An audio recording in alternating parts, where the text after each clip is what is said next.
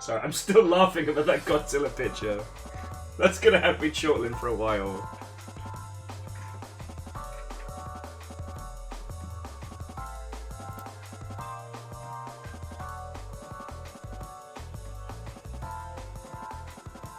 Hey!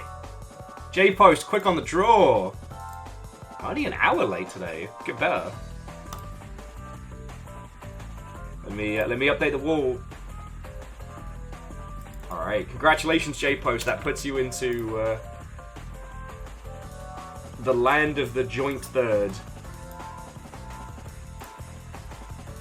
And Catastros, what? Oh, and welcome. Hello, hello. See? I'm doing better. Doing better. I still need to do better. The reason I'm so late today is because the dogs are cute as hell. And while I have been known to lament I have been known to lament things. Amos just cuddled up next to me this morning as I was trying to wake up, and I was like, "Oh, buddy," and then bam, it's noon. Like, I'm sipping on my coffee, I'm getting going. I was kind of reading some of the games industry hot goss as it was happening in the wee hours, but oh, Megaboss, what? Oh, indeed. Oh, that's lovely. Catastrophe is saying that after a chat with the boss, their Christmas time starts off when they get home on Thursday. Lovely. Hopefully, we don't help facilitate terrible life choices. But I'm actually going to be taking Thursday off because basically we're just going to have a lot of good stuff going on over the next couple of weeks, and I should take more time off. I don't want to, but I should, which is what I'm doing. Shitaro, hello, hello. Megaboss is building a TIE fighter. Lovely. It's weird, like... Sorry. Hey! Tiny heels. Tiny heels with tiny steals from Mr. the Twitch. So J-Post, beg and thank you. Alright. Come on in, everybody, come on in. Element, Stepagen, Square Peg, Wasso and welcome, hello, hello. Numbers, greetings. Don't know why I'm saying it like that, but we'll just roll with it.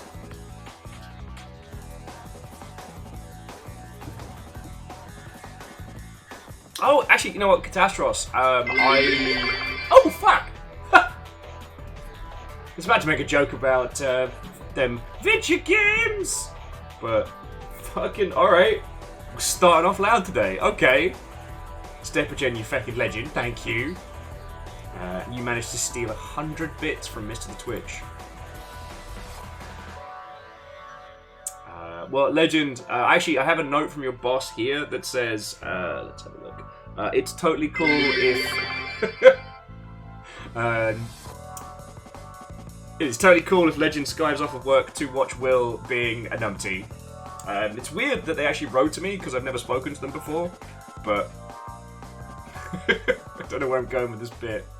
I don't know where I'm going with this bit.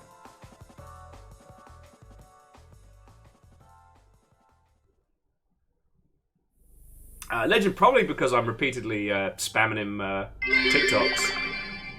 What ho? What ho? I'm still at work. Oh no.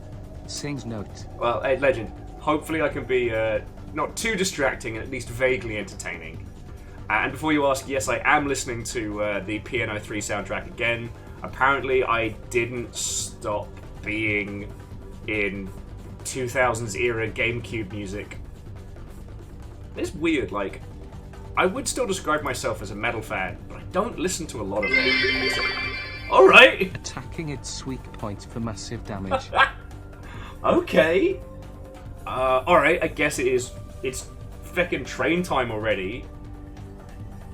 And, Stepagen and Ehrman are doing like a little, like, dual weaving attack on the current Jarl.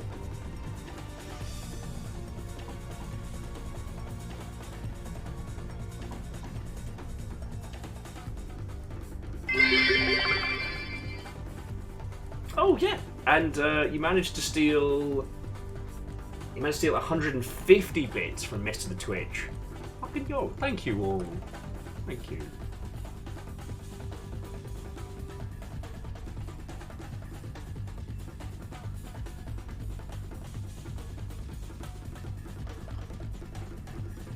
Shitaro, thank you for filling the pint glass, even if House Chaos has distinctly destroyed that. Train time. Yeah. Doing a GameCube themed train. And numbers, I always love talking about weird Britishisms like skive, because it's so weird. It's such a weird term.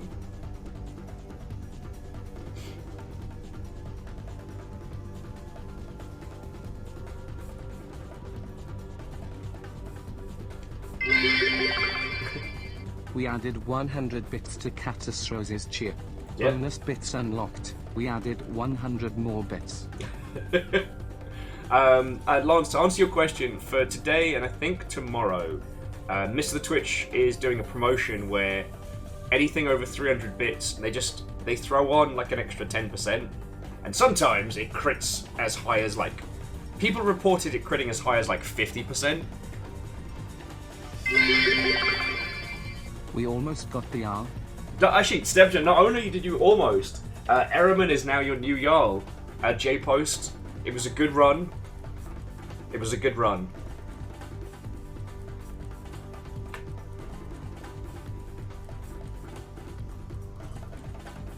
Oh, heckin' thank you all. Start off with a feckin' train. Like, I'm just...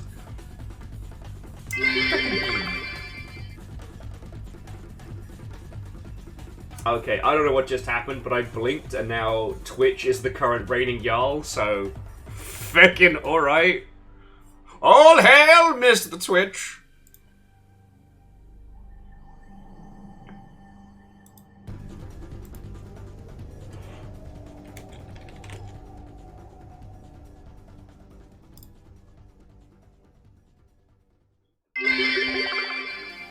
Using up the last of my bits for a massive cannonball.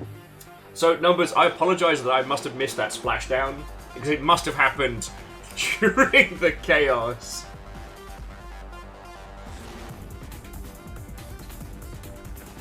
It's a Jeffy B Jarl takeover. I was actually saying to Fiona that apparently the guy who's currently heading up Twitch, who I met him at PAX this year, supposedly he's a pretty good bloke. Like, I'm trying to read the dictionary as fast as possible. I'm on fire so far. Alright, Erevan, that's a good one. That's a fucking banger.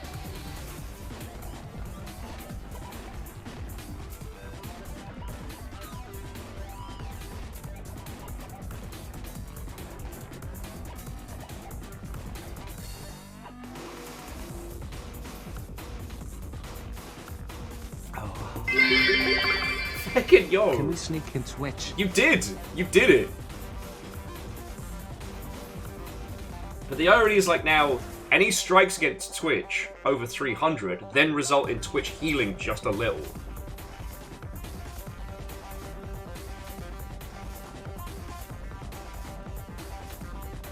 And he's gone!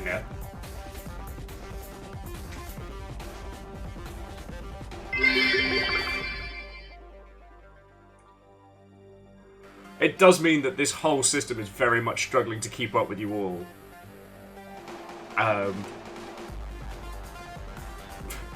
Feckin' yo, thank you all. I haven't even finished my first coffee yet. You can't make me feel things at this hour.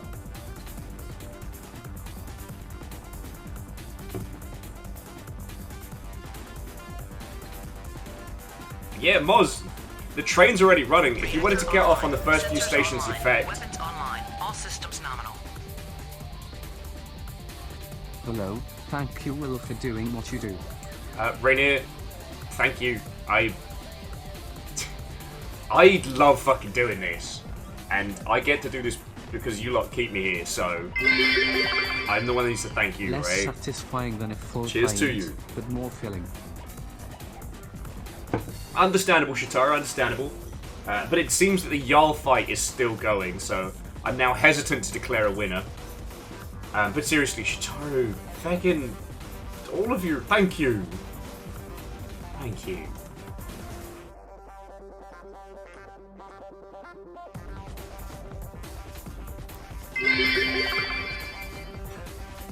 Stealing from Jeffy B! I actually haven't been down to Bezos Balls yet.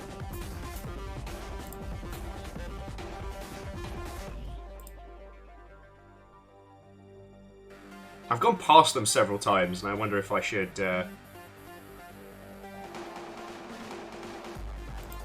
I wonder if, just for the bit, I should someday sneak into Bezos Balls. We can and we will. Thank you. I was not ready for this. I should have slugged way more coffee before we got started. But Fiona gave it to me in one of those nice little, like, keep it warm mugs so I can't chug it.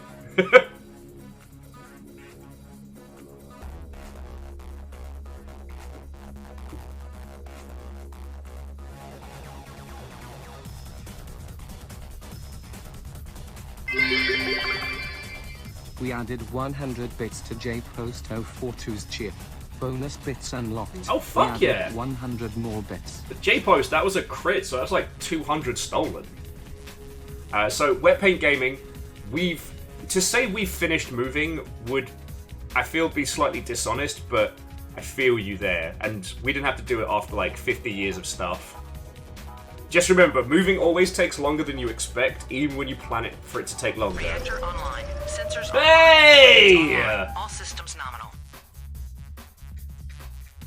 One of my favorite people. One of my favorite tracks.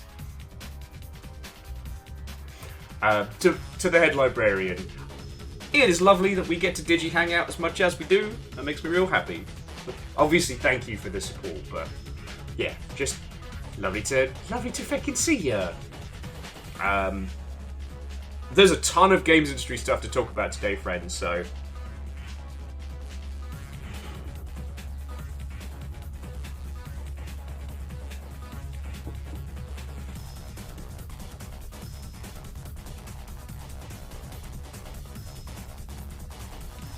Okay, so, friends, legends, miscreants, and Vikings, thank you so much, alright? Like I said, whilst this whole Twitch promotion is going on, y'all are stealing a whole bunch of money from Jazzy Jeffy B, and that's going to help us out a fuck ton come January, so thank you, alright? Thank you.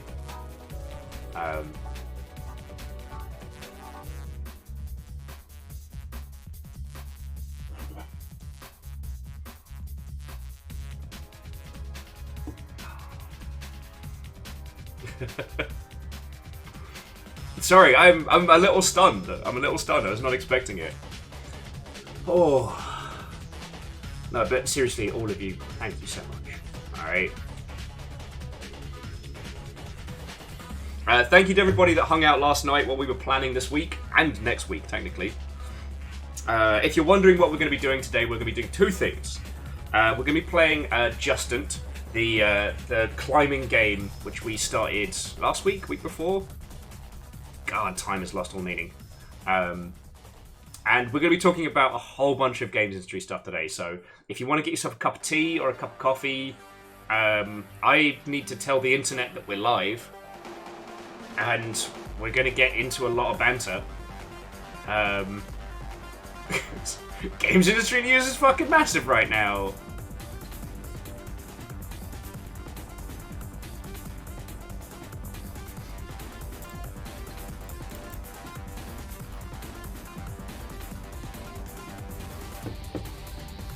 Okay.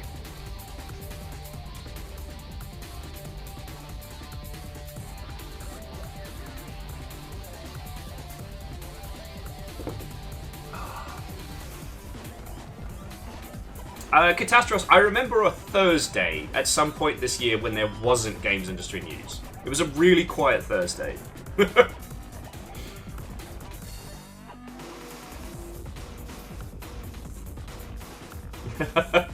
And Wet Paint, I'm sorry I can't do more to help with the move, but there'll be a lot of VODs for you when you come back.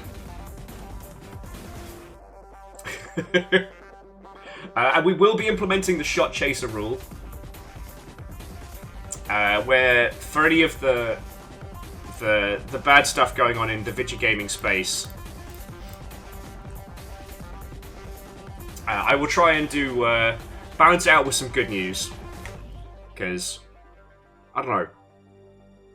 The 10-minute rule is an important rule, but with things going on as they are at the moment, I think it's important to discuss some of the heavier topics.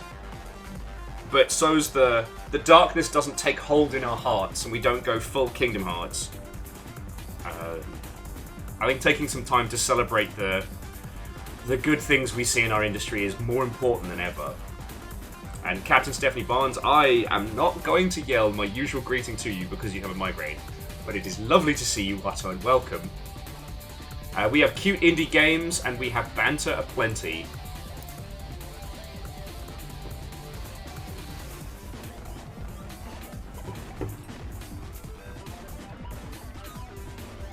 And Naru Hoodie, Watto, and welcome. Hello, hello.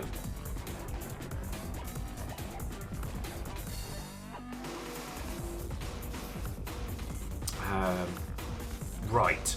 I need to tell the internet that we are live, and then we can get stuck in.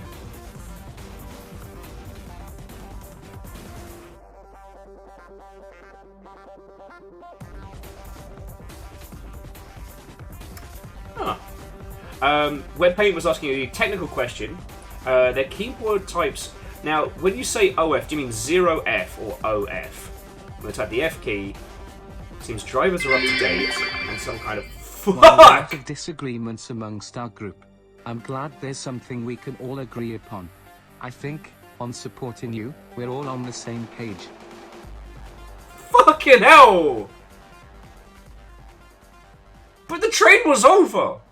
The train's gone! What are you doing?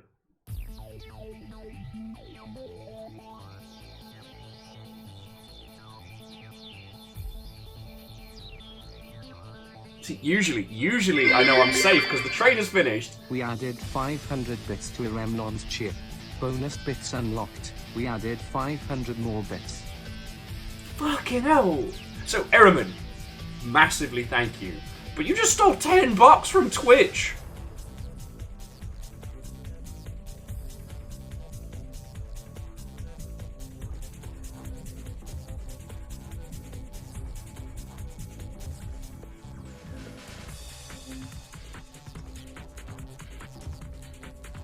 Fucking yo, sorry, that caught me right the fuck off guard. Shitaro and Vanderbeest, thank you for trying to fill the pint glass. Watto and welcome. The holdouts of fucking House Order.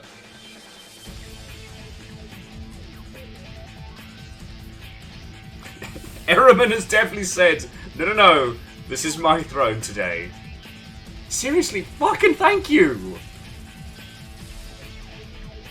Fucking thank you. I also have bits. Huzzah. Corgi after corgi scattered into the uncaring void. Naru Hoodie, thank you. Seriously, all of you, thank you so much. Fuck.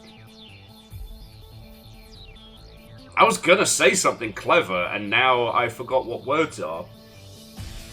Fucking hell. Just thank you, alright? I missed a train. Well, apparently you've all found your own modes of transport today. Quasi, there was a train. It was a solid level 5 as well. It was not weak sauce.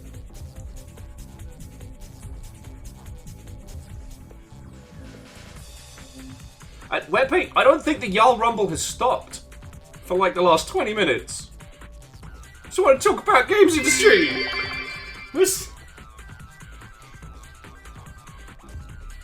You know, this time last year we were doing the Great Bezos Heist. Apparently we're still doing that, just in a different means.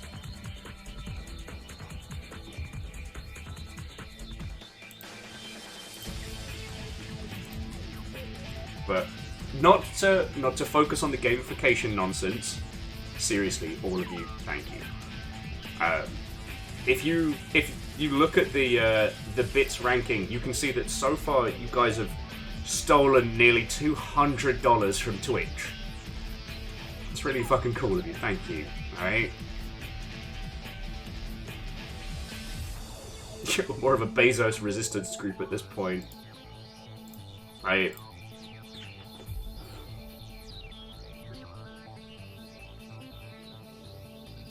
I just want to say thank you. Sorry, I am desperately lacking in big clever words right now. Yeah, Favor 6, Mr. Twitch has even been the Jarl.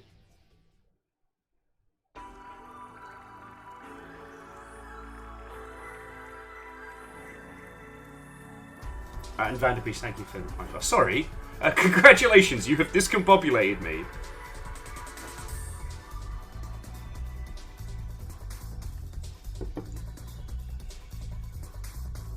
And does anybody know where wet paint gaming slippers are? I haven't seen them since this morning. Hang on, let me just pause the music for a second. Look, seriously, all of you, thank you. I know shit sucks, money's hard for fucking everybody, everywhere. And the fact that you lot put so much into us continuing to do this is a huge, huge fucking compliment, so... I don't know how to process it right now. Apparently I am just incapable of finding the people words, but I just want to say seriously thank you. You know? You all don't need to thank me for streaming. I love streaming. I love the fact I get to do this. I need to say more thank yous to you lot than I'll ever be able to. So, cheers to you all. Happy Tuesday. Let's fucking do this. Woo! I don't know if woo is the correct response as part of a thank you, but we're just going to roll with it. Okay, so, friends, miscreants, Vikings, games industry friendos. Hello, hello. Do you all have tea, coffee, and the like?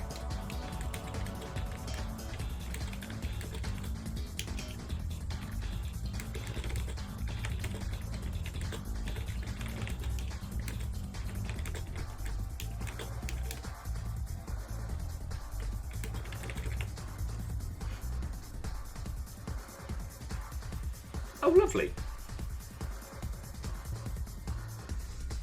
Hey, Naru, that's lovely to hear. J-Poster has beer, and Megaboss has a Darth Vader minifig. I don't know if you should eat those, but I'm not your doctor. And people are being sensible and hydrating? Fucking yo. Fucking yo. You do something I could never do. You play video games for work. Well, you see, Favor 6, my job's not to play games. My job is to hang out with you lot. The games are just a tool in that. You know?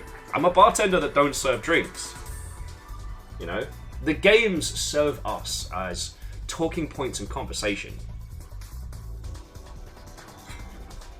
There is no play, only do! But Favor 6, thank you. It is weird that there are certain games that are super easy to play just for yourself, but if you have to stream them at the same time, are exhausting. That's a whole other conversation, you know. Oh, actually, we talk about it intermittently, and I try not to bang on it too hard because it sounds a bit self-aggrandizing. But like with streaming being such a big part of the games media sphere, it's very interesting how many marketing campaigns are always like, rush it to streamers, rush it out to YouTubers. When in actuality, like, a slower rollout is better. Like, some games don't stream good. And that's fine.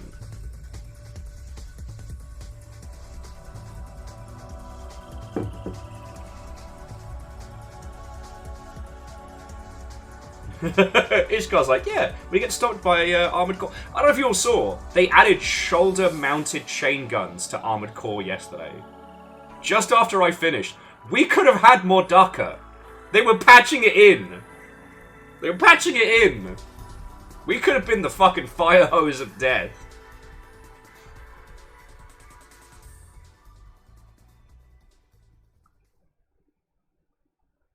Yeah, Ishkar, we got robbed on that one.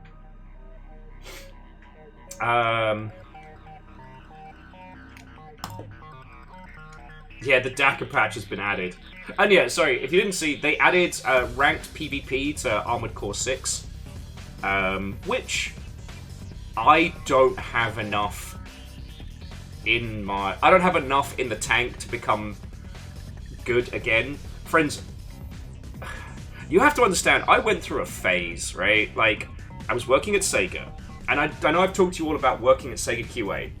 And again, this is not aggrandizing. Sega QA was a minimum wage job, and I worked what was called the late shift. So usually from like 2, 3 o'clock in the afternoon until like 10:30, 11 o'clock at night.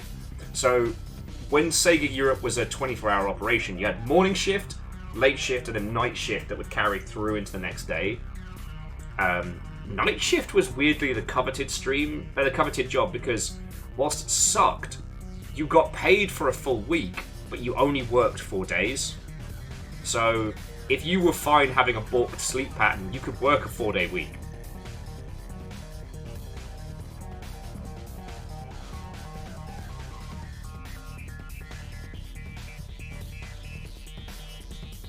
You know what? I'm sorry, jumping back. So Quasi makes a good point.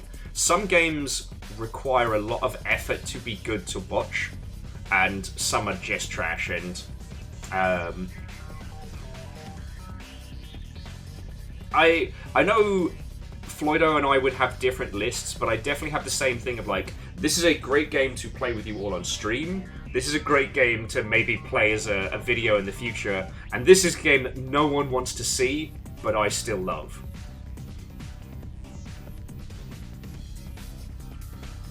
Not allowed to call yourself a gamer without taking a QA shift. According to Lance, you're just a sparkling enthusiast at that point. Yeah, you want to talk about people that play games for a living? Oh, QA. It's good.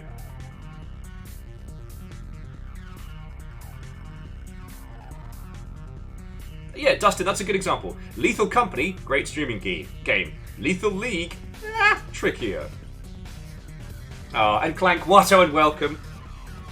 Sparkling Enthusiast is a great title.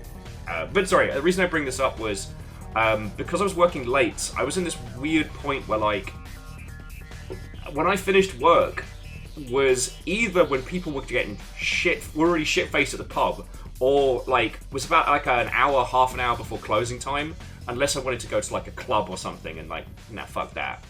So I didn't have much of a social life during that time. I couldn't join in with any of, like, the midweek World of Warcraft stuff because of, you know, work. So I'd already handed over control of the guild to a friend.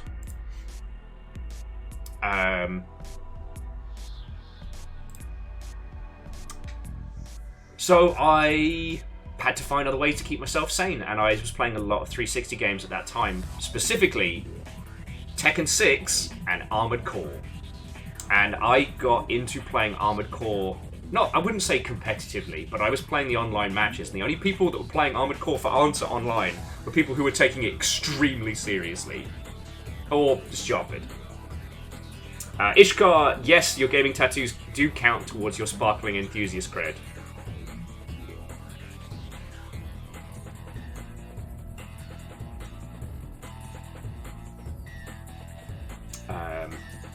So yeah, I see Armored Core 6 has added competitive multiplayer, and I love that. I love that that is a thing that exists. I'm afraid of it. Like, it scares me.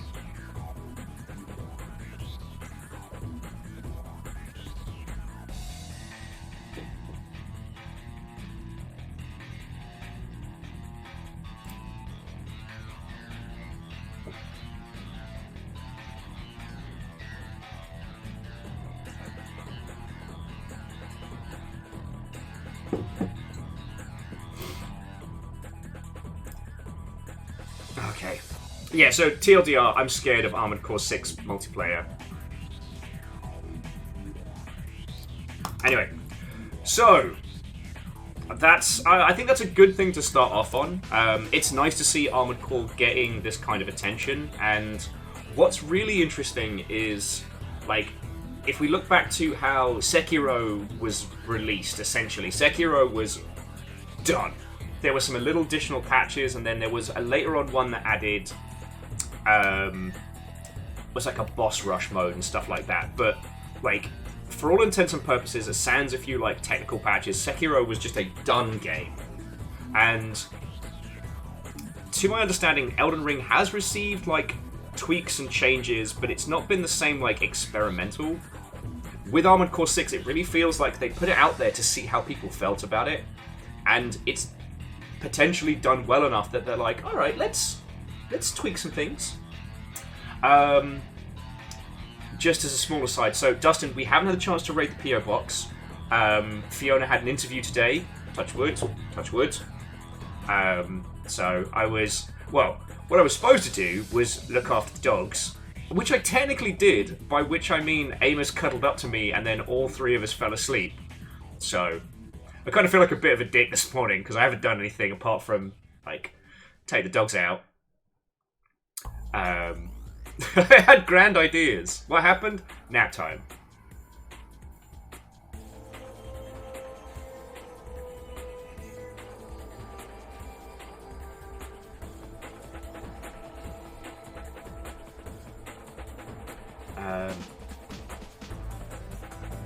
Sorry, I completely lost my train of thought there. Okay, so there's a ton of gaming news to talk about today, friends. We're definitely going to do the shot chaser rule, because a lot of it's not good. By not good, I mean a lot of it is complicated. So, like, Activision's pulling some fucking bullshit. We'll start with that. The TLDR being that Activision has cancelled their work from home policy, including their like hybrid work policy. We've talked about this throughout the end of the year, that this is basically a way for studios to cut people out without announcing layoffs. Yeah, basically Fable 6 is people getting unjobbed.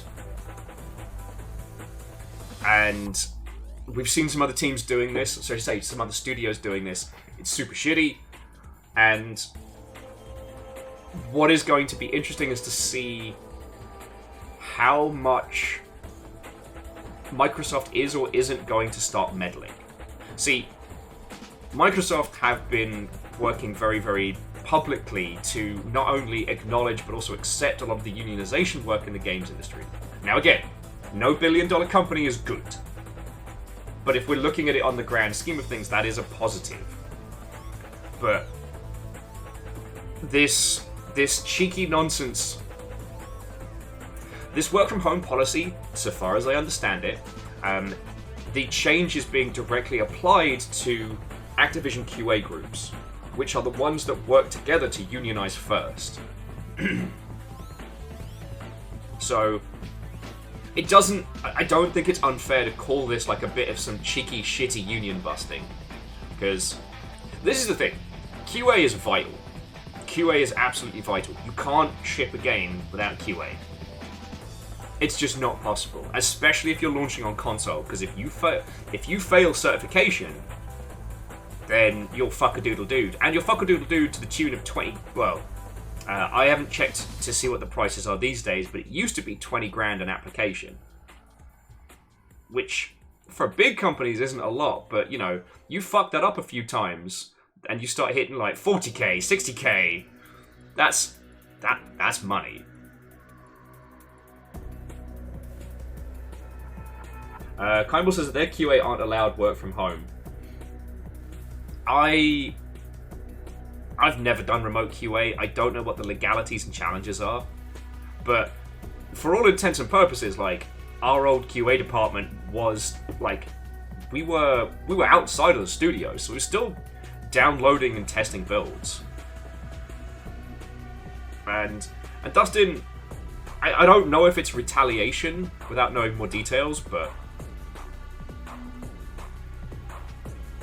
Favor 6 says that Cyberpunk 2077 certified on previous gen consoles. Well, that's when you have really good certification QA, because Okay, if you're wondering what the hell I'm talking about, if you want to release your game on Xbox or PlayStation, I mean, outside of the indie space, again, it's been a while since I've had to do cert, but let's say hypothetically you are a AAA game, you want to launch on Xbox or PlayStation.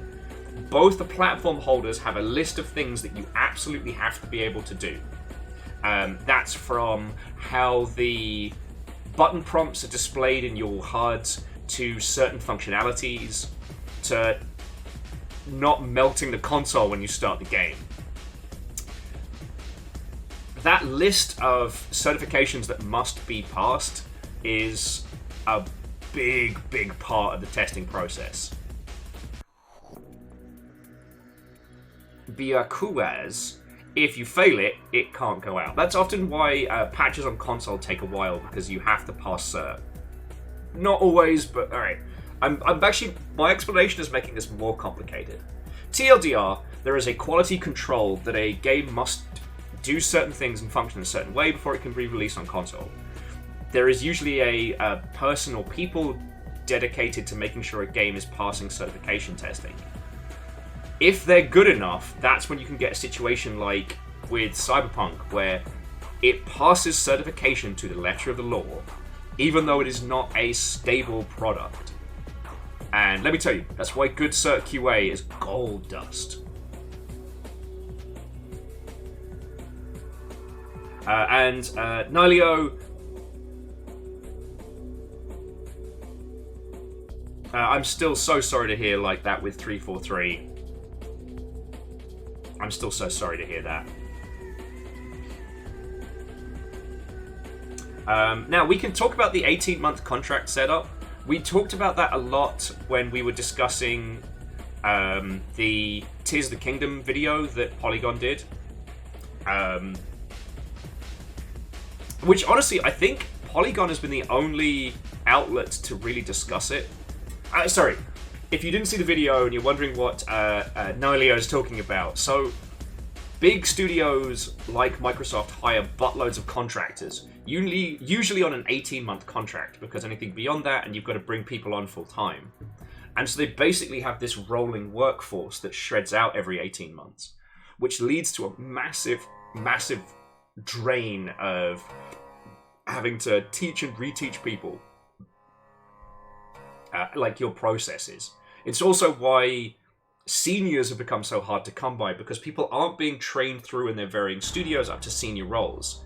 They're just this block of people being churned through, which leads to a huge brain drain. You can't elevate like a whole generation of creatives of people working in games when they're being churned through. And Vanderbeest, thank you for filling the pint glass.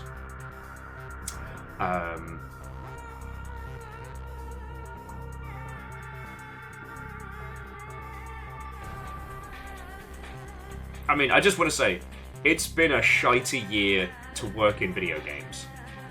And not all of it has been because of gigantic corporate greed. And I do want to say that, like, the mid to small studios, they've just gotten fecked over by a combination of, like, world events and inflation.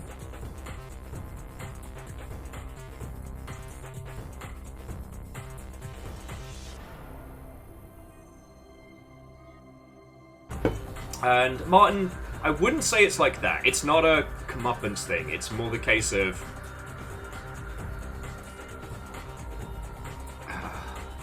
well, the games industry is going to be feeling the brain drain for at least another couple years. What's going to happen is, in the event that the industry stabilizes, in the event that the industry stabilizes and things start to come together, we're going to see basically a little crop of mid-sized studios, and they'll be hoovering up a lot of those rotated juniors. So it does mean that in the AAA space, it's going to get more bland, but we're basically set up for a bumper crop of exceptional mid-sized to indie games in about the next 3 years. And sorry, I don't mean to sound so blasé or mercenary about it.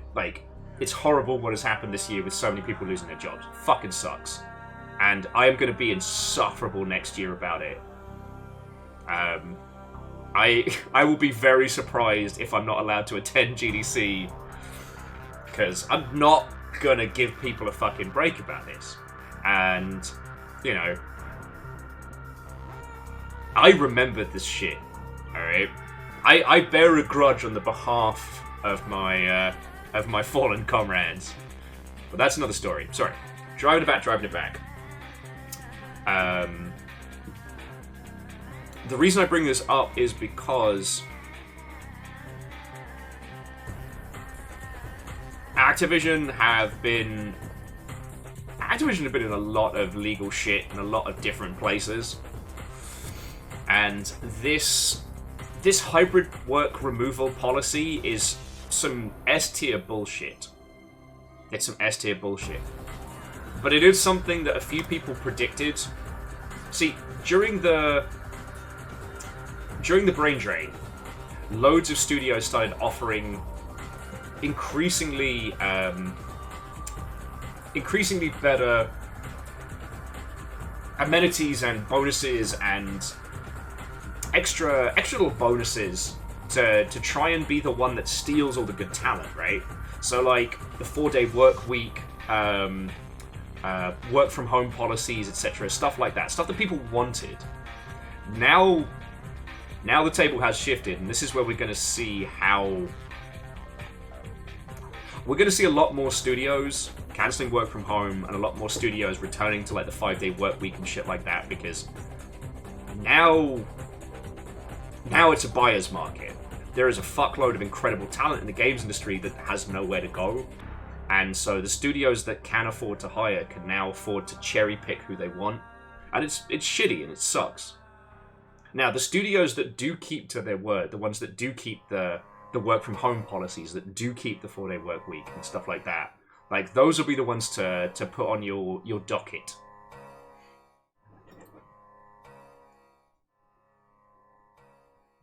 Hookshot, what ho and welcome. And actually, so Nilo, we will absolutely have points like after the holidays. But yeah, so I can't really comment on other industries like I can games. I completely understand that it fucking sucks for everybody. It's why when you lot chuck bits at my dumb face, I'm like, how can I be worth that? You know? Like, fuck. But not dwelling on that one. It's just, games industry is what I know. Oh. Sorry, we've hit the boss music block.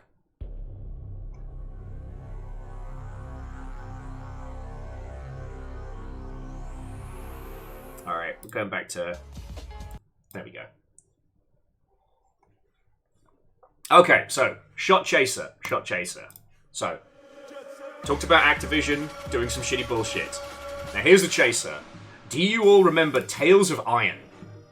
Tales of Iron, our cutie patootie little, like, you know, kind of dark gothic medieval style hack and slash with that beautiful art style.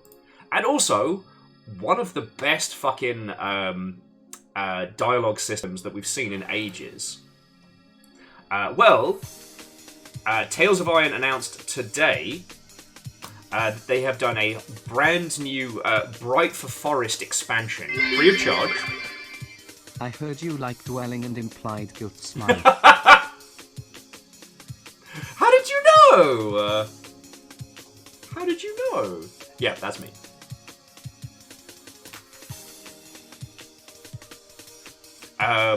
Now, with Tales of Iron, whilst they've done a lot of post-launch DLC that has been like, oh, welcome to the new arena, welcome to the tournament, kind of like lots of post-game release stuff that you'd expect. What we found was that the Tales of Iron additional content hit some really big story beats. And we were kind of left on a fucking cliffhanger last time. So, I am very excited to find out more about the story. Because you know they're going to hide it in there. Now, also, there's some like super cool and super cute new stuff coming, and it looks real good. Also, Martin, I wanted to say a huge thank you for sending me the Vampire Survivors DLC. Somehow, I already had it, and I don't know how. So, if you see that get rejected back, that's just because I already got it somehow. But that was a really fucking lovely thing. Like, even though you're essentially, like, feeding my addiction.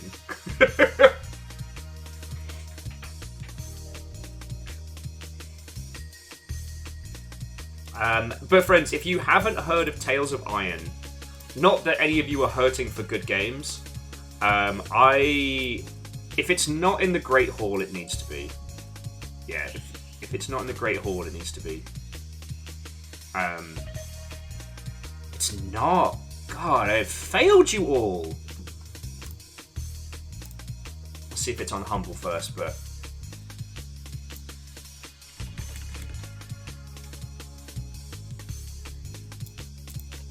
Oh yeah, it's in there. Again, I know Tales of Iron at first glance looks like yet another 2D Dark Souls title. The combat system's actually more evocative of the feckin' Arkham Batmans. But let me tell you, that game goes places, and it has chops.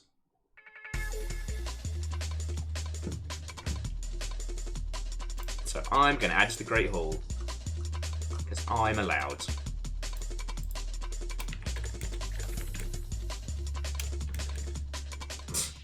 Terror's alive, yeah.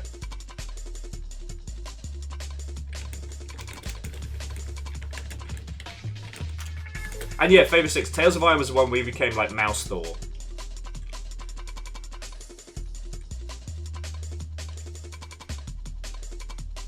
But like... God, Tales of Iron was just so good. The way it told its story, the incredible focus on its like just gorgeous illustration and paper doll animations. Like, the weight and the feel to it. Like... It was definitely like... It felt like grown-up Redwall, you know what I mean? I don't know if any of you all read the Redwall books as a kid. And weirdly, the only thing about Redwall that I remember is the food and the cool badger guy. But Tales of Iron had that same vibe, but grown up. And God, it was good. And, okay, I don't think it's not really a spoiler to say, so like... The gentleman that plays Geralt of Rivia in the Witcher games does the narrator, which is very good. But the dialogue between characters is all speech bubbles with little, like little descriptive cartoons almost. And I thought that was such a smart way of doing translation. Because that way you only really have to translate like UI and quest text. But also, it really conveyed the emotion of what people were saying to each other. And in my little heart of hearts, it was the idea that, you know, mice and rats don't have complex vocal cords. But in this world, they have the ability to be rulers and legends. You know, they have the ability to communicate. So what does that mean? And... I just love that. I really fucking love that. It's an absolute gem. Let me...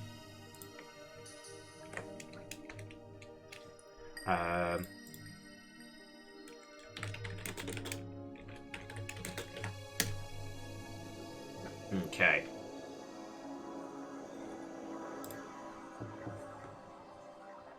Oh, you know, Jagged Fox. It means that mice can talk. But how do they do it? Like... And, yeah, I love talking about it. I love talking about it. Okay, so, Shot Chaser. I think we're back on the shots at this point, unfortunately.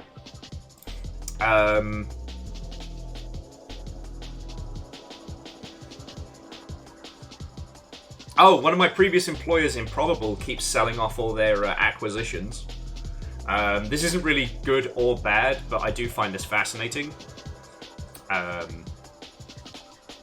I do not know how much... I don't know how much tank... how much gas in the tank Improbable still has left. But it can't be a lot. It can't be a lot. But yeah, they sold the multiplayer group a series of studios that specialized in like multiplayer infrastructure and like back-end support. What Improbable has left, I don't even know at this point, but again, every game that has used Improbable's tech is no longer available to play. I'm choosing my words very carefully here.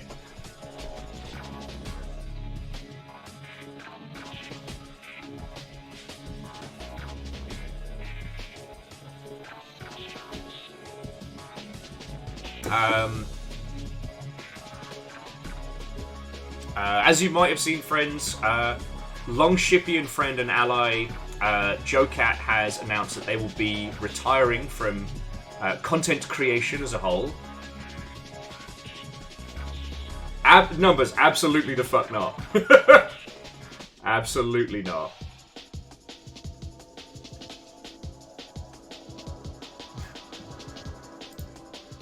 You see what that link looks like, Numbers.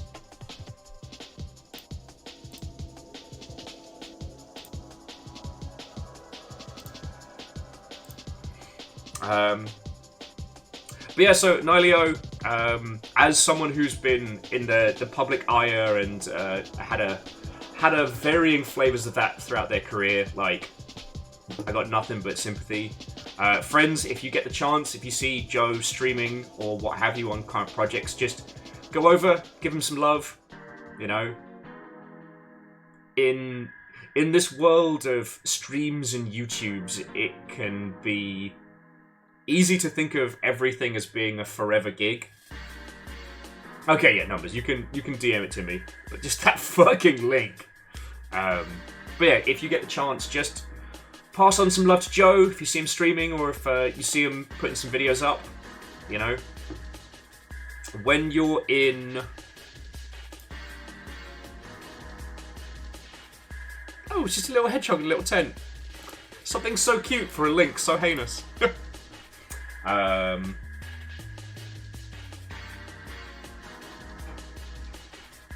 But yeah, I've been there under the ire of comments and shitty people and death threats and stuff like that, and it sucks. It really sucks.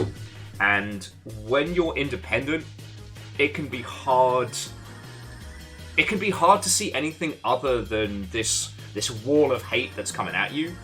You know, I was lucky that during Rome 2, I was part of a studio. Like, I had, maybe not support, but I had other people to understand and commiserate with. You know, Craig was getting as much in the way of death threats as I was.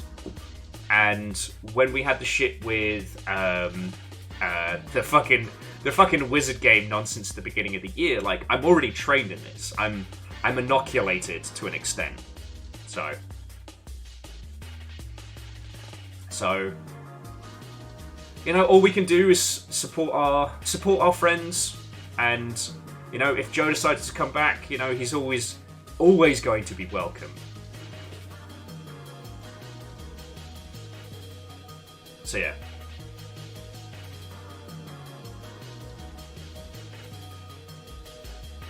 Yeah, Lance. I mean, the thing is, it's so complicated, but I just wish there was better support for people in those spaces. You know, making any kind of content stuff for a living is scary, and there isn't like a big old support group. Like, I'm lucky, I've got Sober and stuff like that, but, you know, if you don't have that network, it can be so isolating, because if the larger portion of your interactions are online, and every time you open up something like, you know, Twitter or Twitch, your inbox is just filled with horrors, like that, it gets to people. So yeah, friends, every time that you tell somebody online that you love what they do and that, you know, it genuinely makes you happy, you may not always see it, but that's how you counteract. Like, that's how you counteract the evils. You know, we can sit here and talk about, you know, bad faith actors and the shite that they do. That doesn't help anybody. But, like I said, if you get the chance and you see Joe is streaming and what have you, just go over, send some love, and yeah. Because that's the stuff that Joe will remember, and, you know, 2 or 3 years' time, when the horrors have faded. And just take that from somebody who's gone through the ringer a few times. I guess the little hedgehog in a tent in general does count as the chaser. Manu, Watto, and welcome. Hello, hello. Okay, but do we need another chaser? Let's see what. Because the next two topics are super heavy. Whee!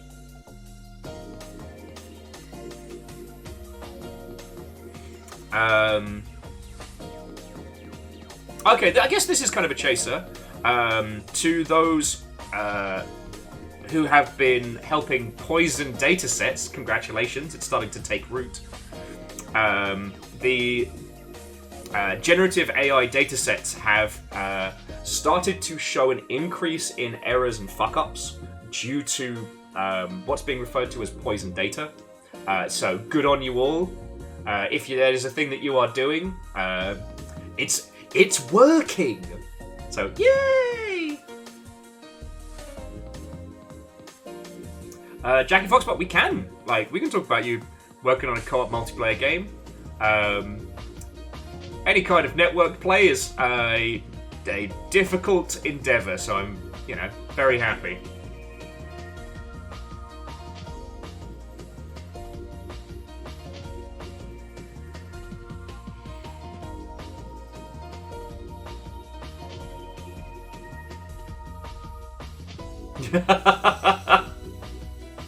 Sorry, Nolio was saying the D&D DM recently learned that they've read all of Homestuck and went, never would have guessed, you seem so well adjusted. People are shocked to find out that I read all of Homestuck. I haven't done the games, and Homestuck 2 is just awful. Like, I don't know what happened, the magic is gone, but yeah. I don't recommend that everybody read Homestuck per se, but it is a great example of just kind of disconnecting one's brain a little bit and thinking about what we would do in video games without technical limitations. I mean, no, very true, very true. Oh.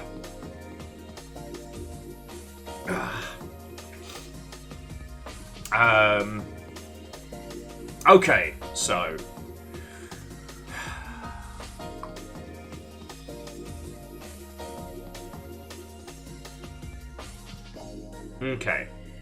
so let's talk about the data breach.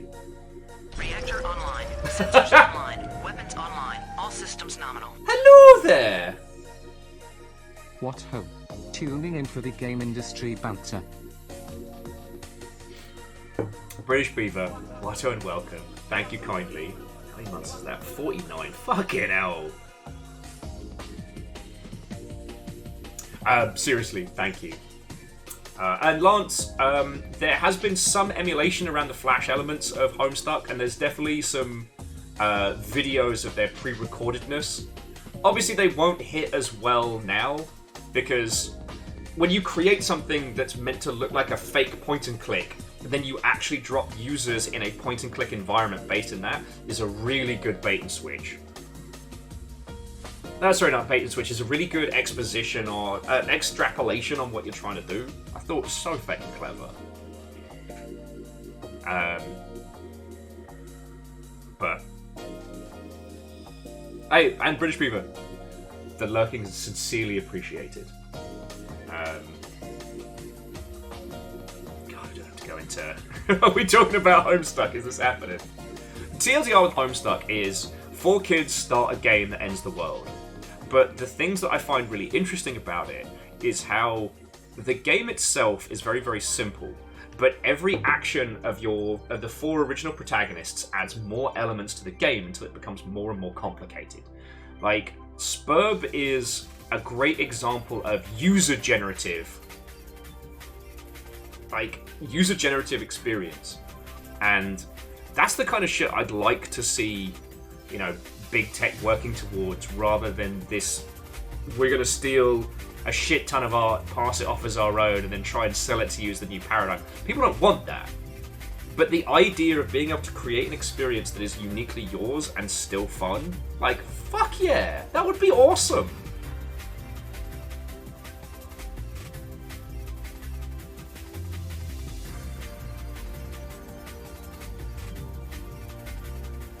So Jackie says, suck at naming things. If you get the name to beta stage, we have a name the game contest. Absolutely. Or you can just ask Dustin.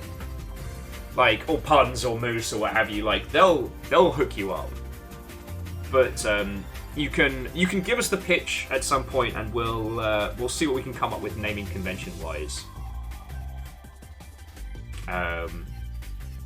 Okay, so last week it was reported that Insomniac Studios had suffered a ransomware attack. Actually, I don't know if it strictly counts as a ransomware attack. That would be up to InfoSec friendos to talk about. And a hacking group asked for $2 million in Bitcoin, or they would leak Insomniac's data. Insomniac did not pay this, because, I mean, it's blackmail.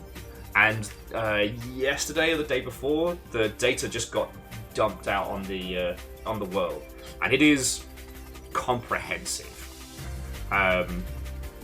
It's an awful move because it's not just, you know, video game builds and fucking concept art. It's people's personal information. It's fucking passport scans for international employees. Like, it's bad.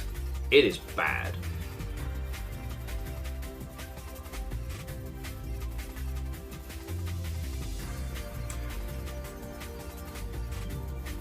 Like,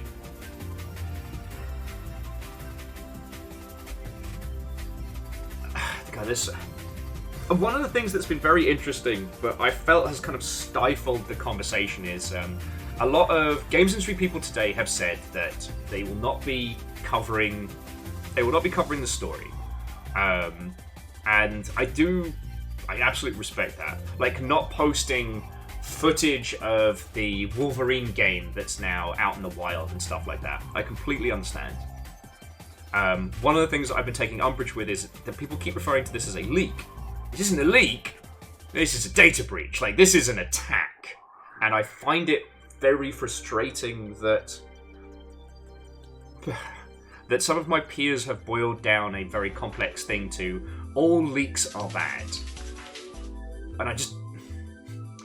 This is a personal aside and doesn't affect, like, the discussion on this one, but it absolutely isn't the case. And sometimes, when you're dealing with a shitty employer, the only thing you have left to do is leaks. You know, one thing that we saw with Eve's greed is good situation was that had those internal documents not been leaked, Eve would have definitely been on a very, very different path. But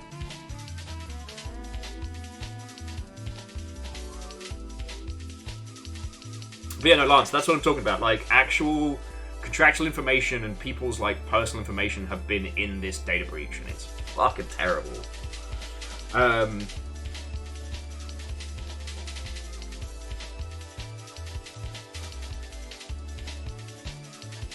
And Moose, no, I do, like, I very much believe in the philosophy of, you know, deny terrible people oxygen.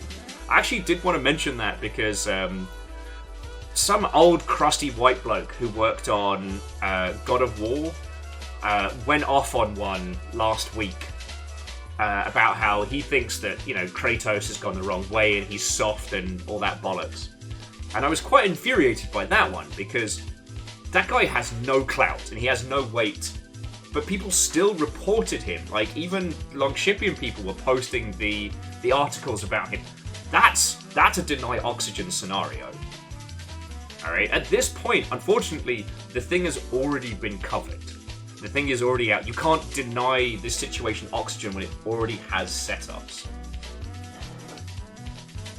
Yeah, Nilo, that guy's a piece of shit. He's a piece of garbage. He's a pee-pee poo-poo monster. And you know. Honestly, I think the way in which Kratos has evolved as a character, I think is excellent. And again, I'm contributing to the problem right now, but what's so brilliant about Kratos is that you start with this incredibly 90s, well, I should say 2000s, like, you know, new metal, you know, anti-hero, like, oh, Kratos, he had a wife and a child, they were murdered by God, so Kratos is gonna murder them back. Like, the idea that Kratos went through the Greek pantheon, murdered the shit out of everything, and then what? Right? What does that leave him? His wife and kid aren't back. You know, they're in there thereafter, and Kratos has become a god. He can't just shuffle off. So when you start with that as a jumping off point, and you take someone who dedicated their very being to revenge, and now they've had that revenge, what happens next? And in the new God of War, I don't want to say unwittingly, but against his nature, he becomes a father figure. You know, and I think it's a great evolution of the character. It shows the cycle coming through. I love it. But yeah, sorry. So jumping back, Lance. This is where I'm at. Like, I refuse to talk about this as just a leak. This is not internal documents that got, you know, sent to a journo. This was an attack by a hacking group on a studio, and that has directly affected people. Like, I don't give a hot diggity fuck about leaked information about the Wolverine game. I give a fuck that is what is happening. And I think that a lot of the discussions right now about, you know, don't cover the leak, just, it feels like such a drastic oversimplification of something that's very bad that has happened. Like, here's the thing. You can't unring that bell. That information cannot be pulled offline. So a huge number of people have now been directly and personally affected. And I want this to get covered because I want to know what the fuck Sony and Insomniac are going to do to help these people. Right? Like, you can get a new passport issued, but it's not cheap. It's not easy. And if you're on a work visa, that requires a whole bunch of complications. Right? That's the point. I want to hear that Insomniac and Sony are stepping up for their people. And also, like, the amount of information that's now out there. So things like, we now have details on what Marvel charges for their licensing agreements and stuff like that. We now know an inordinate amount of, like, how Sony treat their studios and what their biz dev aspirations are. One of the reporters going through the information said that there was a lot of internal discussion about how, you know, Sony sees Insomniac as one of its, you know, crown jewels and is hoping to use them to make up what they feel is lost ground against Game Pass. You know, that's some concrete information that we know that basically Game Pass is going to be the battleground moving forward for the next year and change, you know? Like, there's going to be a ton of info coming out. And Ludo, Watto, and welcome. Hello. So yeah, that's what I wanted to talk about with you all, is like, you're probably wondering why I'm discussing this and why I'm not following everybody else onto the, like, don't talk about it train. And I'm like, no, it's already happened. Like, if not discussing this would help protect and look after the people who actually make these games, then I would be zipped and stung. But it doesn't. And it is a terrible thing enacted by bad people. But, you know, for so far as the people actually making these games are concerned, this might as well have been like a fucking, you know, Stormfront. This might as well have been a naturally occurring pile of fuckery. Because they're the ones who are going to hurt. You know? Here's the thing. Wolverine's still going to sell like hotcakes. And unless the game is really struggling in its early development, like, this is going to solidify the core fans of Insomniac's work. This is going to solidify them. Whatever the next game they release is going to do great, because people will want to directly support that team. So yeah, I want to know what Sony and Insomniac are doing to help their people. And I think saying don't talk about the leak makes it seem as if it's this, I don't know, this teeny tiny little spot of drama in the industry. It's like, no, like,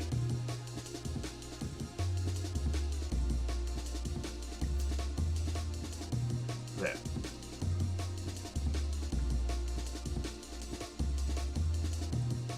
I mean, sorry, a lot of these issues are very complicated, and there's one thing I do want to acknowledge is that sites like IGN and stuff like that have, despite being sites that cover video games with people on their payroll that love and genuinely care about the industry, they are also just a straight up business, you know. IGN is basically TMZ, but video games. They are not our friends, you know. They cover games to get coverage themselves.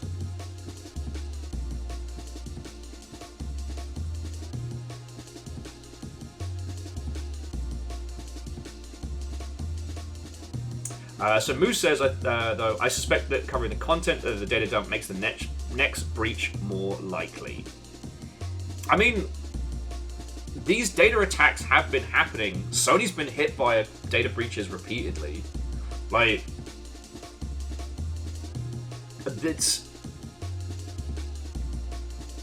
you would want to talk to someone that has a grounding in modern InfoSec, but, you know, games companies have kind of been considered soft targets for a while. Like,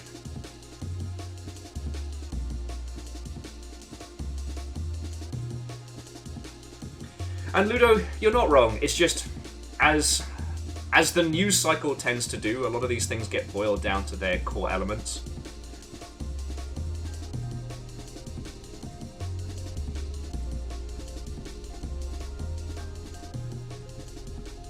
But yeah, see, and Favor 6, this is what is so important. This is what's been driving me up the wall all morning. Is that the thing that happened to Insomniac wasn't a leak, it's an attack. You know?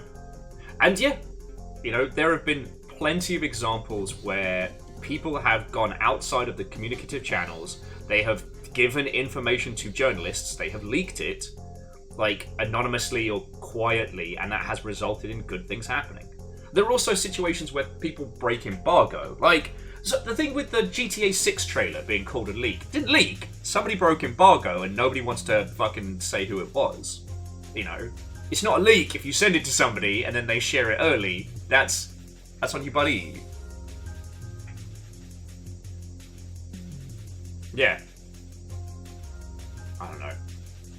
And there's a lot of hurt in the games industry right now, and there's a lot of anger. And so in situations like this, I don't know, I think that all gets like funneled into a laser, which I understand. But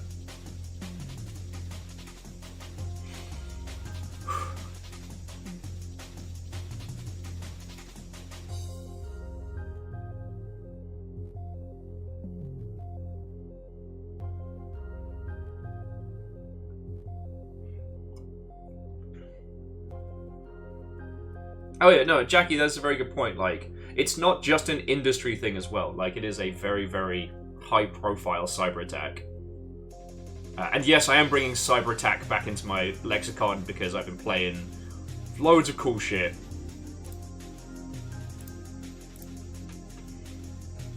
Apparently, mechs and cyberpunk was what it was all about.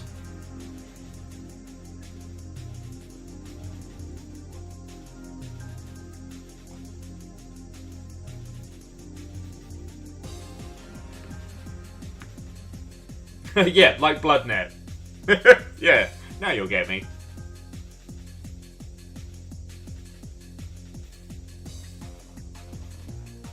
So Vernflow, I don't want to say data breach, because at least insofar as we understand, like, Insomniac was a direct attack. Like, now you could never know with these things, you know.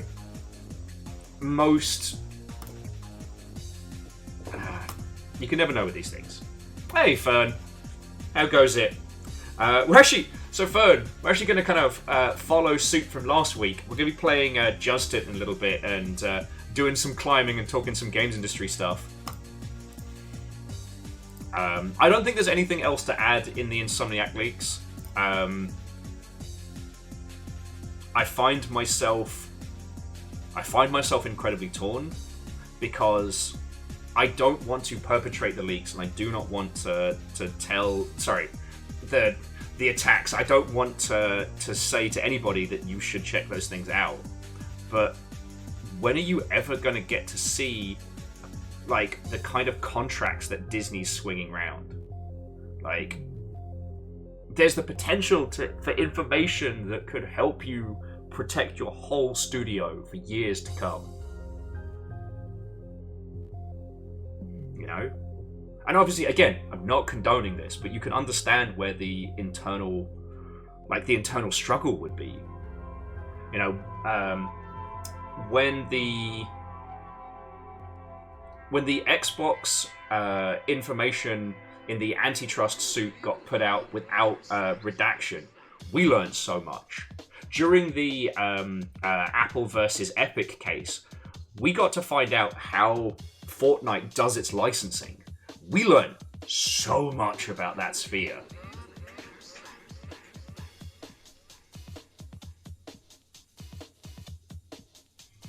So Ludo, that is an interesting discussion. You know, there is no situation where I think Sony would ever make like things outside of the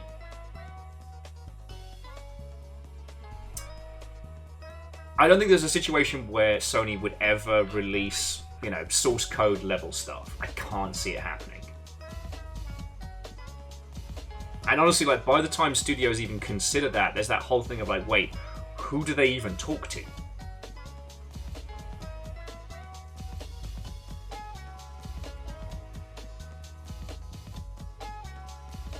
And Jackie, like, this is one of those situations where, again, personally, I haven't had to do anything involving InfoSec in 1,000 years, right? You know? So I have a vague grasp of general termage and general usage, but I'm not up to date on that stuff. How should people be storing personal information like inside of a company? I don't know. I hope it's not on Linda's computer, just with like a little JPEG file.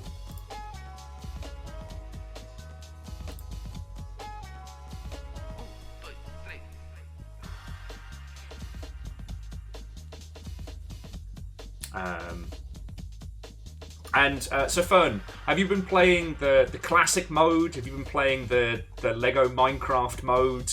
Tell me your tales.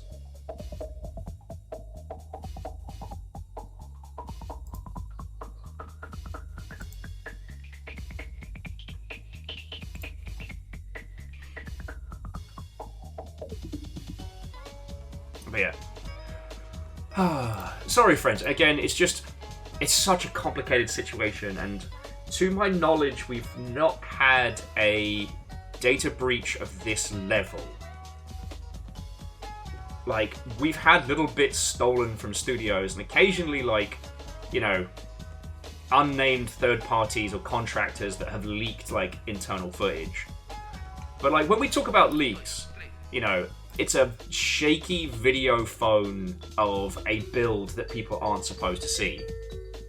Like, the game that Kojima got announced. Turns out that was actually leaked, like a year prior. That somebody had managed to phone record an early build of it on their phone. And it's so weird, because it's like, it's somebody just sitting in their pants, just recording the screen. And if I hadn't seen the presentation, I would think it was BS and chips, but...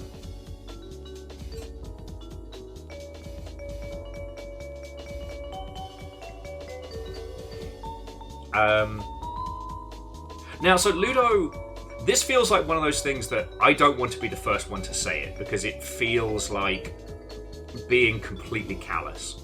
But I see what you're saying, and honestly, I agree to an extent. You know, first and foremost, what is important is that the people working in Insomniac are protected, and that I want to know, as I said, I want to know what Insomniac and Sony are going to do to look after those people. Alright? That, I agree with you. That stuff is now out there. You can't unring that bell, right? That's just how the internet is. So, using it as a teaching moment, using it as a way to record the history of a AAA studio and how they do things, like, I mean, it's going to happen anyway, so how do we do it in a way that benefits them? Right? Now, if it was just Insomniac's own IPs, I think there'd be a lot more flexibility on that one, but we know that the Marvel machine is not merciful. So,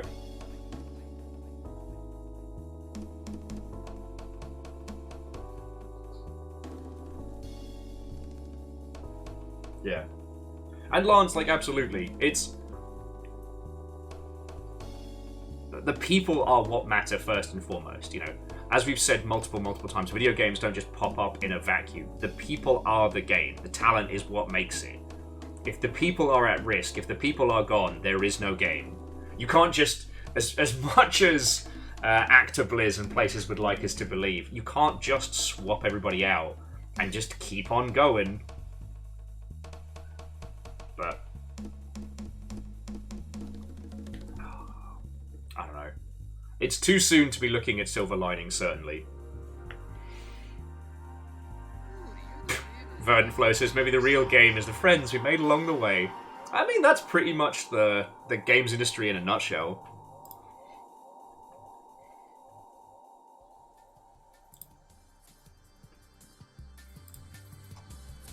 Okay. Shot Chaser. So, as a chaser, it has been lovely to see everybody's Steam year in review. I'm exceedingly proud of the Longship as a whole for having just the most wonderfully varied tastes. Like, that's made me real happy. Although it is worth saying that if, like me, you played Sea of Thieves on Game Pass, that does mean your details are skewed.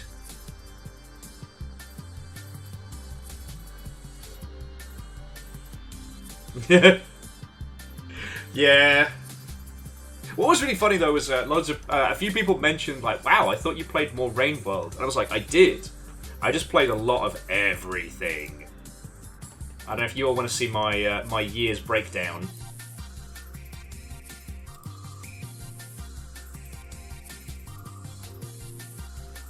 But the one I wanted to show you all, but you really kind of need the interactive. All right, you want to see it? Okay. Find the good shit. Main screen online. Yeah, so my big three was Rain World, Cyberpunk, and Vampire Survivors. And friends, I've actually reached out to some industry friendos who have played Cyberpunk as well, because I don't know why I'm still playing it. I really don't. It is entirely possible that I have some kind of fucking brainworms or what have you, but it is extremely rare for me to play a AAA game to this extent, or want to play a AAA game again for a second time.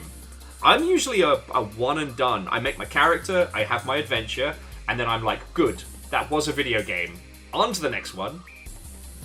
Rain World and Vampire Survivors need no explanation. I unlocked 900 achievements. Median, 16. I played 138 games. Well, it keeps giving me different numbers. I said 40 earlier. And over 50% of the games I played came out last year, so feckin' wee. Only 6% of ye oldens. Alright, this is the one that feckin' confused me. Alright? My genre split. Mechs, okay, that makes sense. Cyberpunk, understandable. Metroidvania, technically Steam thinks that Rain World is a Metroidvania, not a simulation game. Okay. Gambling. Wet. No, I'm sorry. Wet.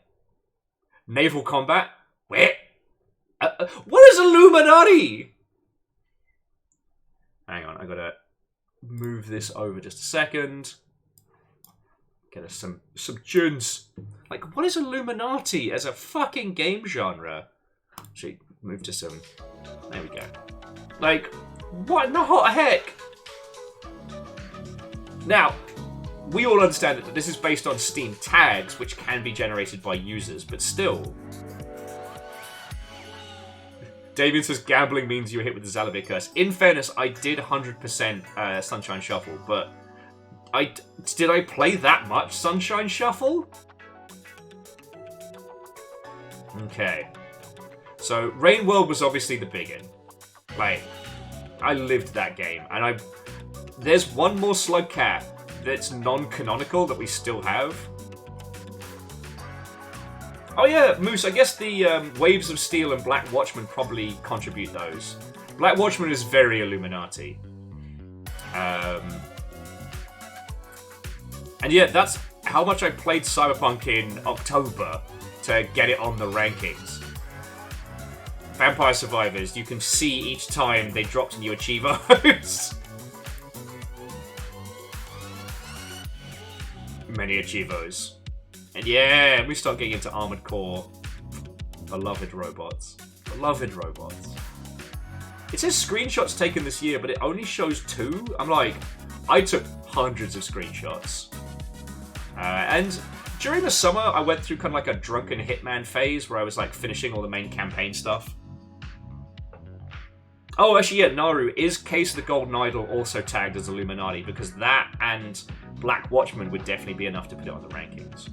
But yeah, this is what I wanted to show you, because this is interactive. So, like, starting off on January, I was all about Hitman and Rain World, and then a fuckload of other things. February, all about that Rain World and others. Interestingly, Infra didn't get played enough to show up on my rankings, and I think that's very telling. But then over here, good old Vampire Survivors was played more than Rain World. And then a gajillion other things. Redfall. I had such high hopes. I played Redfall on Steam, which is why it showed up there. Hey, Shitaru, have yourself a lovely rest of your day, alright? Thank you for the bits, the company, and the conversation. Lance, we'll get to that. Hollow Knight managed to jump up when we did the whole Hollow Knight crowd control mode. Although I'm a little worried that the Hollow Knight crowd control must have felt a little bit too much like I was grubbing for bits, and I do worry about that. And then good old Rain World. So we continued with Hollow Knight. Vampire Survivors was like my nighttime addiction. Hitman and Rain World, that's what it's all about. The Armored Core block.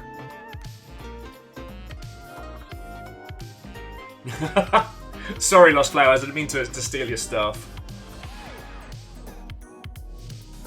MDH says Storybook Brawl consumes so much of the early part of the year. Yeah, see, I was super into Storybook Brawl before January, and I don't remember when the FTX announcement was. Oh, buggers.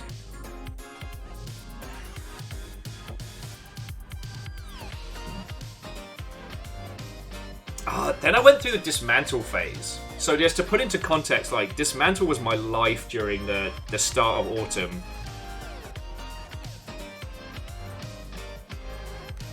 I guess I just lost momentum with Dismantle. Kicked my habit, I guess.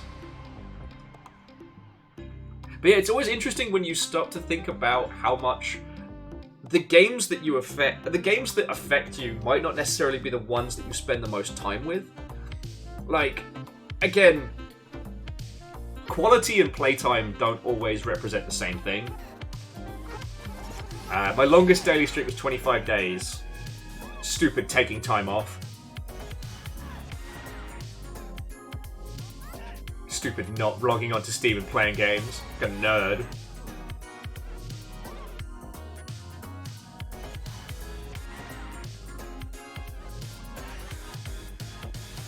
But no. This all makes me very happy because it shows a few of the bangers that we've had throughout the year. It makes me smile. Like Golden Idol and Chance of Sinar will stay with me for the rest of my life. I'm so happy for Lethal Company. It's so good. Good old Dredge. Homebody was fucking brilliant, but that hit like a brick. King of the Castle was an interesting one. I absolutely loved King of the Castle and playing with you all, but the Legacy mode kind of baked in a problem that I didn't have a solution for, which is if people join and leave and they're not there for the next King of the Castle session, then it kind of counts against each of the teams, which I thought was weird. And El Paso elsewhere. Still contemplating doing the last few Chivos of that one. Geodepths, by the way, friends, that if you need something to just play for a Sunday during the winter, during the holidays, get Geodepths. It is like a tight one-and-done Subnautica-like vibe, but without the horror. All I can hear is Leo's voice going, "It's the friendly neighborhood!" And of course, Wanted Dead. We might have been the only group of people that actually played through Wanted Dead. Ah, what a game. What a game. Like, Hobbs Burrow, that was incredible. And No One Lives Under the Lighthouse, holy shit. An older game, obviously, but still. Megaboss says that their top played was an idle game. Yeah, understandable. I know a few people that leave like the D&D idle game on overnight and stuff like that. Resi 4 was great until we had the technical problems, and then I got real grumpy and sad. Okay, but here's... Oh yeah, no, Damien. Stonks 9800 is brilliant, but don't start playing it if you need to do shit the next day. I made that mistake. Don't be like me. So here's what I do want to talk about. Back for Blood. Like, this should have been the fucking hotness. And I'm like, you know what? I've barely gone back to it. You know, Back for Blood is not a failure by any means. It sold good, it did good. Not every game needs to be played for a million years, but, you know, like, I don't think I finished its story.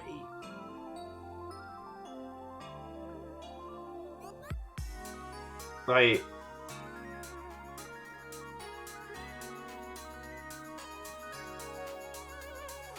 And what was interesting is I went back and finished Neon White, and I realised that without you lot to compete against, I really had no motivation in that. Like, I'm so glad we all played Neon White as hard as we did, but if you messaged me and went, "Hey Will, I beat your top score on Neon White," I'd be like, good on you, well done. Whereas during its launch, I would have been up all night trying to crunch like hundredths of a second off my time.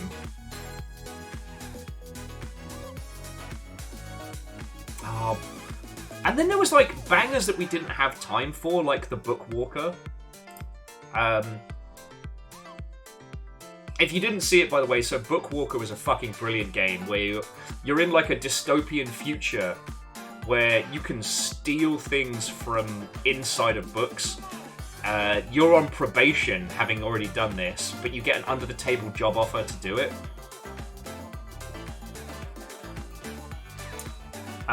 Sorry, that was Akka. We spent a good day with that one. That one just needed a lot more time and a lot more love than we could give it on a single stream. And Ludo, so Blacktail is a little rough around the edges, but not in a way that I found bad. And honestly, I wish I could have spent more time with it, because while it was a little rough and ready, it was one of the freshest things that we played all year. You know, an open world fairy tale with a dance between light and dark where you're not quite sure where you are and where everything is.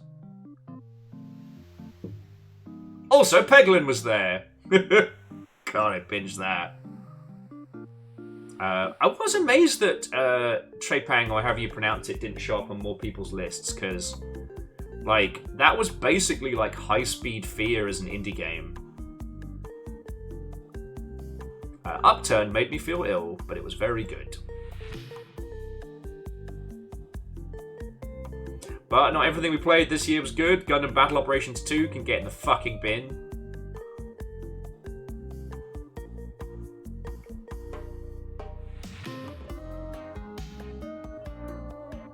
Sorry, it says Pegler lives on their phone, and it lives in my heart. British Beaver, Sunlight, from my perspective, was a horror game, and that shit me up something fierce. SCP's Secret Files was such a wonderfully heartfelt game that I thought was just going to be like a dodgy collection of horror. I really recommend it.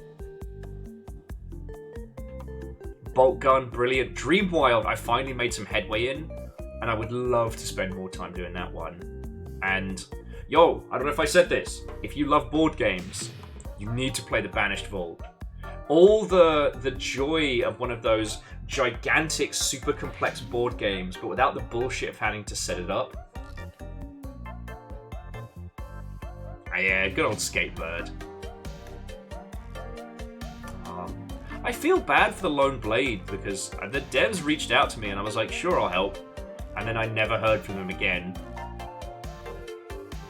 I hope they did okay. Pinecone Game was the big surprise. God, yeah. I had to crack the fucking puzzle of it. Once I did that, I think with Pinecone Game, it didn't quite have the top of the mountain element that made the club so good. Once I found out what the secret was to Pinecone Game, I didn't really care too much to kind of discover it, if that makes a weird sense. If you didn't see Pinecone Game, it's a great example of, like, subversion of expectation. The game is, every day you log in, and there is a single pinecone.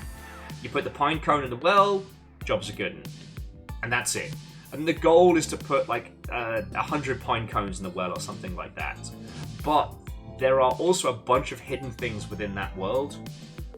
And at first, I was consumed by the mystery of it. And then I worked out the mystery and kind of was like, oh, yeah, no, I'm good. I didn't actually solve it. Like, when we encountered the tower in the club, I was desperate to climb it, right? And then with Pinecone Game, I was just like, oh, alright. It's cool. Phantom Brigade is excellent. You just can't... I can't play it and stream at the same time. So... good times.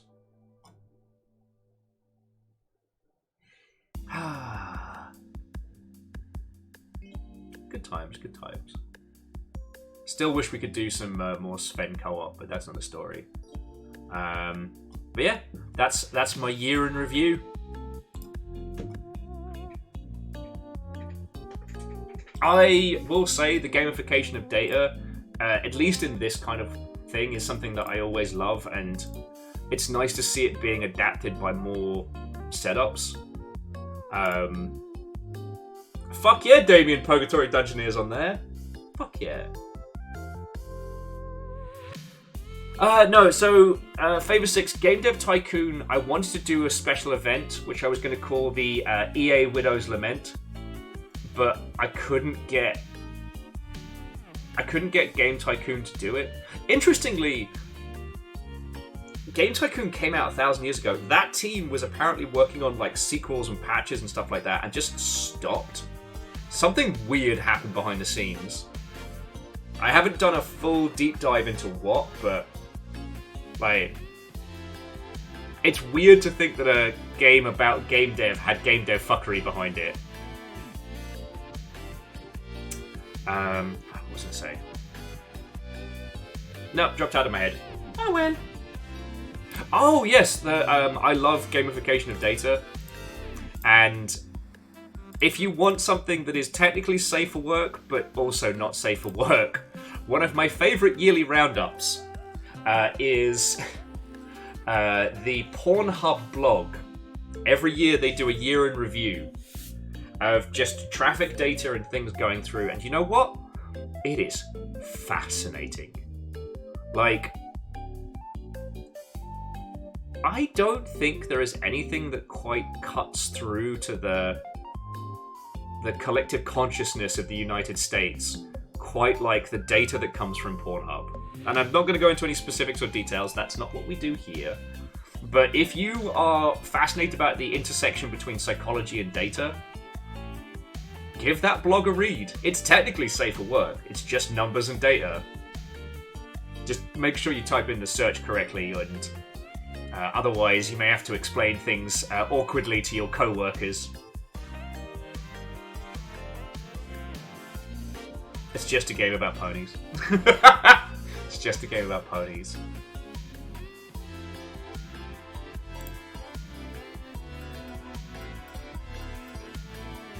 Okay, friends. So let's get the game started. Obviously, we can keep talking about all of the things from today, but I wanna get climbing.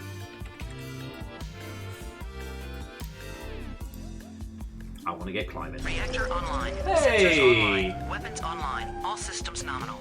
Unitex, thank you kindly.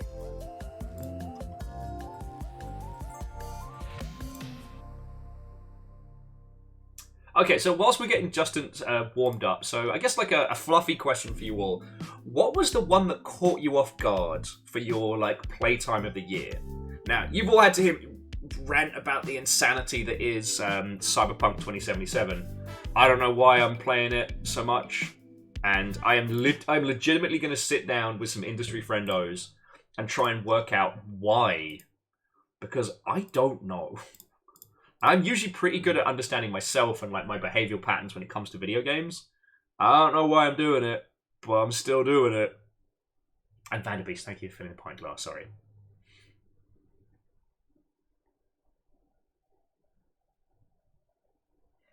But yeah, are there any games that really surprised you throughout the year that you didn't think you'd spent that much time on?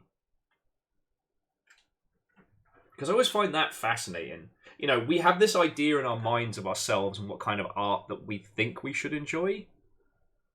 You know what, Favor 6, Idris Elba is a very, very strong motivator. Oh, that's fucking cool! Oh, that's fucking cool. Sorry, the start menu.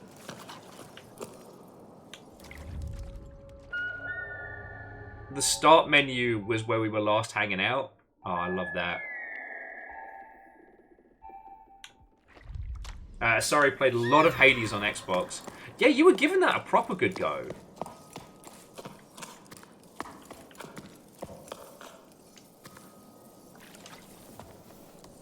Verdenflow got over 100 hours in Cookie Clicker. Understandable. I haven't gotten to any of the new content in Cookie Clicker.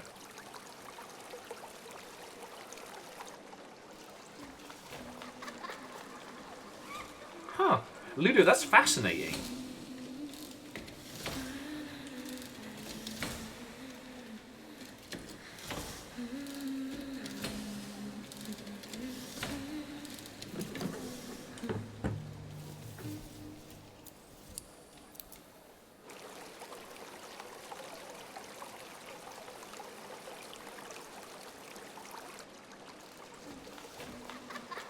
Okay.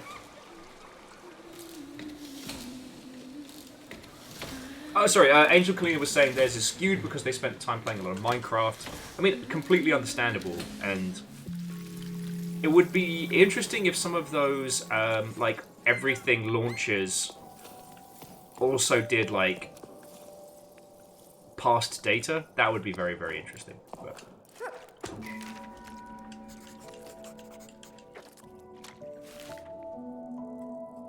I just want to apologise to the writing team behind this because I have been kind of skipping a lot of the text, but I want to talk about the games industry, so it's my show. I'm allowed to. Hey, Megaboss, sleep well. To be continued.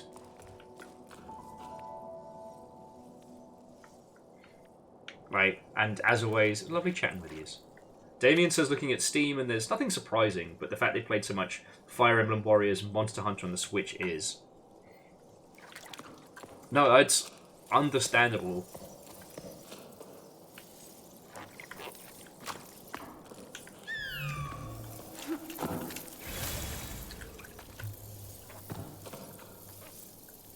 learn how to do this again.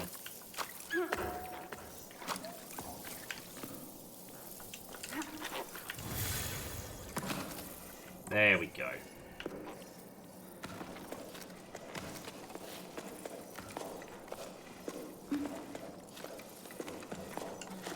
Well, you see, Ludo, I mean, absolutely... I know, okay, I know this is not a controversial take by any means, but, you know... If anything, I think everybody's, like, time most spent on games throughout the year is the best indicator that hours played is not indicative of impact. You know, a game is not better because you spent more time playing it. And to the beard, Watto and welcome. Hello, hello. Verdenflow says both Pikmin 4 and Diablo 4 surprises them because of how much they ended up liking them. I don't know, I think it's understandable. Like it or loathe it, Diablo understands its target audience, its formula. And I think after 3, they definitely honed in on that. Like, it's not what I'm about these days, but...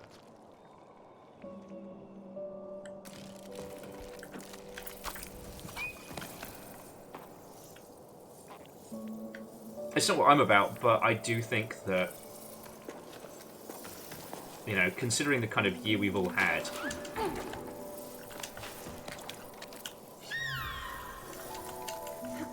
Child. It's going to take a little while. To the Dice Goddess, Watto and welcome. We're doing climbing.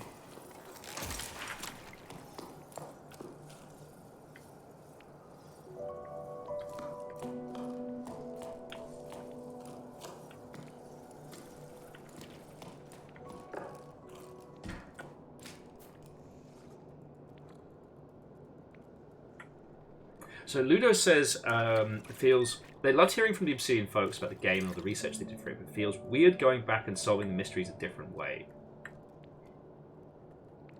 Sorry, Ludo, apologies for my jelly brain. Which title was that again? Sorry. And Dice Goddess, we're currently talking about like our Steam in review, but we've talked a lot about like the leaks and the stuff that's been going on. I guess we haven't really talked about the future class stuff, but in the same vein, I think people being surprised that Keighley is doing something purely for good coverage and money feels a little naive to me, and I don't really have anything to add.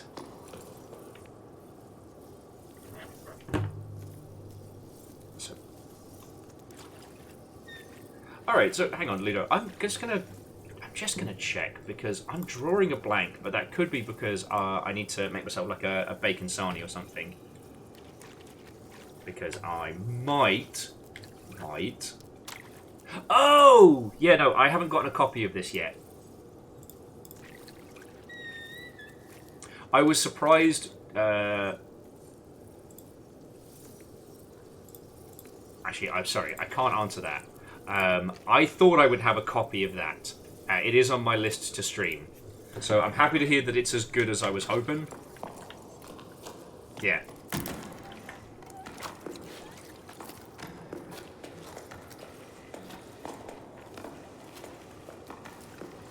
Sorry, was saying that they haven't played anything on Steam for a while. No, that's understandable.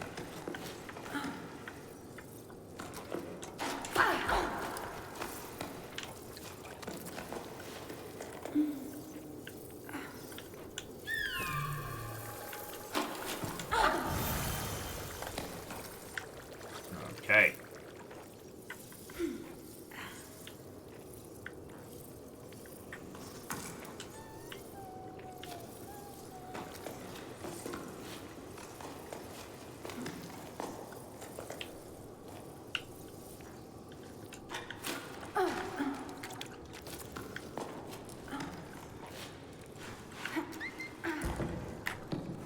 Okay, so Luda, so that being said, I must look, because I want to check out the AO4 Age of Empires. or otherwise. Remember, acronyms are the enemy. Age of Empires, way cool. Well, don't forget our very own Fearless works on that one, so we've got we're keeping it in the family. Legend, did you just hear a Steam ding? And Dice says they share a Steam library with 4 people, wife and 2 kids. So their Steam in review is probably weird. I'd be fascinated to hear about it. Oh shit! Legend, that's super kind of you. Thank you. Well, so Ludo, Legend just gifted me a copy of Permanent. So that's something we can do in the new year. Oh, Martin, are you in? I don't know if I mentioned earlier.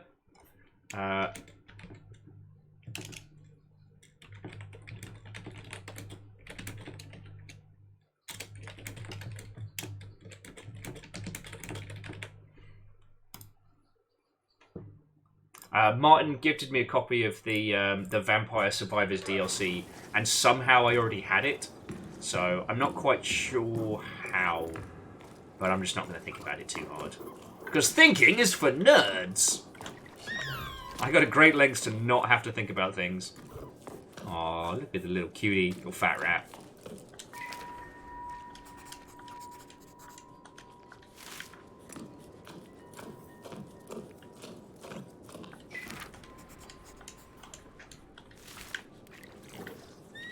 But yeah, no, Ludo, like, what you were saying about, like, not wanting to go back and solve mysteries a different way, it's sometimes hard to know what games we should and shouldn't do that on.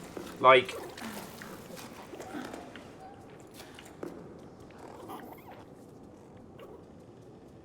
Where do you want me to go? There? Okay.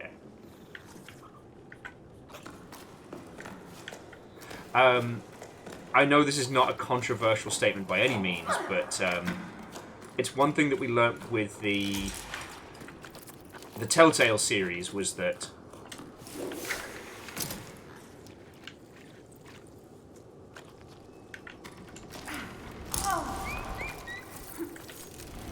sometimes it is better to leave games as a one and done, you know?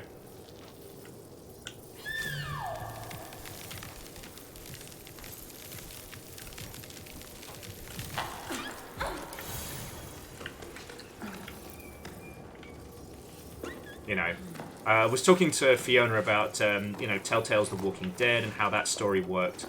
That I realised I've not finished the final chapter of that.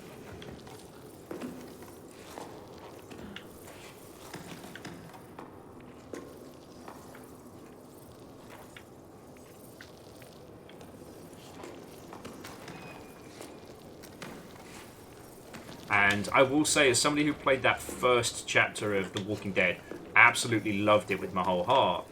I did, like a lot of people, go back to see how it is to go through again, and I really wish I hadn't. But I had to know, right? Like, my professional curiosity meant I was always going to. There was no way I was going to be able to just, you know, play through it once and go, wow, that sure was an adventure. I've kind of said the same thing about Heaven's Vault now. It's like, with Heaven's Vault, you kind of want to... You want to give it one solid playthrough and let that be your story.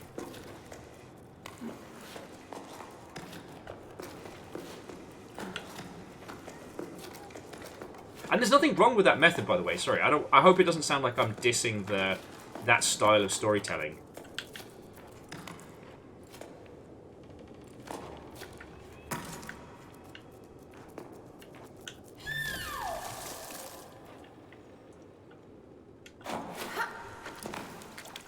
Good catch, kid. Ludo says they still go back to Heaven's Vault, but mostly just to cruise around. Oh, absolutely. Yo, that whole vibe of that game. It's the Treasure Planet video game that we deserved but never got because, I don't know. Disney's mean like that.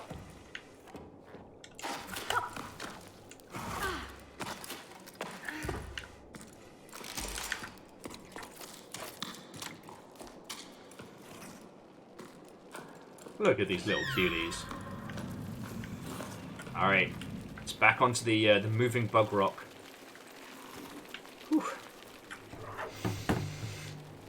Sorry, I lost my train of thought there. Yeah, it might be...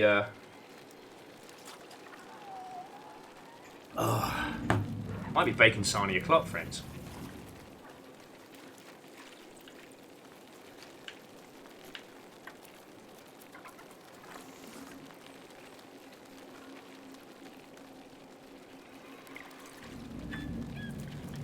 Tell you what, I'll...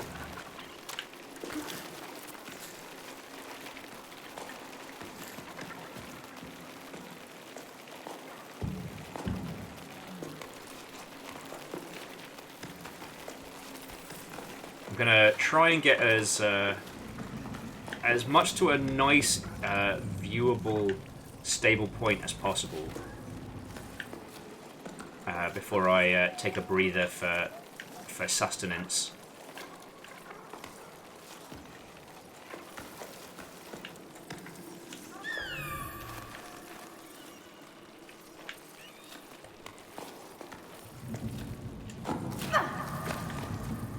Okay. Because this area seems pretty complicated. Do you know what's weird? Video games aren't sustenance enough. Like, I don't know who came up with that, but, like, that's super weak. Like, what the shit, human body? Actually, sorry, we've not done The Wolf Among Us. I don't think we've done really any of the Telltale style titles. And... oh, you're fine, child. Don't whinge. But I think that's more due to the fact that...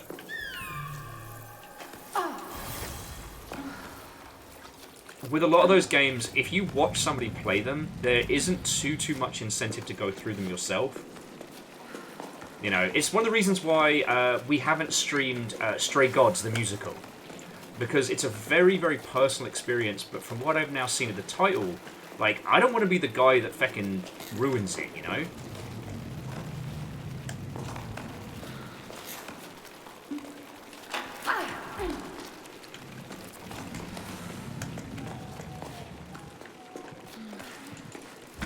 Don't even worry about it.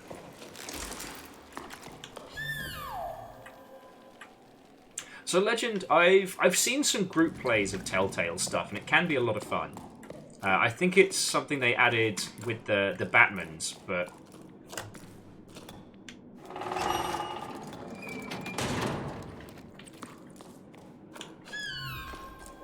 this is cool.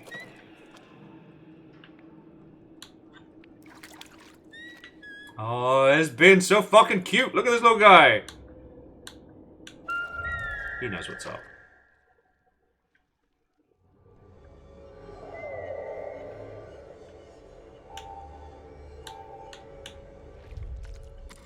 I fucking love this game.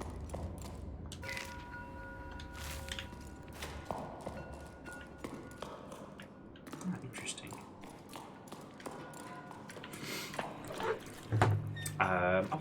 I'm gonna pet him. So there's the singing. Where's the? There we go. Little buddy. I guess they just added achievements to this because I keep getting a whole bunch. So Ludo, and this is my personal opinion, but I think with a game like Stray Gods, where it's experiential with limited deviation, like, to experience it on stream with people, there isn't a different story to diverge on, so far as I understand, and there isn't as much replayability. And considering the quality of it, that being like the quality of the music and the way in which the characterization and story all weave together and the performances, like, I personally think that a situation like this, where through bits and alerts and me fucking talking near constantly is going to detract from what would happen. Like, I feel like for Stray Gods, you want to play that in the right way. Does that make a weird sense? Also, Numbers, congratulations on your first 50k run. Have you been to the weird realm between?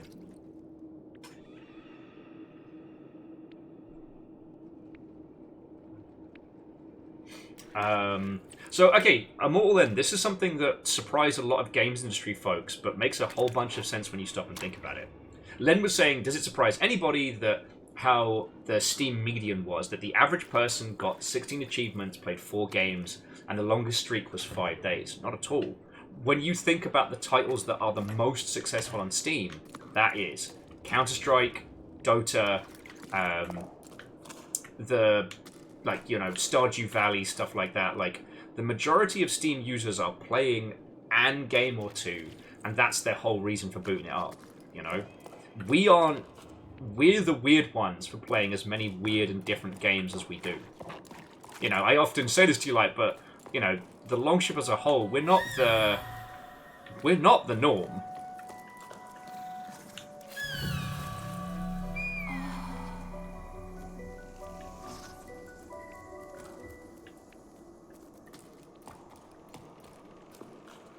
Oh, this is lovely. Alright, I think this is a good place for me to make myself a quick Sarnie. So, friends, I'm just going to make some food. It's only going to take me, 2 or 3 minutes. Grab yourself some water, stretch, pay attention to your pets and your nearest and dearest, and then we can continue talking about, the metrics data of this all, or, I'm always down to talk about at least my philosophies on streaming and how to show games. But again, in streaming, I am not the norm. I'm a weird one there as well, so I don't know what to say. Okay, so, yeah, hail, hydrate, and I'll be back with you all in just a second.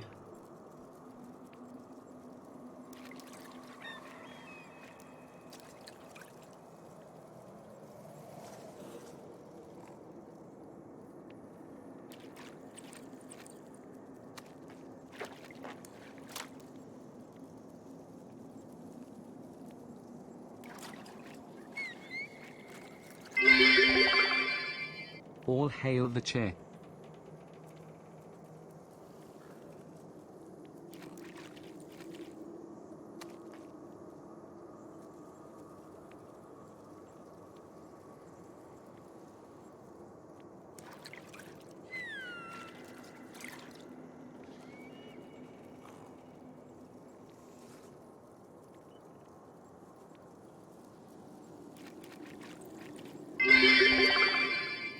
All hail chair.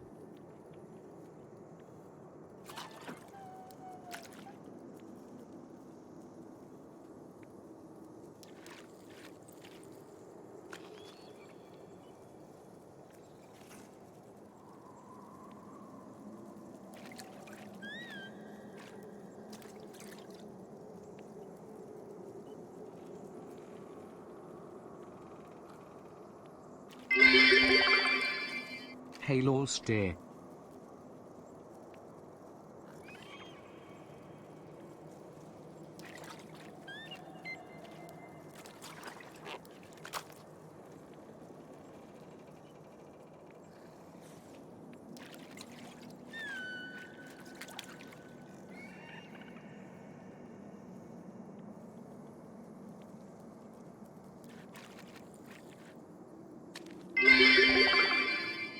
Hail.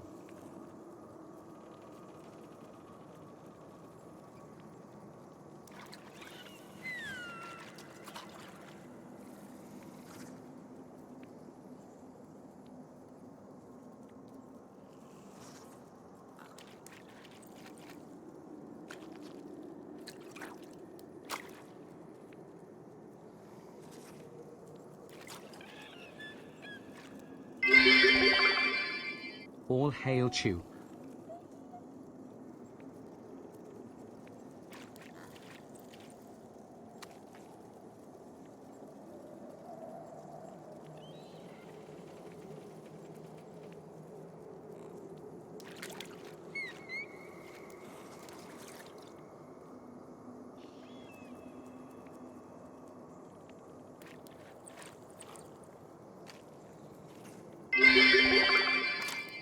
Secret train, secret train.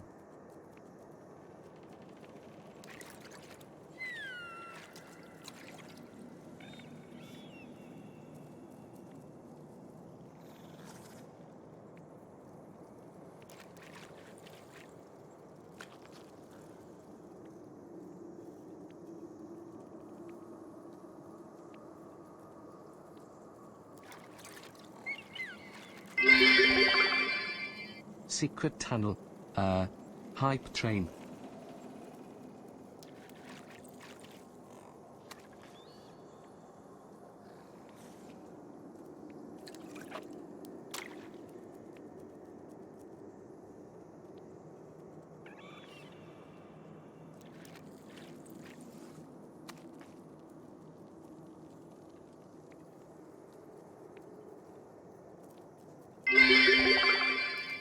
All hail chair.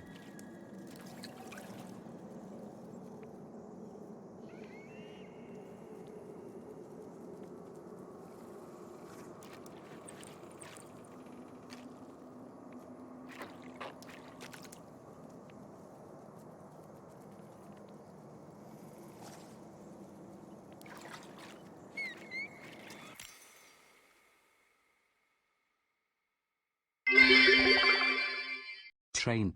Train, maybe train.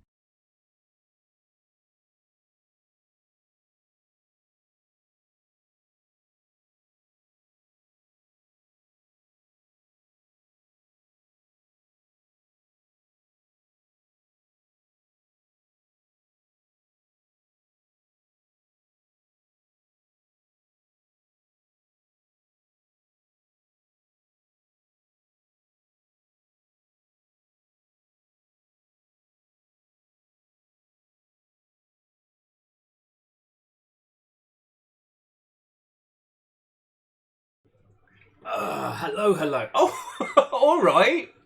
All right. Thank you all, feckin' terrors. Just trying to...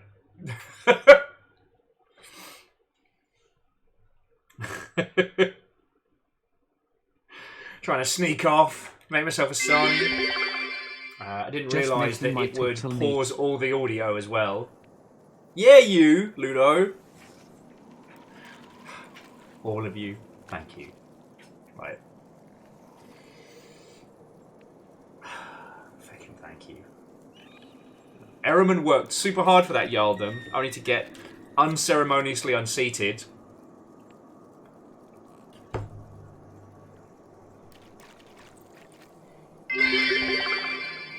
What ho? What ho indeed, Wolfcrad. What ho indeed. Let me do. Miss the Twitch definitely slows down the process. I'm grateful for stealing his money.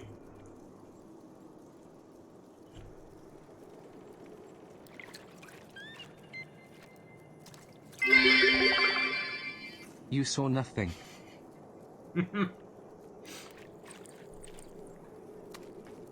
I guess that's it then. I saw nothing. Nothing was seen. Not even going to worry about it.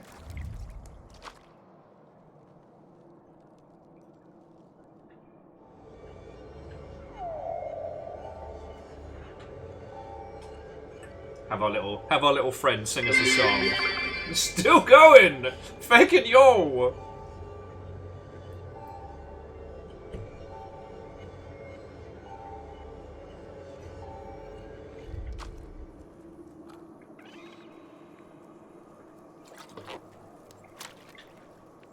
Sorry, I'm being very rude. Didn't even have the hype train up.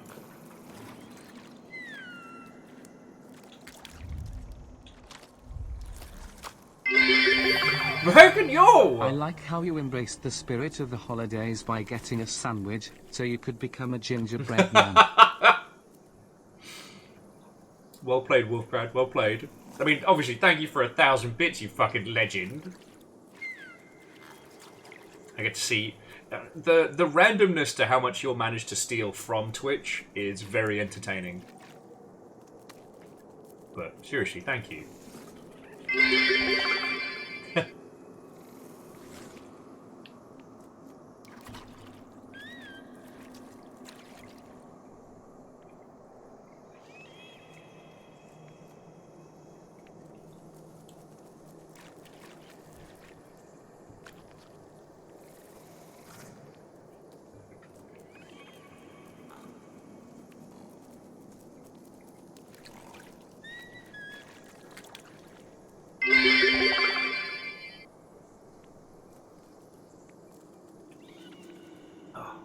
Shit, Vernflow, thank you as well. Holy crap.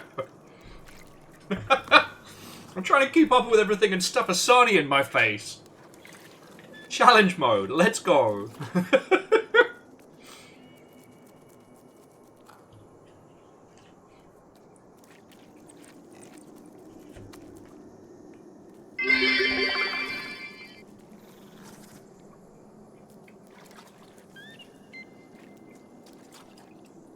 Oh, Vernflow, thank you kindly. And again, like, you're managing to lift a fair wedge from Mr. the Twitch. Sorry, I don't know what to say. Like,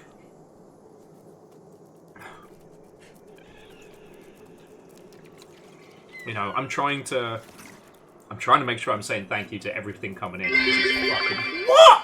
For a small portion of my life, I was a diving instructor, but deep down, I realized it wasn't for me.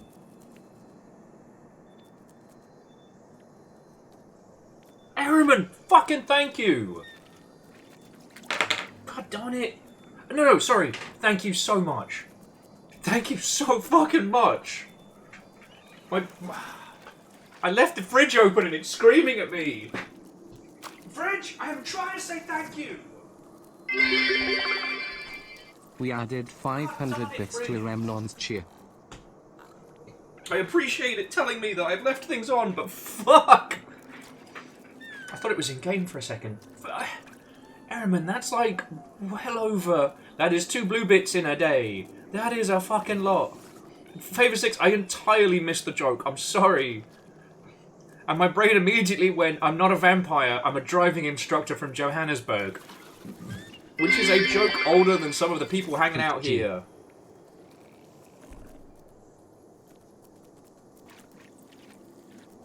Fridge, can you chill?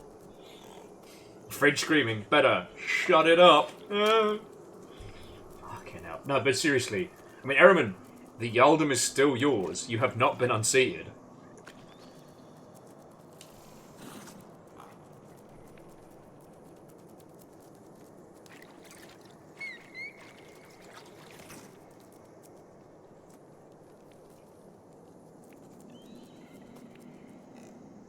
I don't know what to say. I'm replacing my feelings with sandwich. I think that's a legitimate move. The Teenage Mutant Ninja Turtles, our 4 reptilian heroes, have overcome the arch villain Shredder.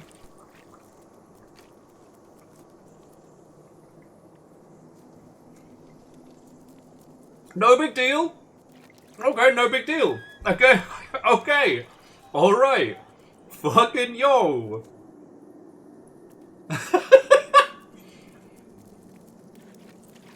House Carl coming in with the steel chair. Crux, fucking thank you. So let's see who was in your pack. What your pulls were from this House Carl hunt. You've got Dandelion, Sargoto, The Real Hunter, Cosplay Canada, Kaolu and Kandarian, some proper regulars, Lost in JP, Shadows, and managed to get Fiona and the Dreamer. Like, Fiona, that's a pretty good pull. That's a pretty good pull. But Crux, fucking thank you. Thanks to you, none of those people will have to deal with adverts for a whole month. Like, you have done good. You have done good by peoples.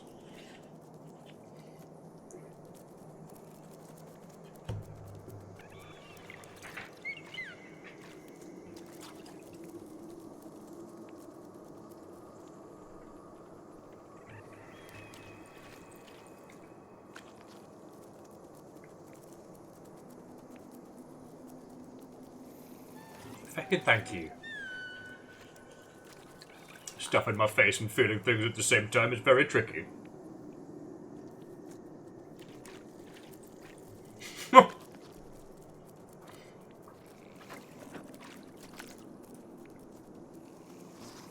And Wolfgrad, by this point, I assume Fiona has worked out coping mechanisms to deal with my yelling.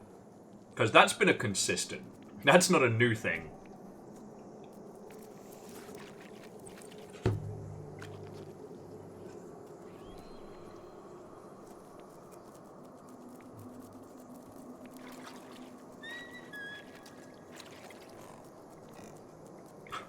Sorry, I'm just kind of stunned. I kind of assumed the earlier train was like the last big hurrah, you know? The last big stealing of the cash of the Jeffy B.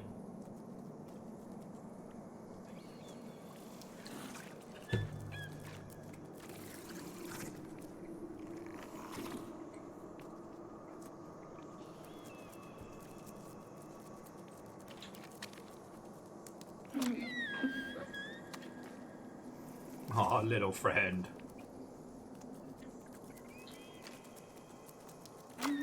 Oh, little buddy!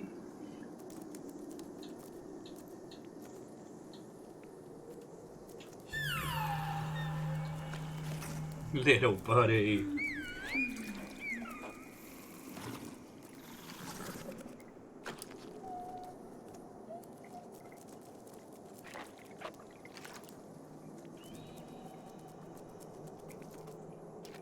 Little tiny friendo. Causing doing my part. Fucking yo! Yeah, thank you, friend. Fucking yo!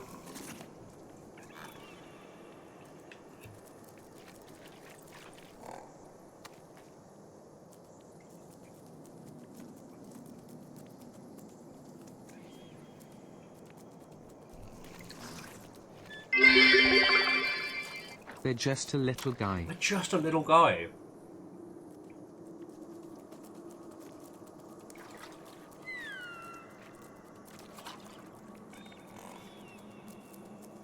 They're just a little guy. Third and float. Fucking. Sorry, I'm kind of stunned. I don't know what to say.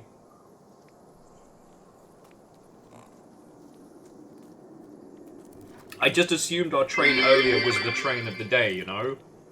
And I think this one might be going further? Or have gone further? I don't know.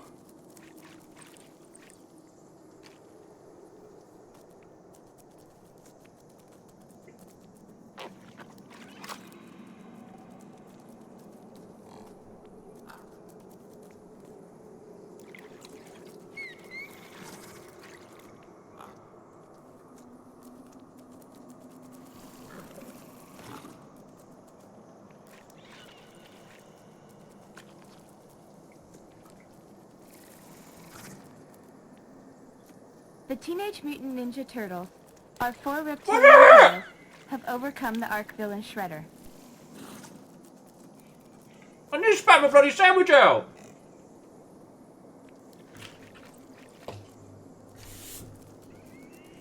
What the heck?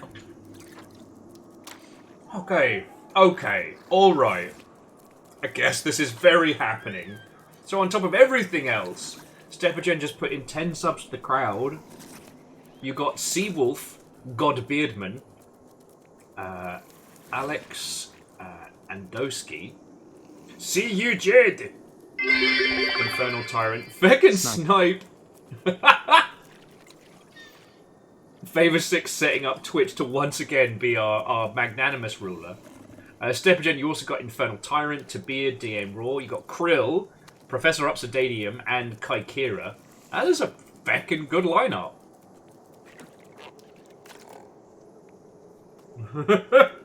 Yeah, that Crux, that'll teach me to look after myself like an idiot.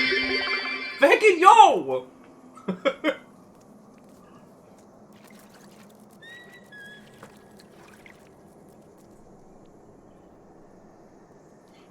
Twitch has been y'all several times today.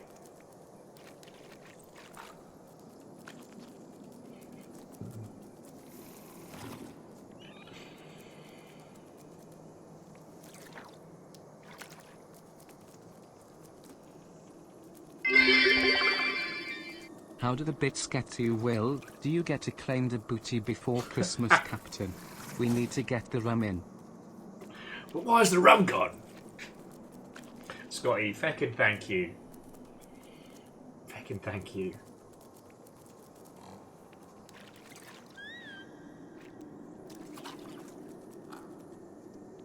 Feckin' yo. Everything happened so much. That'll learn you to go get yourself a sandwich. Yeah. The fool that I was. Sustenance.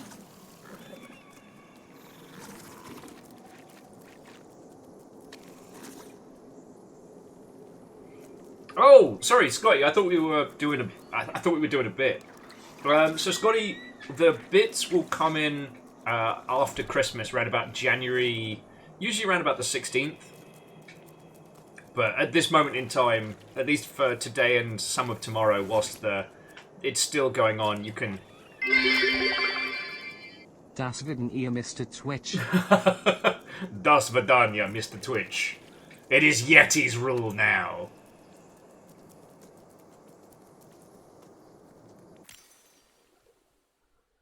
I keep pausing it because I'm inactive.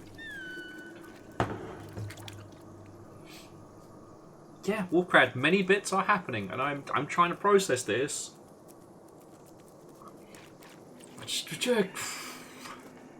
Like I said, I thought you were all tuckered out, friends, after feckin' the big old train to start the day.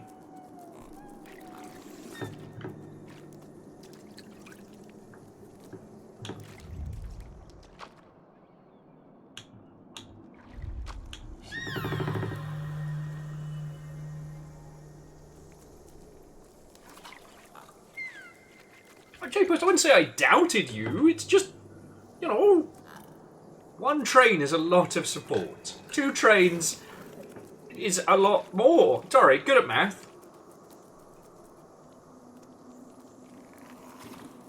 Thank you. That is what I mean to say. Thank you.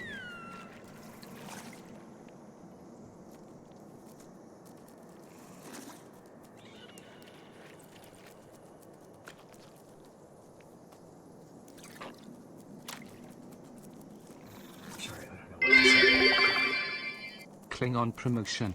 I like that. It's Ehrman's seat now. It's Ehrman's seat now.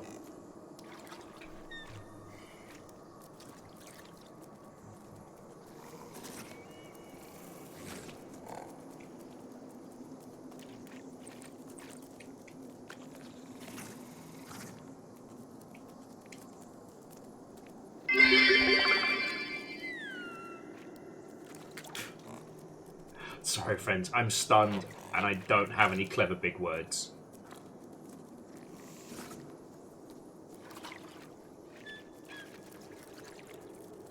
Like, thank you all.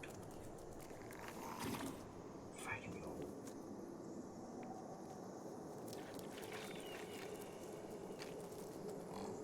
I don't want to set off until the train is concluded, lest something happen whilst I'm like halfway up the clock. I don't want to see this kid fall like meaty pachinko because it's something. Back at yo! You were saying stabs.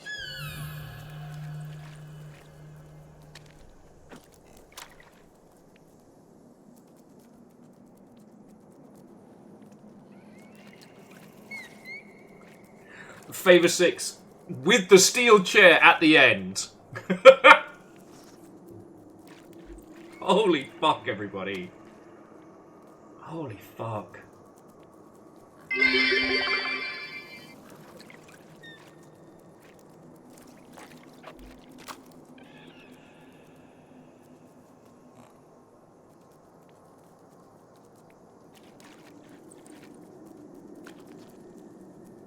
Okay, just... Friends, just one more time, like... Thank you all so fucking much, alright? Times are scary, and you lot are very good to me. And I really fucking hope that I'm doing enough to be worth fucking yo.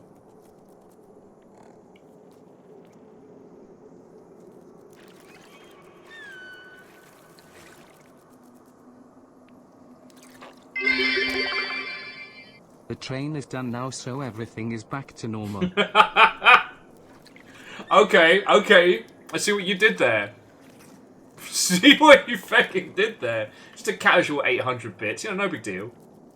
Like, I know in the Longship we have dealt with some very big numbers, but, like, 800, that's still $8. That's still a fuckload. You know, just... And then you managed to steal 120 bits from Twitch. Like...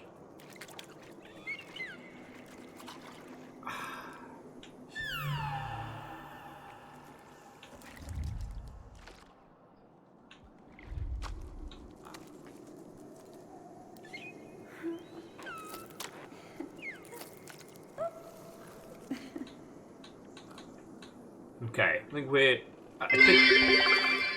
Crux! Stab. Apologies then to Wolfcrad. Your reign was incredibly short-lived. Crux just with the... stab. Hold this knife for me. Dice goes, yeah, $8. That's 10-piece chicken nuggies.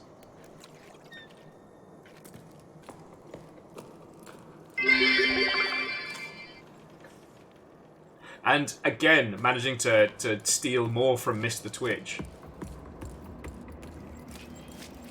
You lot. Feckin' lot. Thank you.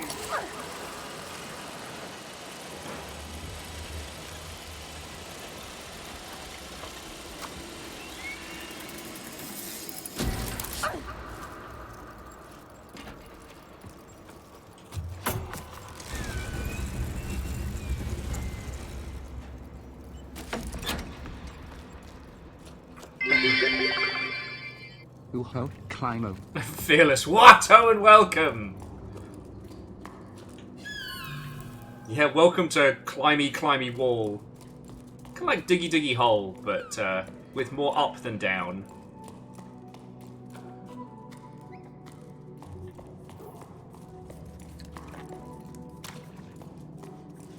How are you doing, friend? I don't actually know how much ground we've covered so far in this, because I've been feeling things! But it's good to see. We've had 2 trains today, both of which have been massive.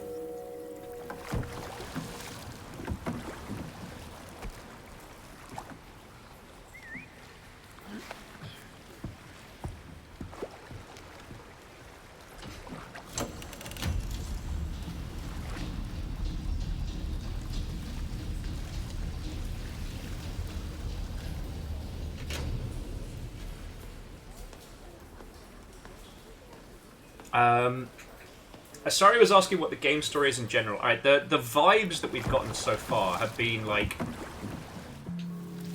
There used to be an ocean, and it has long since disappeared.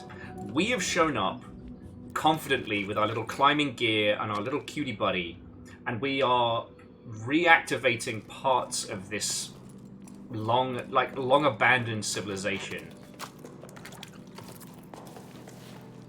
With what seems to be a very, very specific intent to climb. We haven't found anyone else. We haven't found a skeleton. We haven't found a busted civilization or otherwise. It's just been this.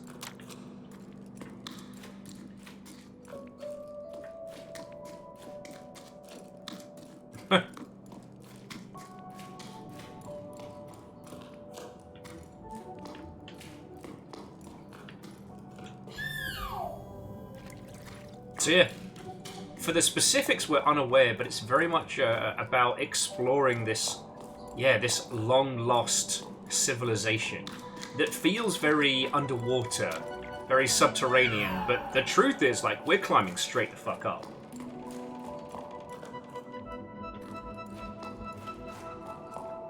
And I tell you to say, at times it's starting to remind me, at least the soundtrack's reminding me a little bit of Rain World.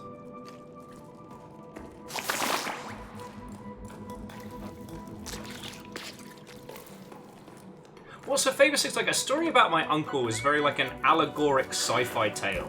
It does have the grappling and the swinging, but like that story, it's kind of like sci-fi as a shorthand for things, whereas this seems to be very literal, right? Like we are literally climbing this tower.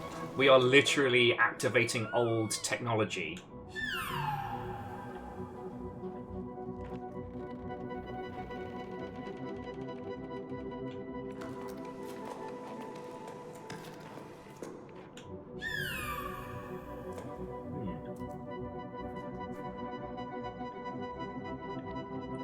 Where do we go from here?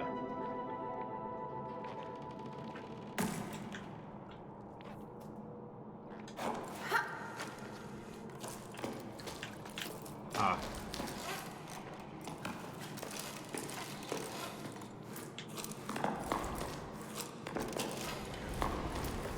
Yeti says, have you read the notes where they refer to it only as sleep and not night? I hadn't. So, like, Yeti, feel free to tell me what it is that I've missed. When we started playing this, we got into a really, really good games industry conversation.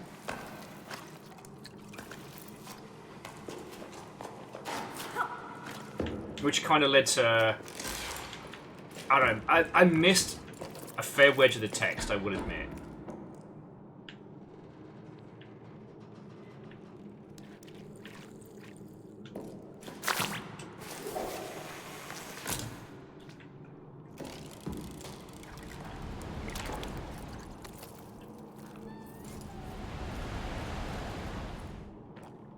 Fucking wee! Buff. In this issue of the Gazette, we're looking at the arrow to the outside, the weaveback. The only animals to be found in every region of the tower, and sometimes they even venture into our tunnels. These medium-sized birds are known for their all-white feathers and blue comb. It's not uncommon to see the playful birds gliding through the warm drafts as they rise up through the tower. They're also extremely curious, and can often be found perching near climbing routes, observing and commenting on what's happening with their fellow birds. Not only are they social, they're also skilled builders. They work together to build nests and multiple entrances. Did you know the Wadebeak's combs open and close depending on their mood? Lovely.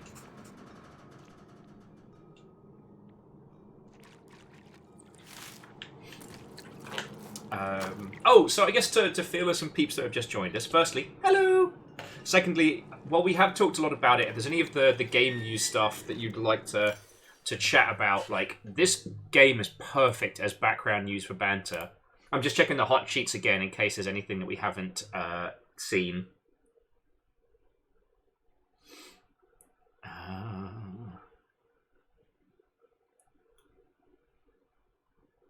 Nothing super special. Although, some good news. The Sea of Stars developers said that they've shifted 4 million units.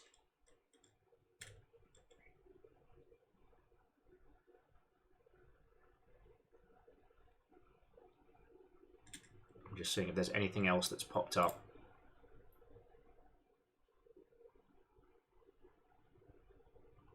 Okay, Yeti. So Verdant Flow, games you're looking forward to next year, but you haven't talked about too much. Honestly, I think it's easier for me to just talk about games I'm looking forward to next year, which, honestly, Pacific Drive is the big one.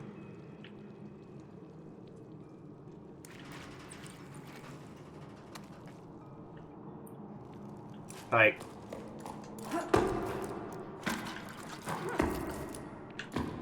that game is going to be something special, and is exactly the kind of game that you know I'm all about.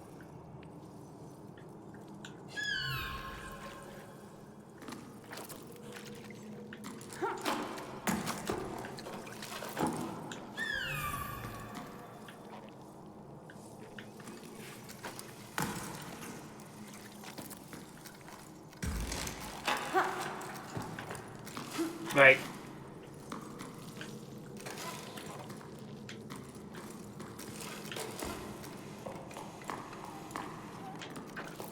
alright, I'm trying to do some weird janky stuff, but it is not working.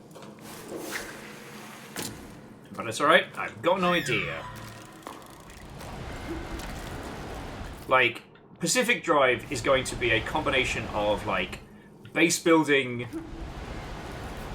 like surreal survive and craft in impossible situations.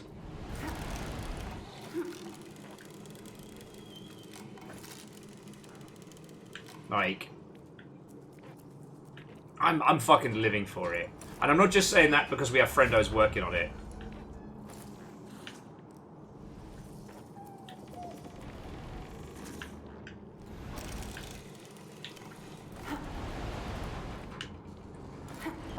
Excuse me.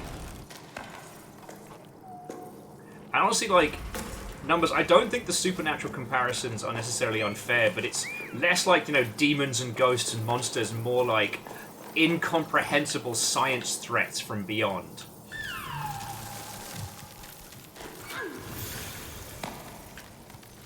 Like... Favor 6, I know! It was shocking to find out that the day before was, Okay, we knew it wasn't going to be good, but finding out that it might have been an actual, like, not just an overreach, but it might actually have been a full-on, like, I don't want to say rug pull, but it might have been a full-on scam. Like, I knew it was bad, but I didn't know it was going to be that bad.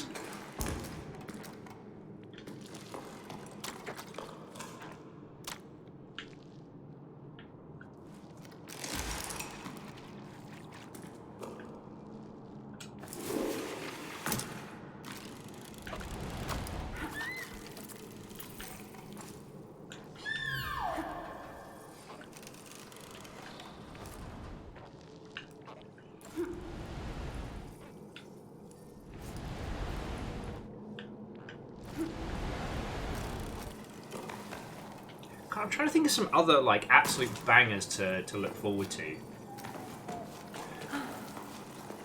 Because I know there are a whole bunch.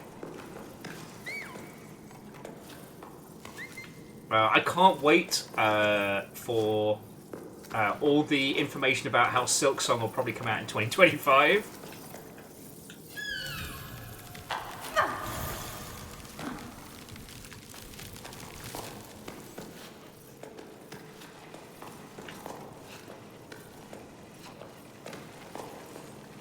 I'm just racking my brain for stuff that's dropping next year, and I know there's a whole bunch.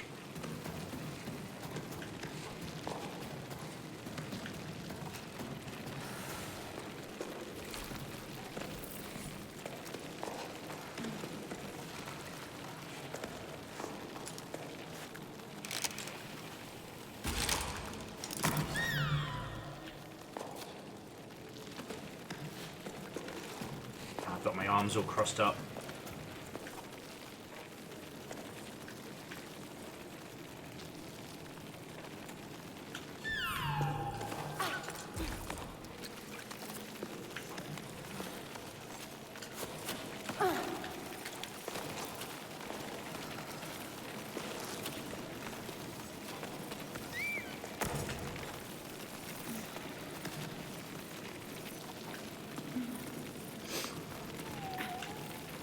Some of these areas are super complex.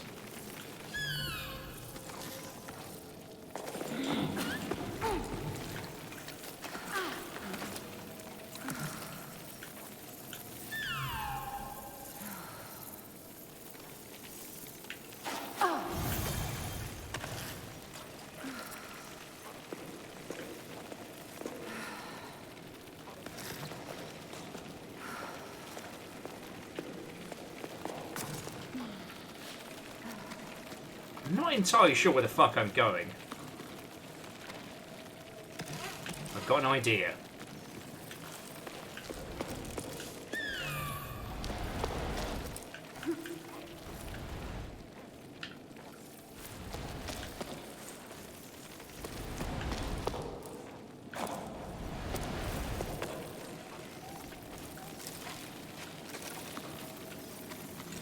I want to say I'm fascinated by, like, essentially the resource management of this game. Like, I've got 3 pins, right?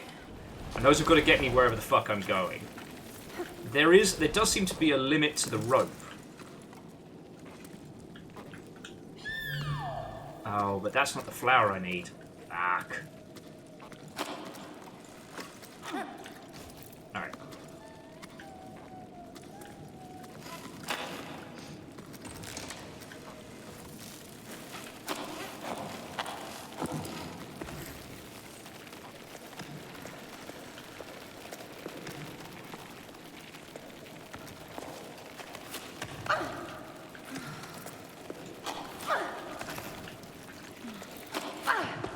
Oh, there we go. Woo!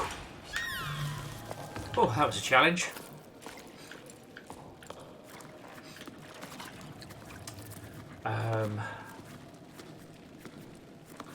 So what about your good self? Sorry, friends. So what's on your radars for the coming year? Like, I'd have to have a sit down and have a look through my wish list because, you know, with my gin-addled mind, I've been basically using my Steam wish list as a way to remember upcoming titles. I know there's a bunch of bangers on the way. I'm just trying to remember them.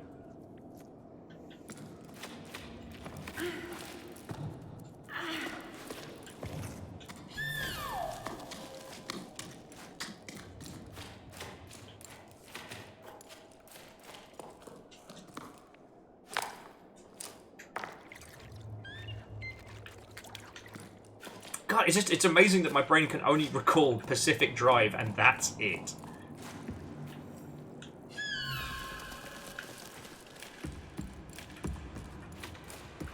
You know what, Durry? Dragon's Dogma 2 will be an interesting one. Because, like... Dragon's Dogma has got to be one of, like, the quintessential, you know, like, indie success stories, right? Sorry, not indie, because it's a Capcom-published AAA game. But I don't think Dragon's Dogma ever had a AAA budget. It was still Capcom produced, and it was still, you know, big game.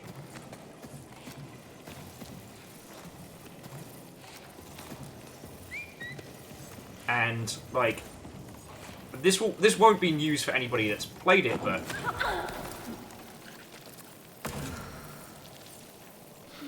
Like, Dragon's Dogma is so weird. It's damn near alien.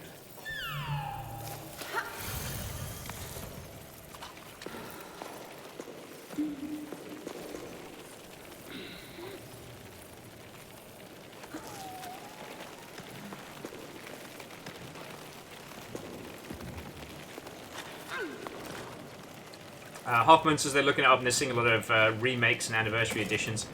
Yeah, but I think that's just because a lot, like, everybody in the market is very scared right now. So teams don't want to be announcing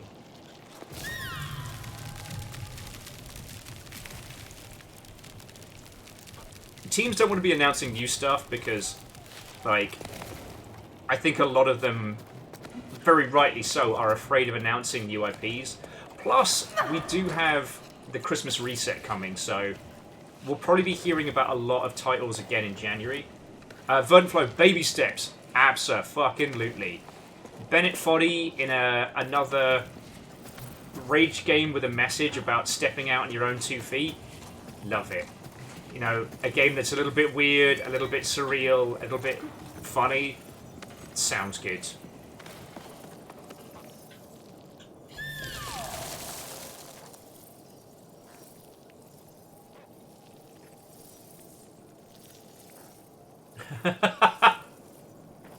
I mean, Hookshot will be there. Sacred Acorn's launching next year, right? I should be able to do some proper stuff to help. Sorry, Hookshot's next big title, this Sacred Acorn, is dropping, I want to say next year? If you haven't seen it, it's cute as hell and absolutely worth your attention.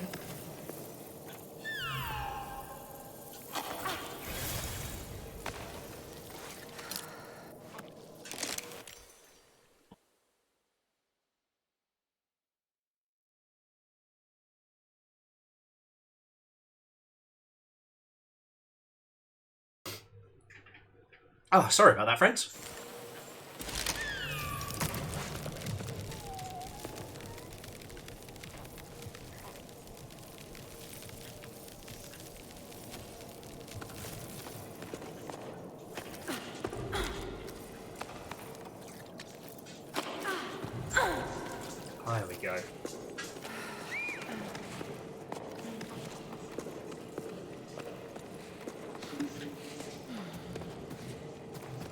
Well, Hookshot, and I really hope that comes together. Like, I don't know if Fern's lurking or irking, but like I said, of all the press emails I get, well, okay, when I say press email, what I mean is an email from either a PR company or from like a like an influencer relations company or something like that with, hey, here's a cool new weird game, and sometimes they're great, sometimes they're fucking terrible. You know, like I said, whoever it was that was handling, oh god, the Paratropic team's next game. Like,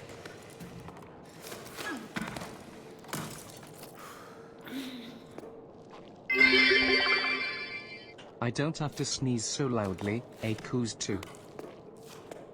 I choose to.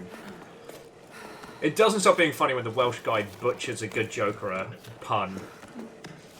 And also puns, thank you kindly. You know what? I keep thinking that Little Kitty Big City is already out, and it's not. I had the same problem with Cat Lateral Damage.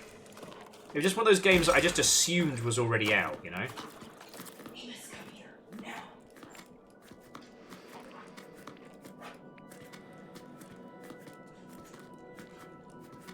Yeah, and Hoffman, I was very much in the same way.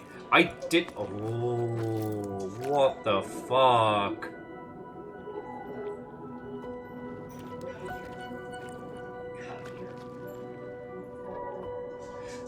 Have you noticed, friends, that considering what we were climbing up through, that...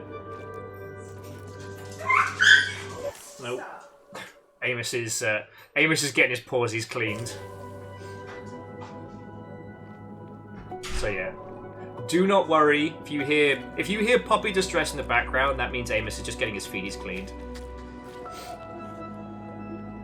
But yeah, no. So Hoffers, I also didn't do early access for Hades because I didn't want to burn out. And sorry, I should have went with a different sneezing joke. Guess I went. Ask you. You even compensated for the accent there. That was very impressive.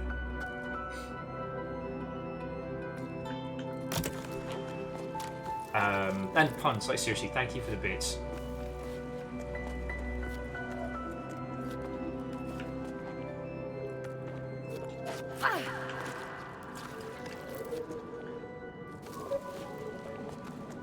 What was I saying? Oh yes, just with how good Hades was and everything like that.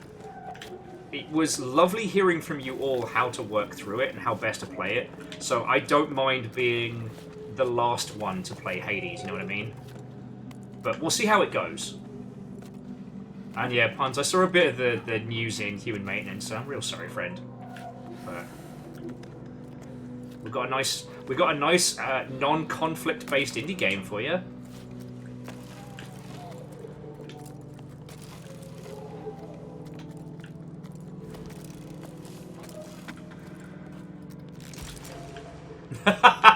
Well played. Well played.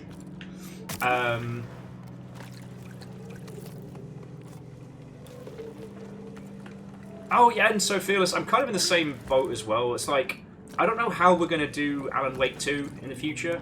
It's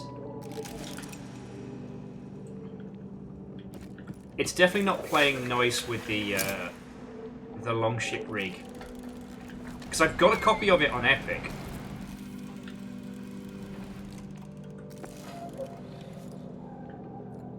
I just, like I said, I tried to get it running so I could stream it, and it was not having a good time.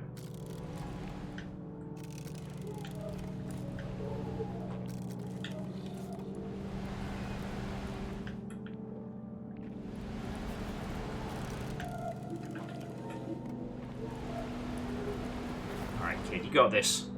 The Puchow! I will say, I don't know who mentioned it, but Big Walk is definitely going to be on my must-play list for next year. Oh, come on, child. It's right there.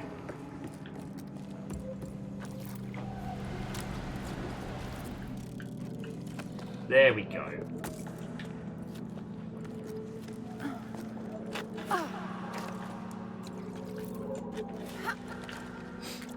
Sorry. Oh yeah, but jumping back. Friends, if you ever have to like start looking into things like PR agencies and things for your games, it can be so hard to find good ones. And then knowing if they're going to be good for you or if they've just been good for somebody else. So, yeah. So again, Hook, I'm glad I can introduce you to cool peoples, and I hope that they end up being a real feather in the cap of success. Because I think I was talking to this when Fern was chatting in with us. I've worked with a lot of different companies, and some of them are great if you're a big client, and if you're a small client, they are the worst. Whereas others, they have success because they've had a few well-known titles, but if you're not one of their main stable, then like, good night, Gracie. Excuse me, Jelly! Sting and snot! Also, this kid's putting a lot of faith in all of these things to still be working, you know what I'm saying?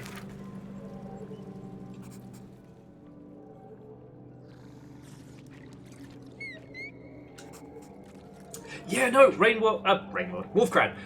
I don't know what it is. Like, someone with a better ear for music and sound design might be able to tell you what it is, but there's a vibe, there's a sound that this is very much okay, emulating is the wrong term, but it's got that, and it's got it in spades.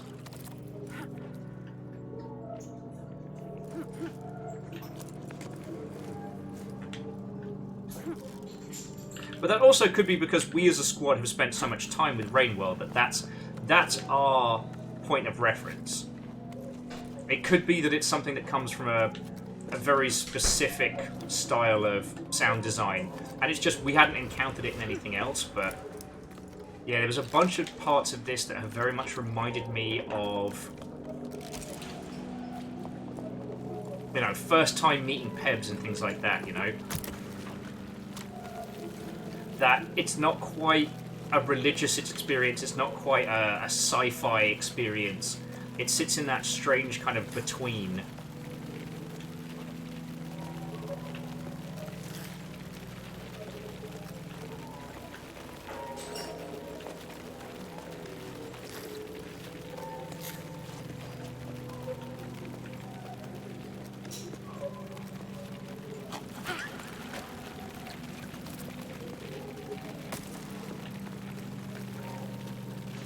Sorry, I realised I was getting cocky, so I was like, I should put down one of my little anchors, lest I completely feck up. Oh, I should not have made that. That was pure jammy luck.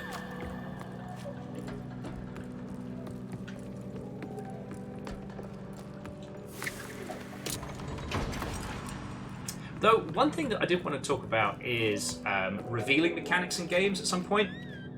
I don't know if today is the way to do it, but the manner in which we get information revealed to us through special abilities. Sorry, again, playing a lot of Cyberpunk, I'm sorry, I know it's mainstream as mainstream, but it's like, so for this little guy, we have two moves. We have this. Oh, no, that's just him being cute. Oh, look at his little face! Look at his little face. We have this, which is his, like, singing mechanic. That shows us where our next objective is, but he has to, like, hop onto our head, and we have to do, like, a meditation move. And the other is his echolocation, which is this, which we use to interact with the environment as well as.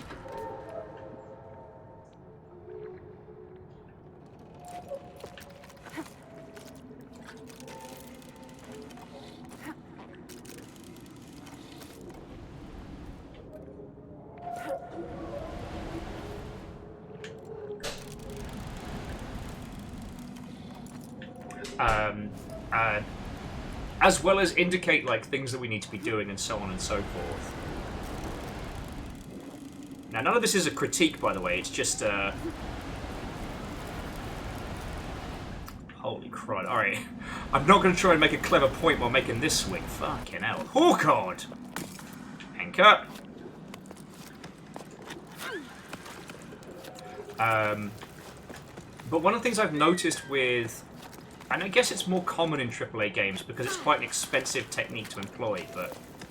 So, if you haven't played Cyberpunk, you have cool cyber vision because you're, I don't know, fucking cool like that. And you can hold down the button to, like, view the environment through your cybernetic implant lens. Or you can tap the button to reveal things in the environment that you can interact with. But the thing I've noticed from playing loads of it is that you spend most of the time when you're not shooting or driving just tapping that reveal button. And I found that I had a similar experience when going through Horizon Zero Dawn. I just keep thinking there's got to be better ways of doing this. It feels a little like I'm going to every location and just repeatedly rolling perception checks until I see something.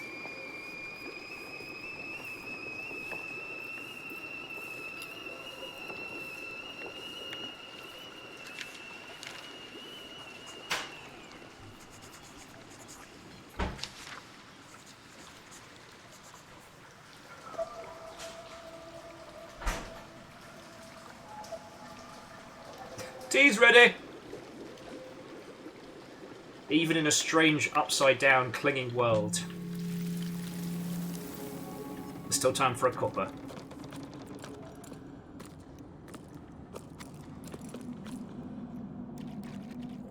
Oh, sorry, and also, as an aside to an aside, I realised why I keep having these strange vibes with this game. It's because it has a similar design to Made in Abyss, but without the horror.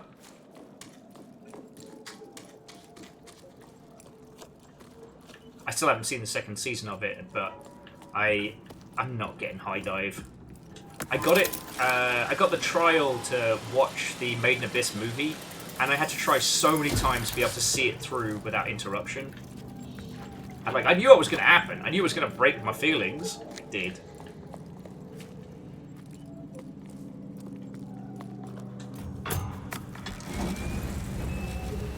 So Fearless says, what if we made games with kind of a radar ping that regularly goes out and updates things? It's not a bad shout. Like something that works as on a rotation. Or potentially, if you're working with an RPG system, the idea of like, within a certain zone, your implant starts like auto-selecting things. With this, I think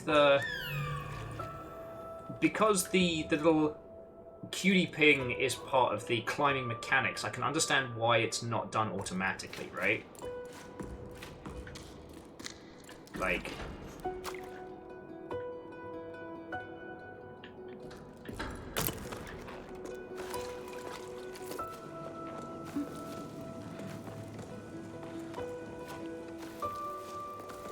But... Well, so I guess it's part of a larger discussion when thematic concepts don't necessarily gel with user behavior. Do you know what I mean? So, like, okay. For this game, and this isn't a critique, this is just an example, our little cutie patootie in our backpack, he's our friend, right? But he's also our little guide. You know, through means we don't necessarily understand, but we do comprehend. Like, he's just here to feckin' help us. And he's doing just that, right?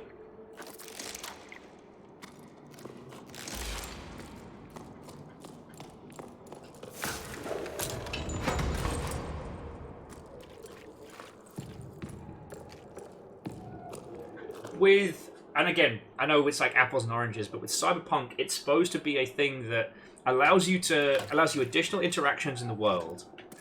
And I guess it's supposed to hammer home the fact that you do have a cybernetic implant. You are a cyborg. But I don't think the mechanical intention was ever that players would just be there, just kind of spamming the thing.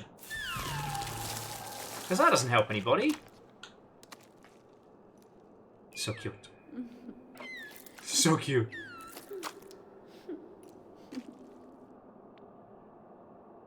Hoffman says they spent most of the time in the Batman Arkham games with the scanner turned on. Yes.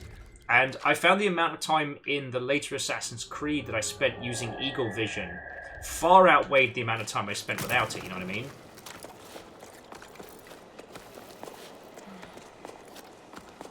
So at that point, if the user is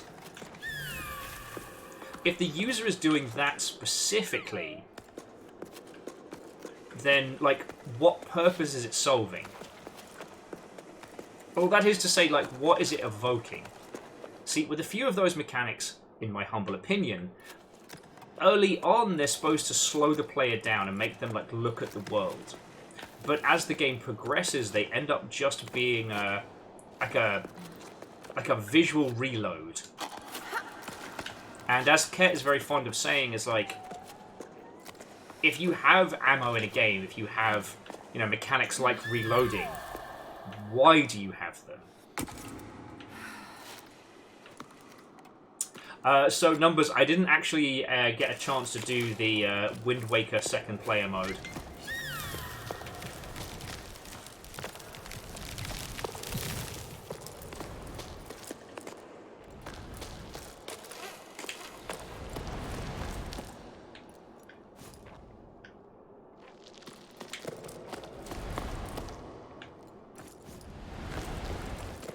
There we go, that's what's after. But I did play the Battletech Genesis / Mega Drive game where one person controlled the feeties and one person controlled the guns. And let me tell you, controlling the feeties was always boring.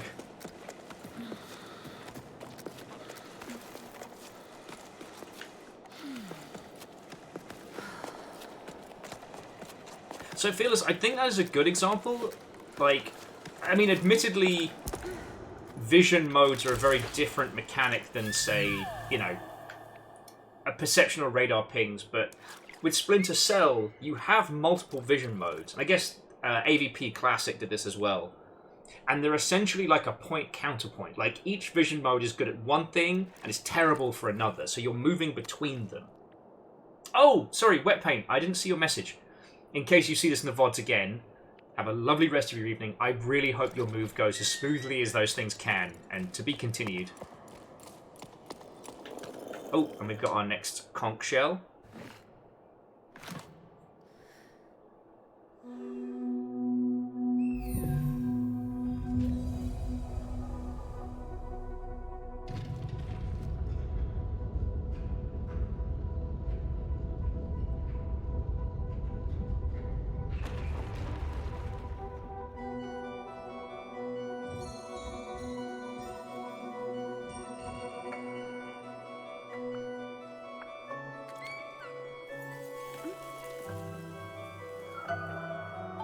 Okay, so we're just over the halfway mark now. We've done 3 of 5.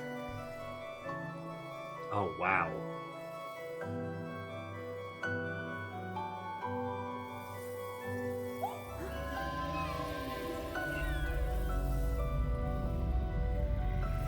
Why does it sound like there's something way bigger?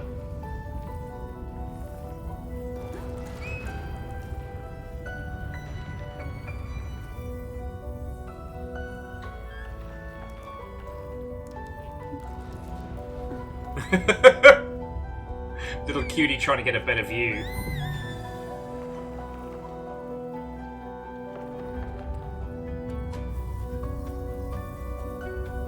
Oh, look at his little look at his little finish!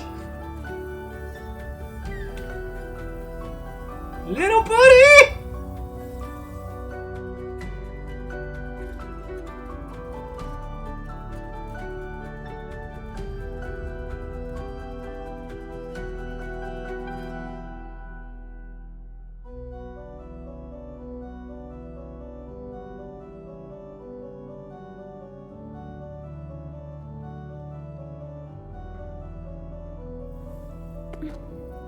Oh, an arrow griffin, you better believe we're petting that. You're all wrong, it's a cutie patootie.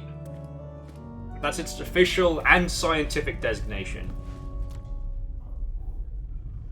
Oh God, this music, it's both triumphant and quite mournful. Like, I don't know. I'm feeling things. Oh, good.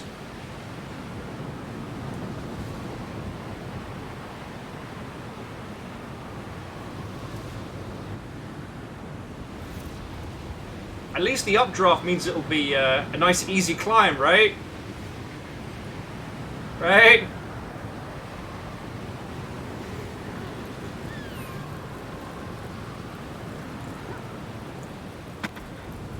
Oh, that's fun.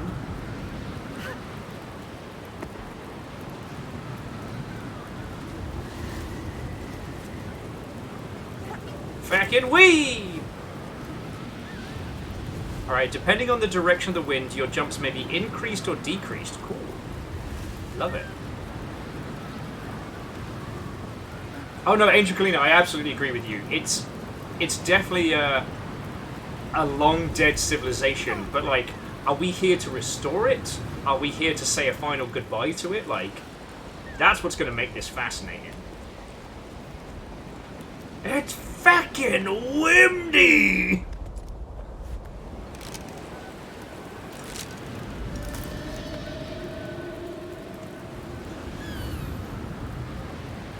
Also, sure does sound like there's some fucking kaiju shit out there.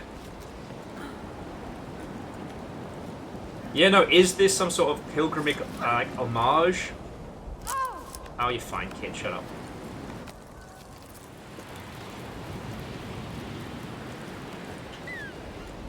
There's a Philip K. Dick short story that always... I don't know. It's been springing into my mind since we started playing this.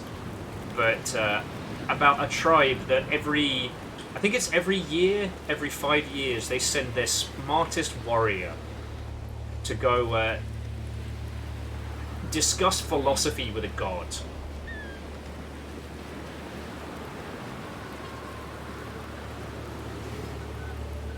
And I think about it a lot, because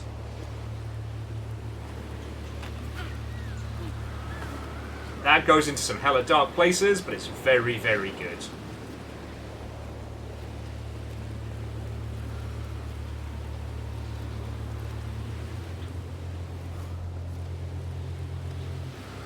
So Nora, it's one of the short story collections, I forget which one, but there's that fucking noise again. I don't like it.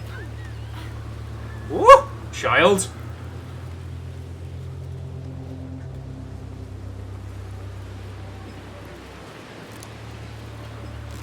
Arrow Griffin says this looks like a regular grassy field, but sideways, and they don't know how they feel about that.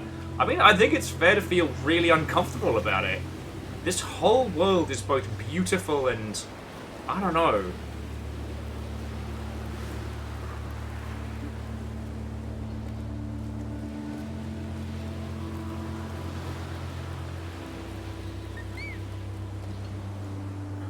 You know, we've got our cutie patootie companion, which definitely, the little cutie does make a case for it not being super dark, but you never know.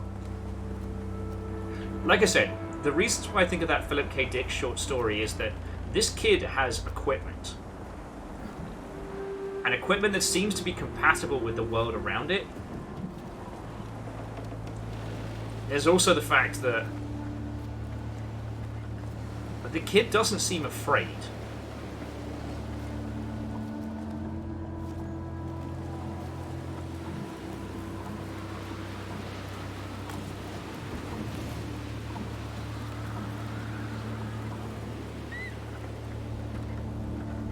Yeah, Phyllis, absolutely.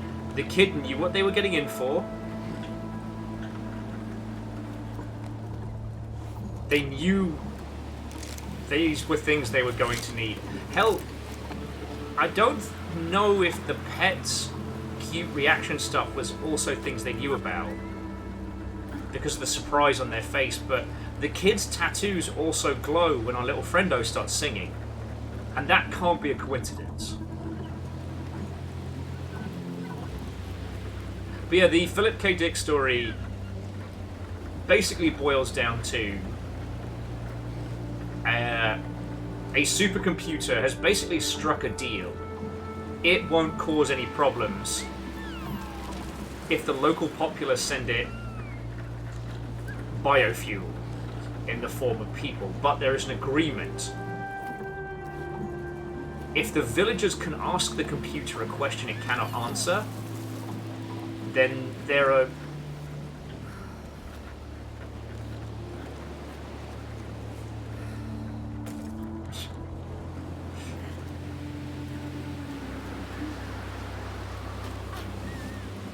Woo! Our kid is having a serious time here.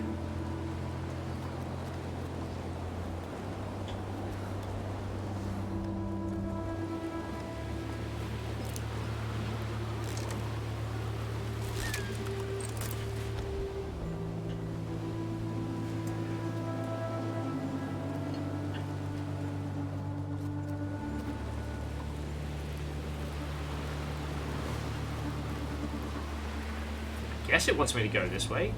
I thought it wanted me to go further up, but... Oh, you're fine, kid. Shut up.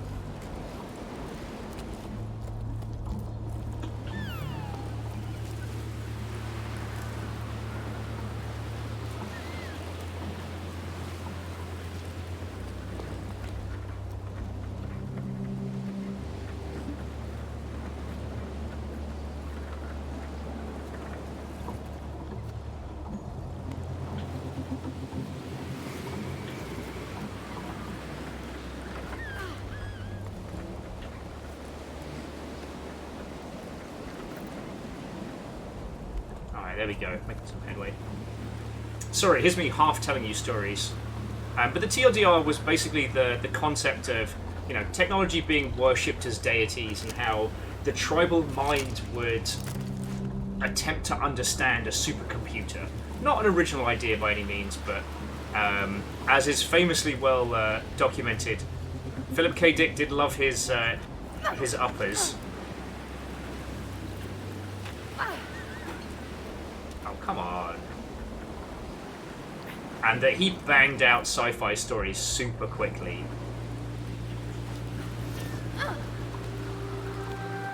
Not all of them great, but definitely interesting.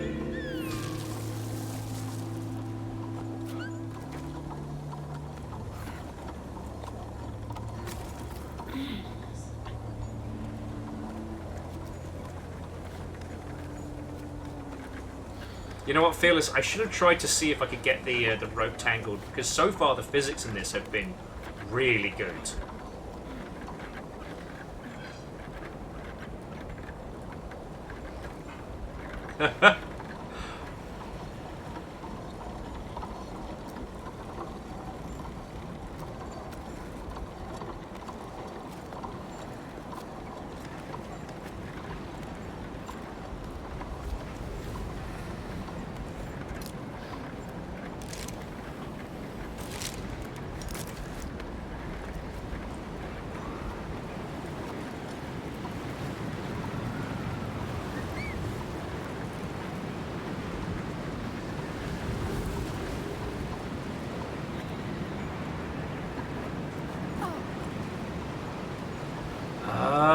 The broken windmill protects us from the effects of this. That nice. Yeah, so we've got to get behind in this little crevice.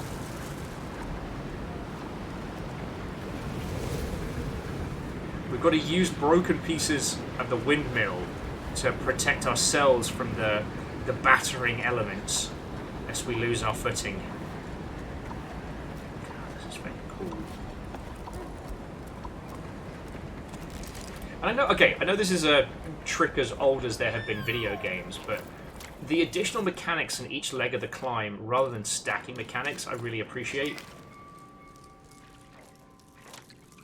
The Jusant continues to carry the ocean away. Last we heard, on the sun side, the temperature keeps rising. Here, a storm is raging and doesn't seem to be letting up. Everything around us is coming to a standstill. Oh, good. Oh, good.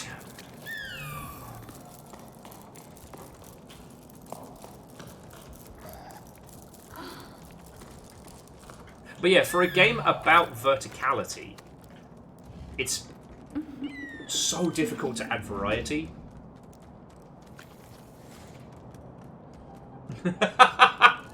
I do like that. Sorry, Deus was saying they keep asking their phone for stuff, and their phone keeps just saying, Marie?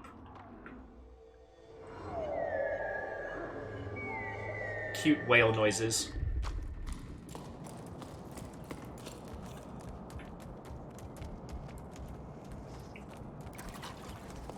Sounds like there's something big around there.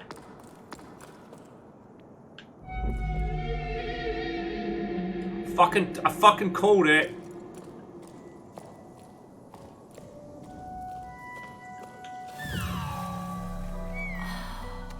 Big sky whale.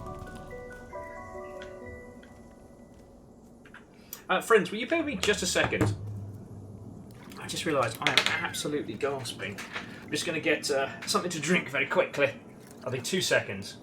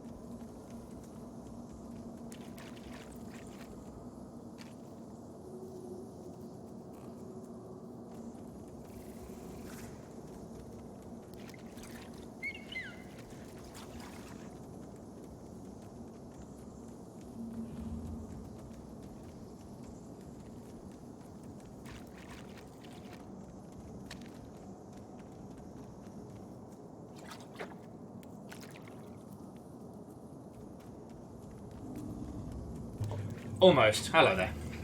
Thank you all for waiting, friends. I'm hoping to get a bit of hydration in me, get my conversation skills back up and running, because I am once again at that stage of half telling you stories.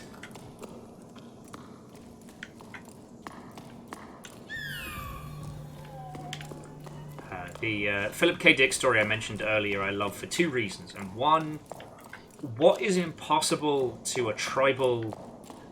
okay, when I say tribal, I don't mean that in any derogatory sense. I mean, like, a civilization that has no concept of high technology, right? That's what I mean by tribal.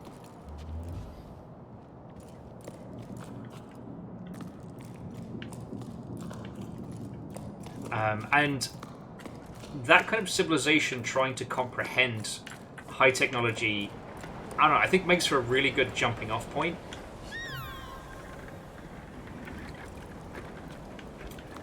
With that particular story, they start out by asking what they think would be impossible questions, like, how many stars are there in the sky? And of course, to a machine, that's just a number. You just do some counting.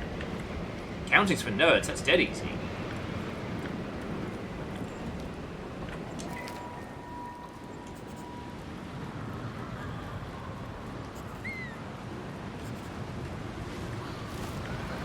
Yeah, Earthman Dave. Low-tech character, big weird sci-fi setting.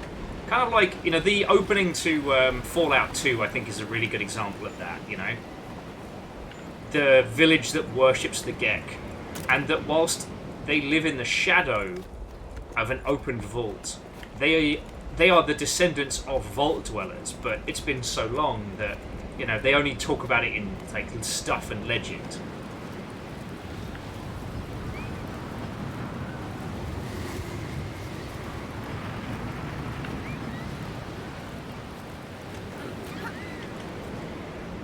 Balls.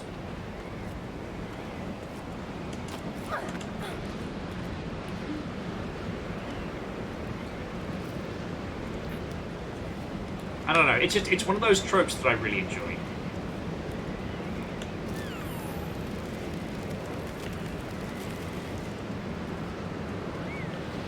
So yeah, so my worry is that we're going to climb up to the top of this, and it's going to be some kind of like sentient fucking bioreactor.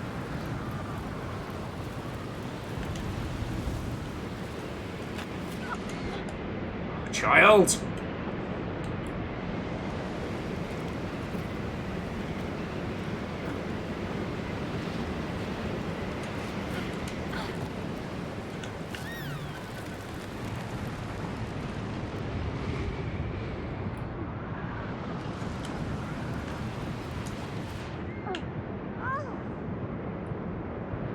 Oh, we're in trouble. I biffed a few jumps.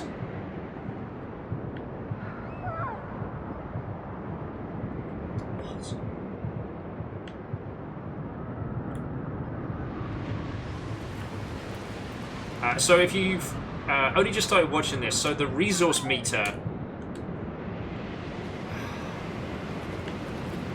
the resource meter in this game isn't just your kind of your grip and your stamina, but your stamina overall. I might need to...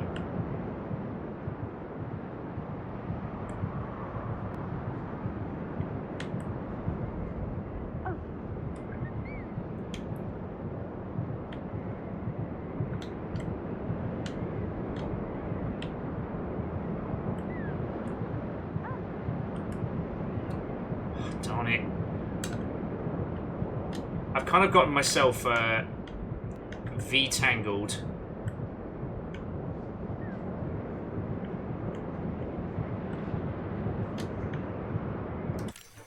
Okay, sorry about that.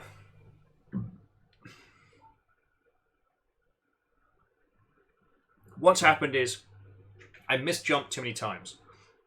Jumps chip away at your maximum stamina until you can rest. And then the rest is your grip and pull. But that also requires stamina, and I can't seem to make this jump. So I can refill a little bit of our kid's stamina, but not much.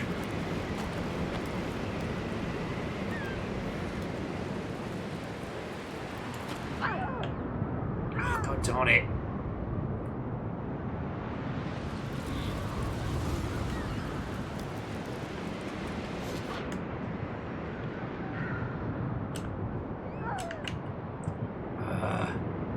We're too close to this other pinpoint, so it's not letting me... we can do this.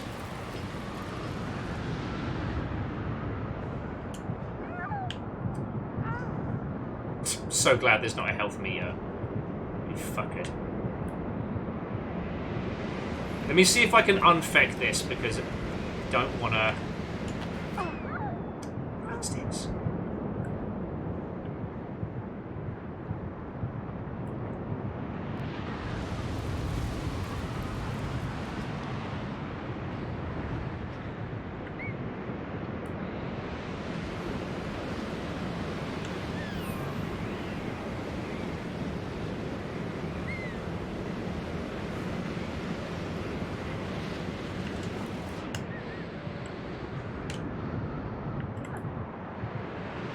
We're almost there. Alright. Whew. Alright, I pulled that back out of the bag.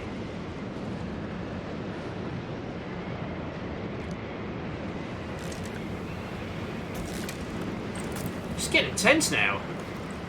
Kind of, almost a little bit missing some of the super chill climbs of earlier, you know?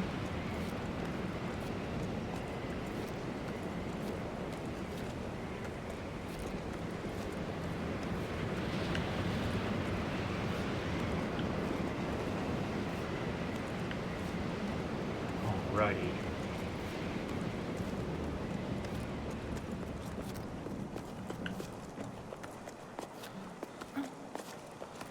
I guess, sorry, going back to the prior discussion, one of the reasons why I love that whole concept, and you're right, it is very similar to Clark's whole, any technology is indistinguishable from magic with enough of an intellectual gap.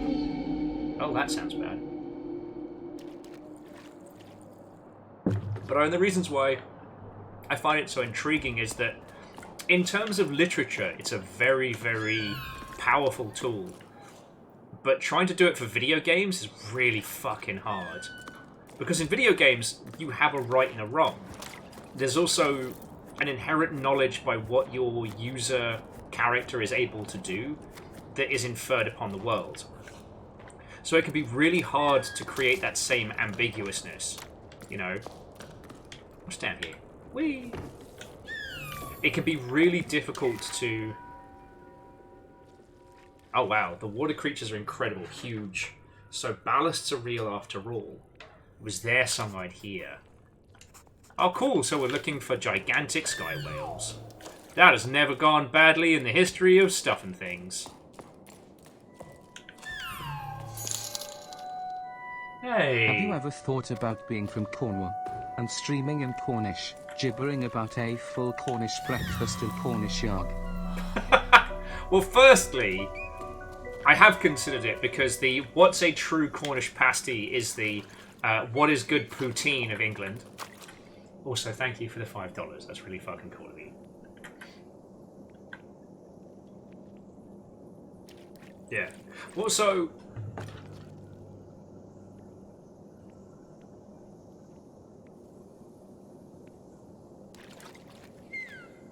Oh, yeah, Jackie, you managed to knock off the previous Jarl. Well played, well done.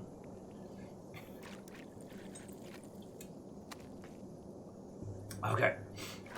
So jumping back in, Phyllis was saying, do you think that Horizon Zero Dawn delivered on that premise? I think so. See, and I realised the reason why both Horizon Zero Dawn and Fallout 2 work so well is that the line between what the character knows and what we know kind of puts us in line with their journey of exploration. Right? Like, we know that the creatures in Horizon Zero Dawn are mechanical robots. Even though they have this, like, very primitive tribalistic culture, we know that what Aloy has found is essentially like a little heads-up device. And we understand... Oh, God. We understand what that implies. Okay. Anyway, now it's time to play with some sky whales. But I think that it works in those situations because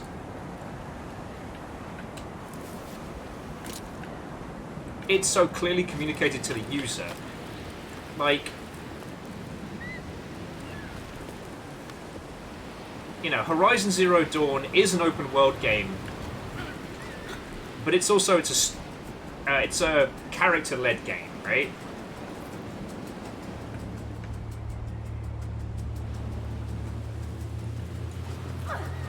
So the question isn't, what are these dinosaurs? They're fucking robots. You know that, I know that. But the question is, how did they come to be, and what's Aloy's place in all this, you know?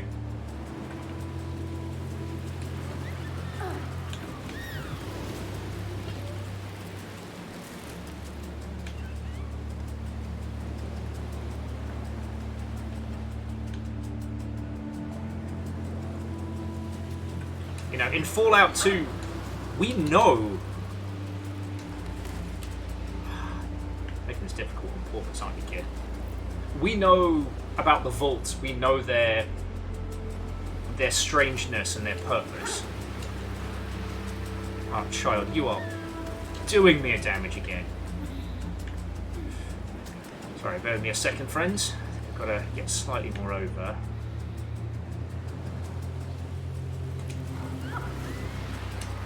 There we go. Fucking hell.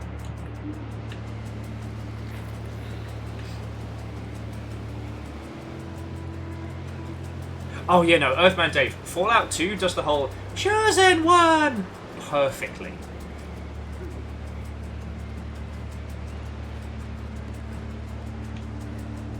But the thing with a lot of the narrative sci-fi, like the literature of the same vein, is that with literature you can describe something as a player character sees it, but it is much harder. Sorry, it's much easier to obfuscate that what the person is seeing is actually something else, right? Because if you're describing it just from the character's perspective,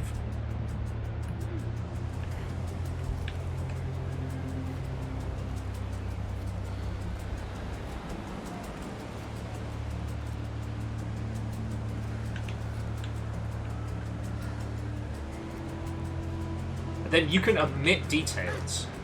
Now, you could potentially do something with that, like, games-wise, but you need to, I guess...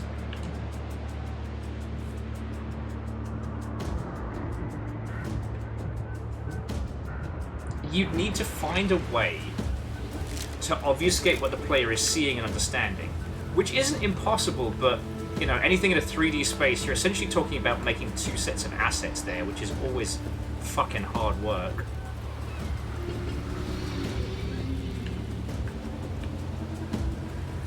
You know, if you want to do, like, subversion of understanding with a video game audience, you need to change what they see and what they understand. You know, so, for example, you start playing Horizon Zero Dawn and you think it's a dinosaur game. Like, you see dinosaurs, you fight dinosaurs, and then later on it's revealed to you that no, those have been robots the whole time.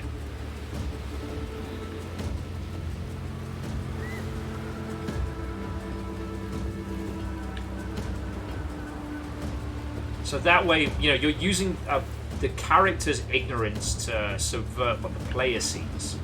But that's a lot of fucking work. And I don't know if you all know how complicated the animation system is in Horizon Zero Dawn, but it is not simple.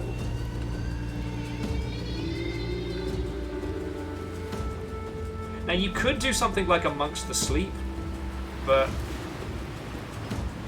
that feels like a drastic oversimplification, you know? Amongst the Sleep is a horror game from the perspective of a toddler. And hell, that whole game is about perspectives.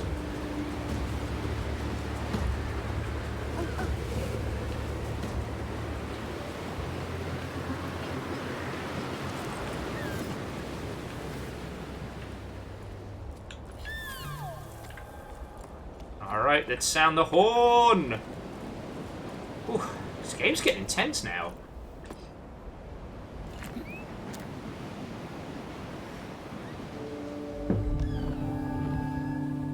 Amorlin, I'd say Would You Kindly is meta-narrative and thematics. Like...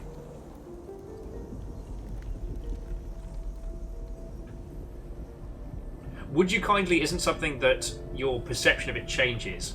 It's that it's something you didn't realise you were doing, and once you know what it's doing, it recontextualises.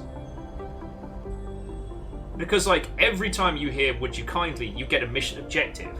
But that's very commonplace in video games. That's the meta-narrative part of it. And it's not until you're stopped and told, like, hey, you know why you're doing this, right?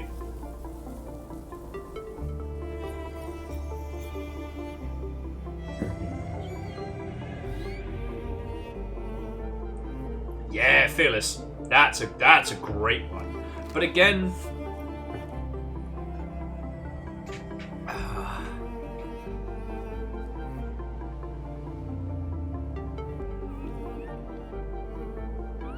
Sorry, I meant to say that as a negative. Sorry, I was phrasing that like it's a negative, and it isn't. The recontextualization in Knights of the Old Republic is fascinating. And... Big whale! Sup, buddy?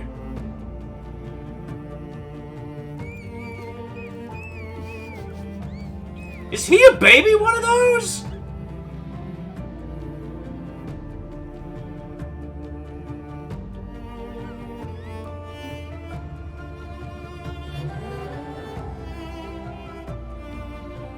You have been blessed by Big Whale.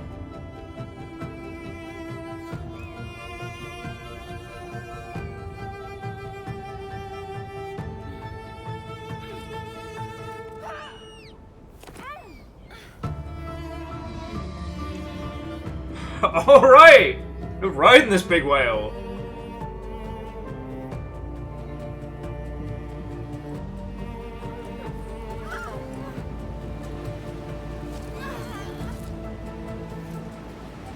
This is why we use our rope anchor.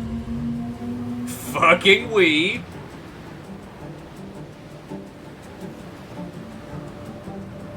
Oh, alright.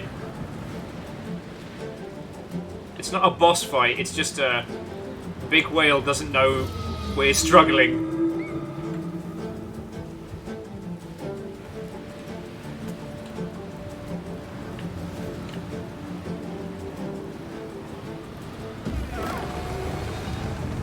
Mistakes have been made!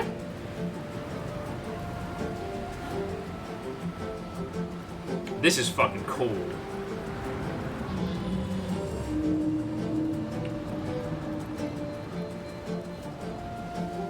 It's like, what if in Shadow of the Colossus you were actually just trying to get to the point where you could give the big friend a hug?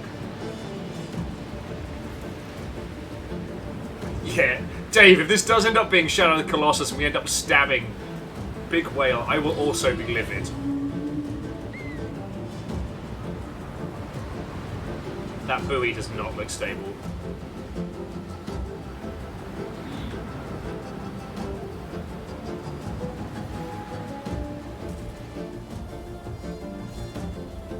Little buddy, I'm hanging out with your granddad.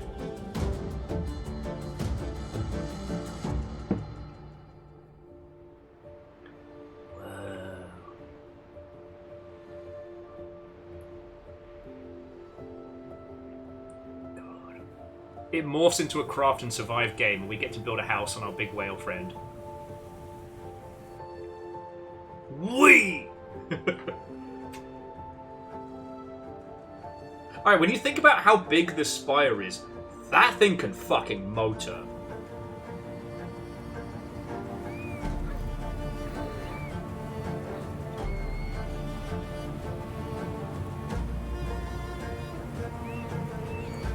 Is that the sun?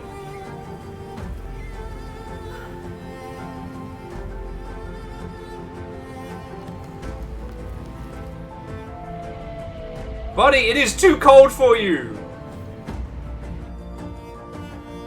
What are you doing?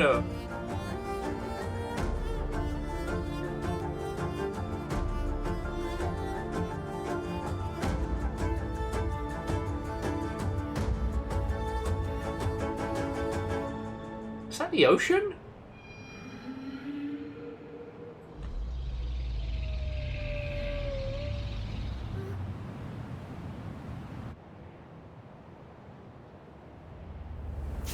No, big buddy!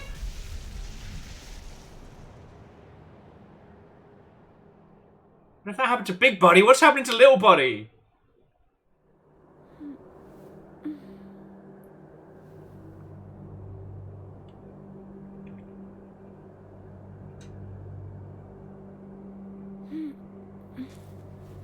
No!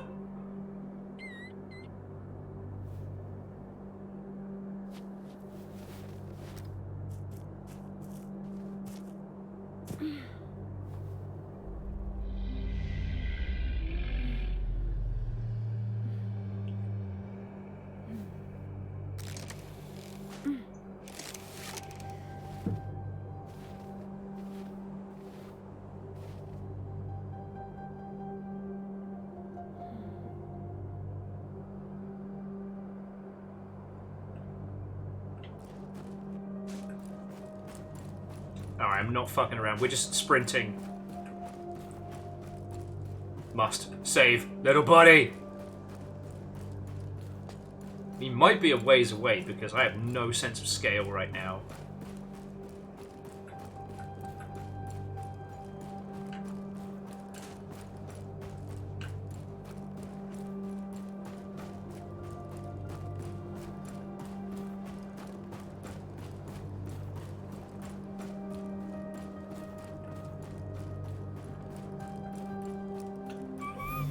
Oh no!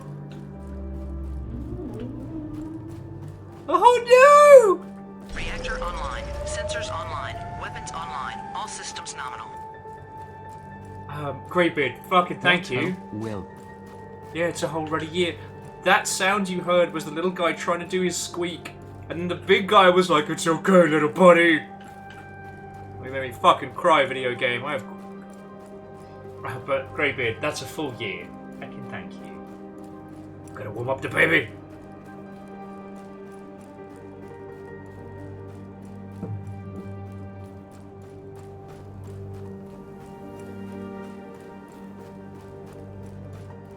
Up to baby.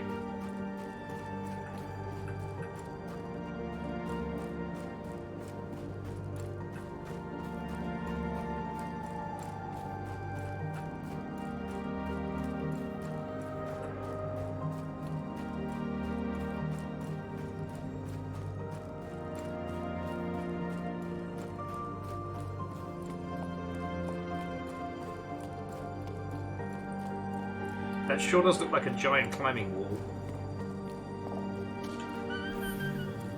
Oh, little buddy. It's gonna be okay.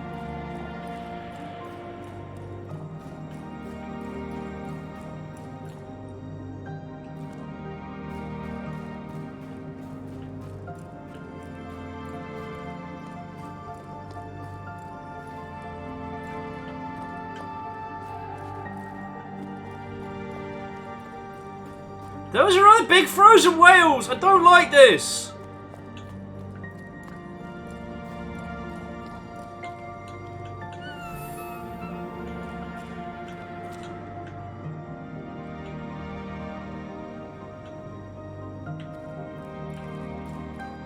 Game, now is not the time for vagaries!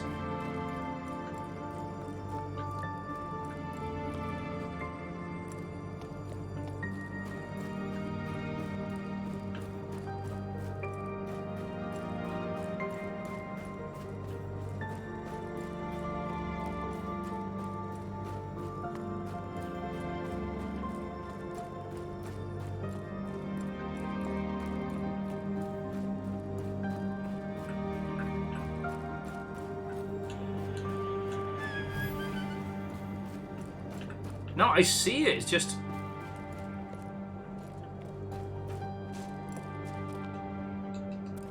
Okay.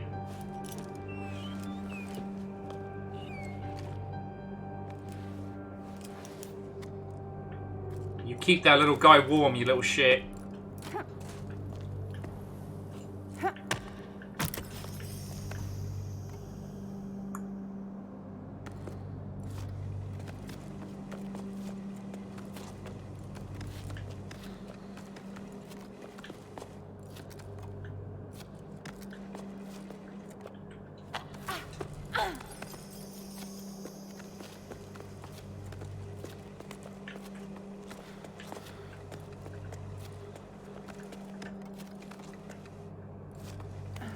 And yeah, no, it sure does look like a climbing wall.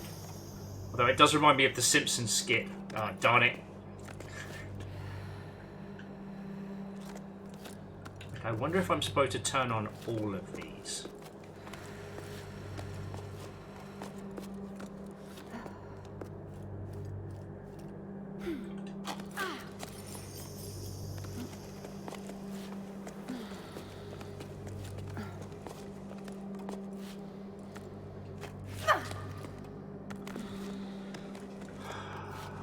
We're going to get any rest points on this, because our little child hands are limited. No, you little shit!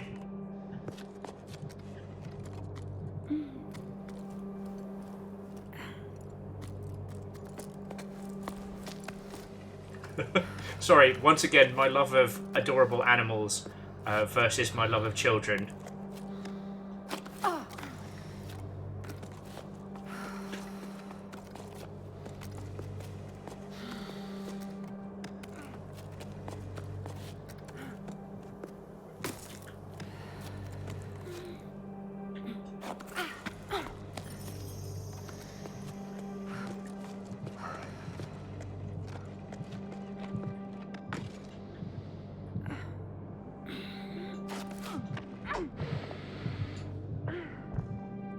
Okay.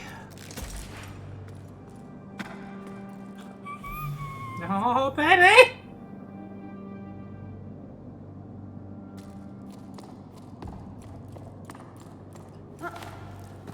Better save these fucking whales or else I'm gonna start throwing punches. I have known this little cute creature for about, what? A stream and a half. But if anything happens to him...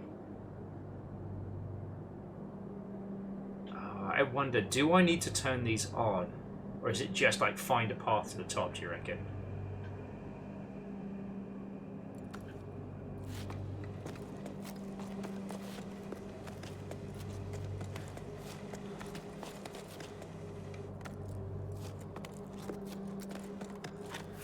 So I don't think there's anywhere we can go from here. How would you find Kishish?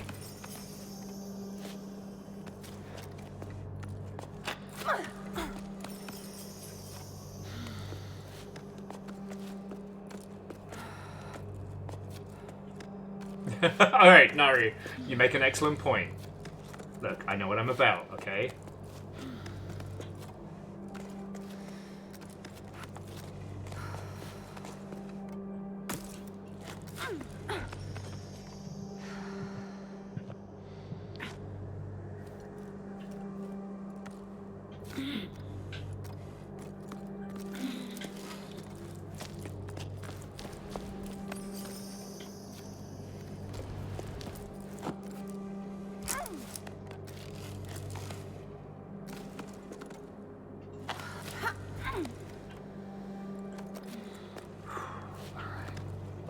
Sorry, friends. I know the conversation has completely dropped, but I'm in vested emotional territory here. How are we gonna do this?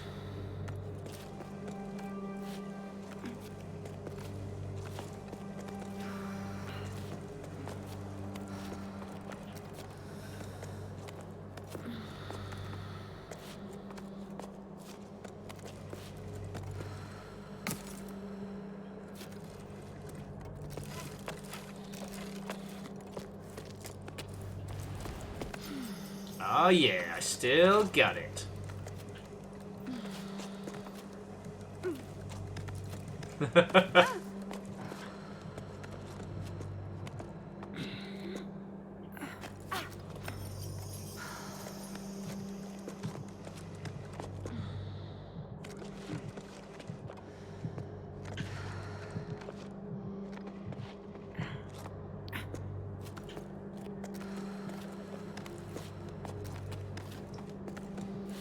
Almost made it.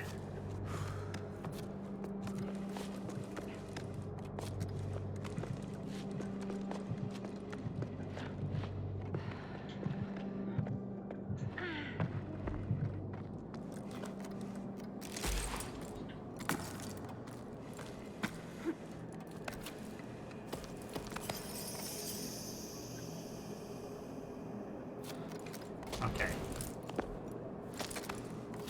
Well, so regardless of whether or not it's something we need to do, we have lit up all of the ones we're supposed to.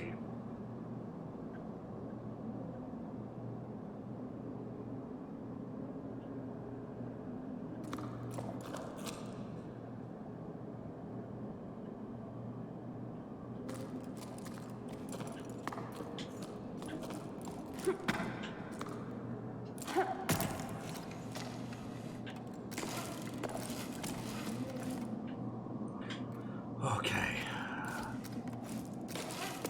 Yeah, that must have been a real feckin' nightmare for astrologers, Naru. So according to the whale constellation... Oh, do you mean the whale constellation or the whale constellation? Yeah, no, the whale constellation, that's what I said. When your astrology ends up being a real who's on first.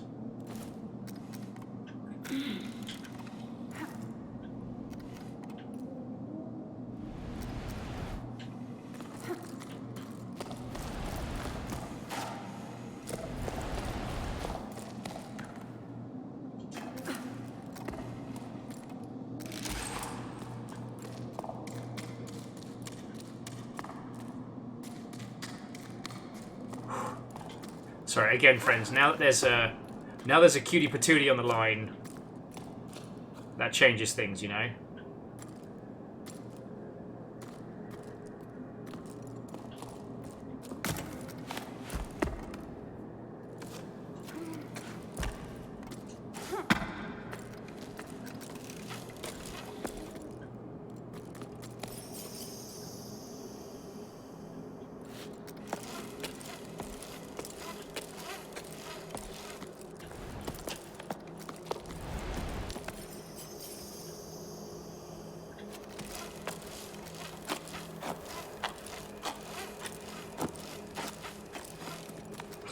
Sorry. Just saw Favour 6 with. It must have been a whale of a time. Actually, yeah, no, Dave, that's how it'd be. Do you mean sleepy whale, coy whale, quizzical whale, perturbed whale? You know, the full range of emotions.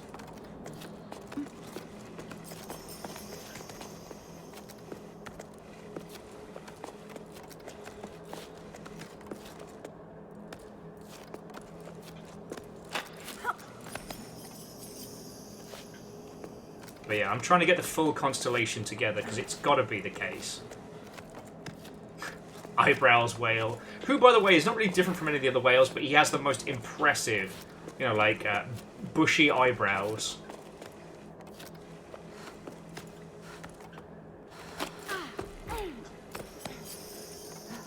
It is also interesting that, like, that whale clearly was waiting for us and our little friend, right? Like, it wasn't like it was on a, you know, a preconceived path. Little guy knew what he was about, or big guy knew what he was about.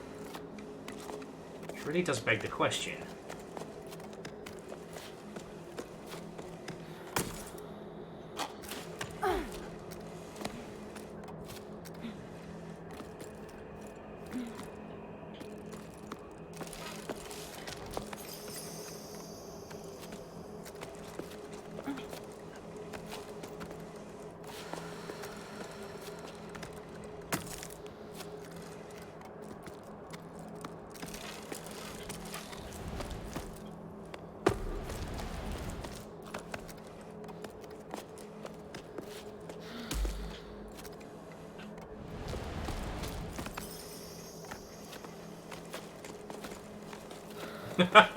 Into the whale verse. We got sad whale, punk whale, mercurial whale.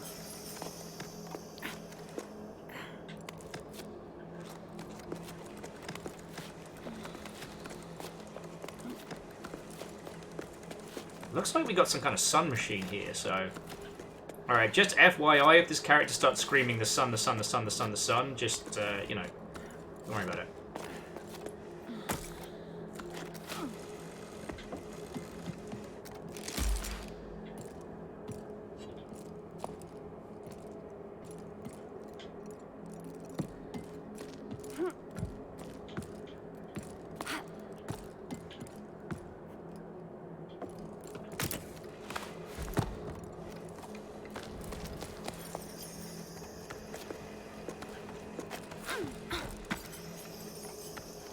Okay, whew.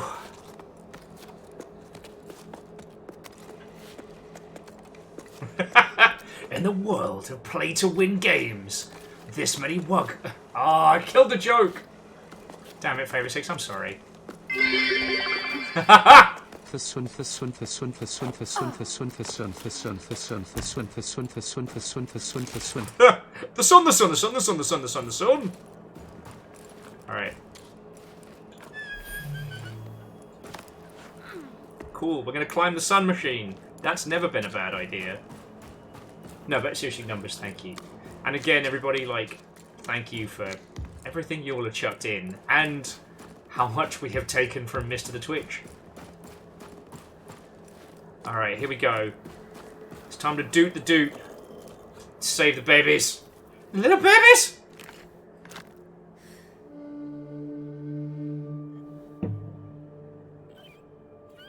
Come on, little buddy, you got this!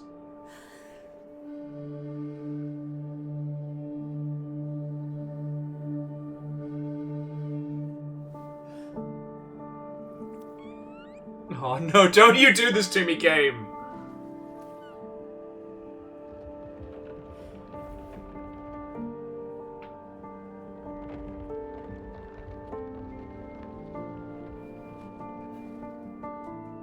You keep dooting. You keep dooting until the little baby is okay!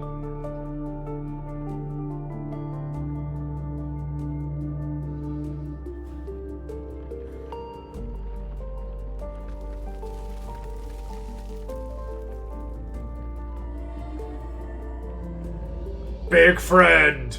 Other big friend!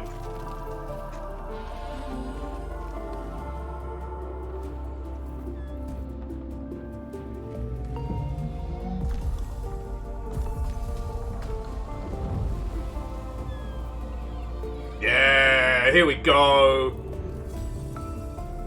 The sun, the sun, the sun, the sun, the sun, the sun, the sun! Oh, we did it! Check us out being smart.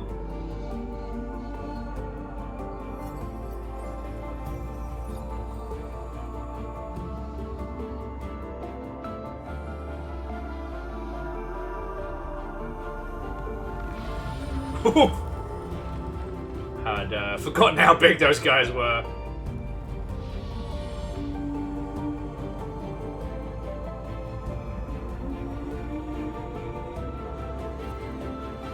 Baby!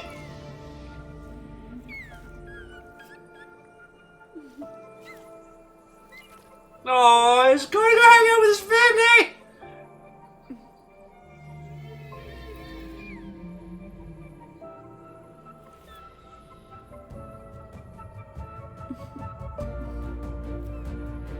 Oh, come on!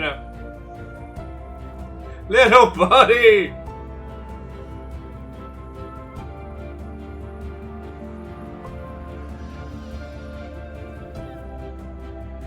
Fuck, that's cute. Fuck, that's cute.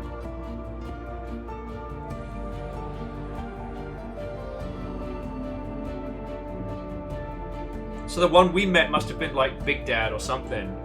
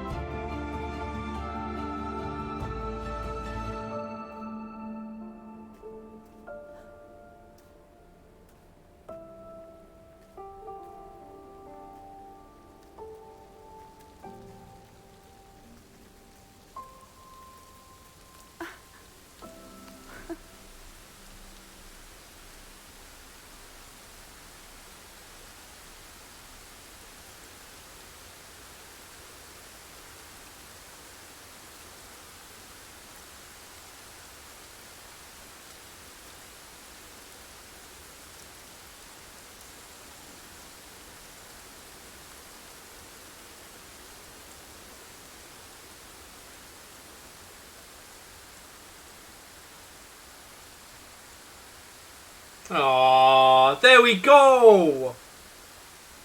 There we go! What a fucking gorgeous game. Honestly, I did worry that we were going to hit the button and that whole sphere of, like, sky sea was just going to drop.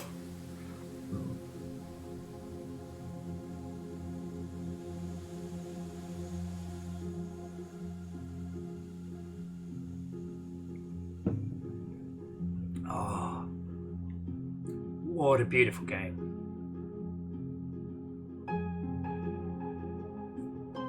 Getting me with that cute little friendo that's like, my people need me. I'm like, no, buddy. Oh. It's like any game where my motivation is supposed to be, here is a child. You must protect this child. I'm like, nah. Here is a cute thing. You must protect this cute thing. I will guard cute thing with my life.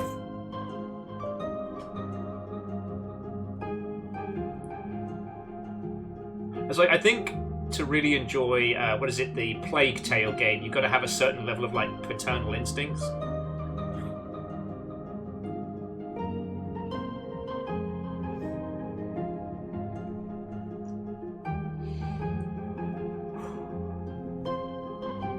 At numbers, I did wonder if it was going to ask us to climb down, because there were a few times where we laid, like, little unlockables that were specifically for climbing down.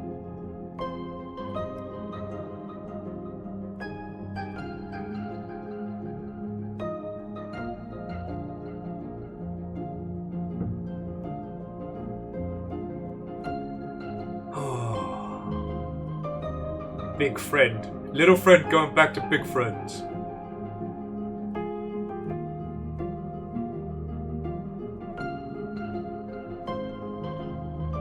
Yeah, Yeti, I will probably do a little bit more of a deep dive on the lore of this, because I hadn't expected to spend 2 days on this. But, I do find it fascinating that it seems like all of the big sky whales were essentially in some kind of hibernation, and that with us bringing the little friend back seems to have jump-started that.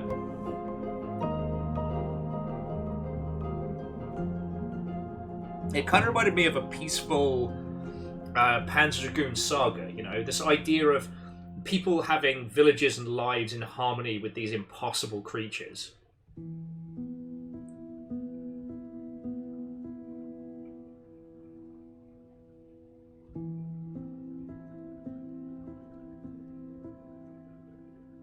Oh, Fearless, fascinating. This the industry really is too feckin' tiny.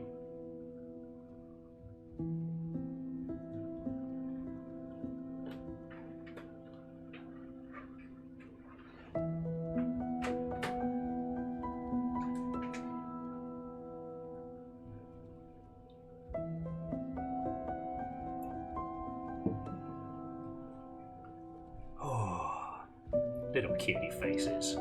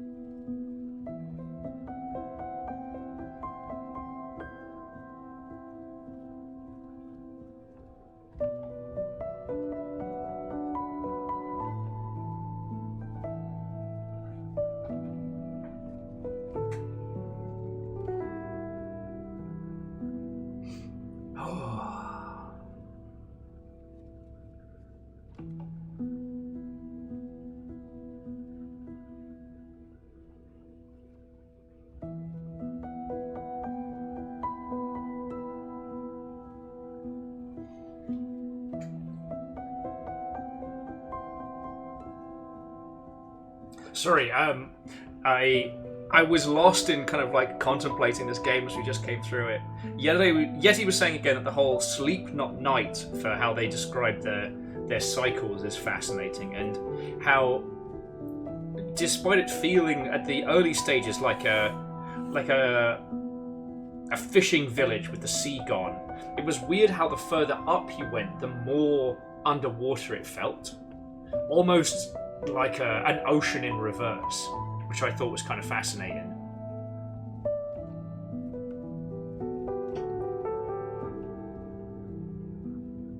And again, like the village by impossible creatures is something, again, I've always really enjoyed. At some point in the coming year, friends, we should do a playthrough of Nier, because it doesn't always succeed, but when Nier does, it is fascinating.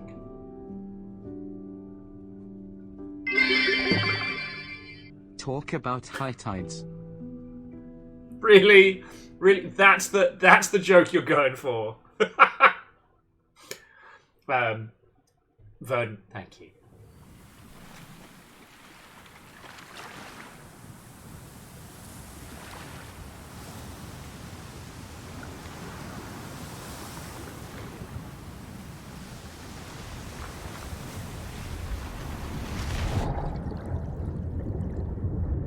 Well, now I gotta pee.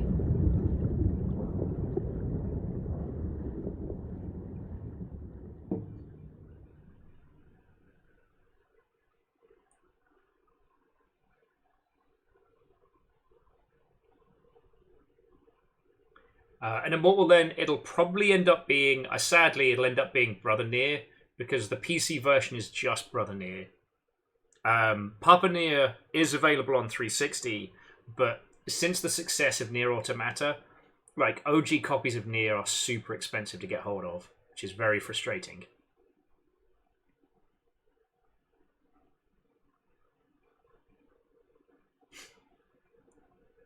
Powered why? We're wise. It's not called that, but I do because I'm a jerk.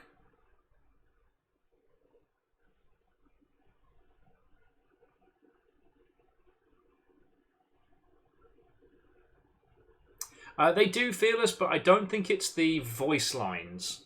And it's not for a bunch of the game.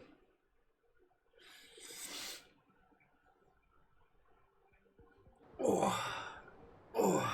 Alright, let's see what... There's anything in extras. Alright, so there was a few of these that we missed. But this is how we would be able to defer...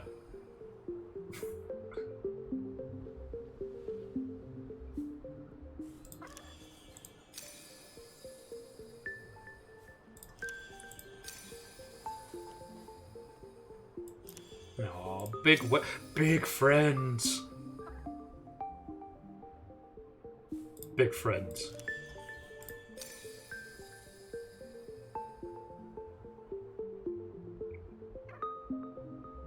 Oh, okay. That seems fascinating. Okay, so the reason why the inside seemed like it was underwater is whatever that orb is above, that's where the water comes down. So it comes down through the spire and out. The water didn't dry up. It didn't recede. It stopped coming forth from the tower. That's why all the fishing villages were built into the side of it. Ah, that's fascinating. God.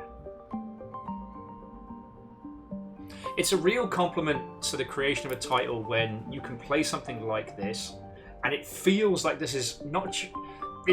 It's easy to make impossible places, but to make an impossible place feel lived in and feel like, you know, people went about their day. They fished, they talked, they discussed, they made tea.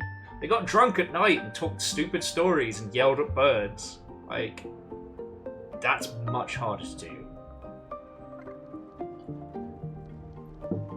And this is definitely something to celebrate.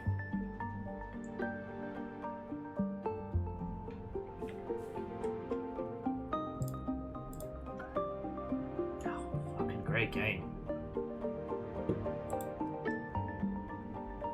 I'm really glad I got to share that with you all, friends. Alright, so here's what I'm going to do. I'm going to say my thank yous. I'm going to bring our little adventures to a close. I know it's a little earlier than usual, only at like 4 hours. But what I'm going to do is, if I'm able to, later on this evening, we can do like a long ship after dark with finishing off Slay the Princess. But I think this is a good place to bring our adventures to a close, because that was so fucking cute. And like, I'm not going to be able to top that, you know? I'm not going to be able to top that. And I know some of you don't want to do Slay the Princess because it gets real fucked up, and I completely understand that. But just checking the hot sheets, and thankfully there doesn't seem to be anything else massive that's popped off while we've been enjoying the adorable world. Making my remaining bits into a round number. Aww. Well, Vernflow, thank you kindly. And we're closing out the stream with you as Jarl. Like, what will you do with this power?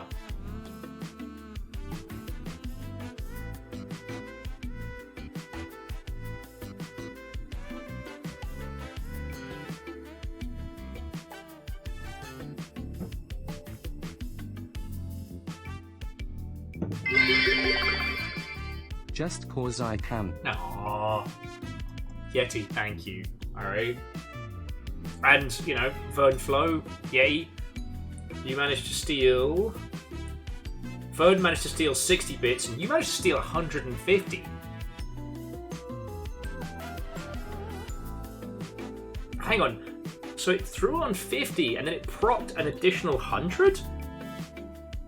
That's not too fucking shabby. Yo!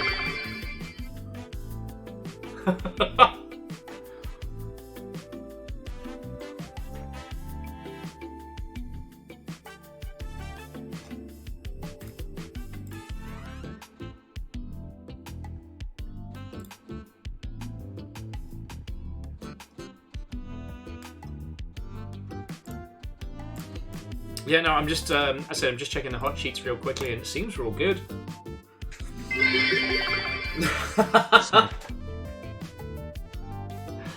Is this a final Jarl fight before the end of the evening? Or the end of the afternoon? I say evening because I have no sense of day or night anymore. And I won't know until I finish.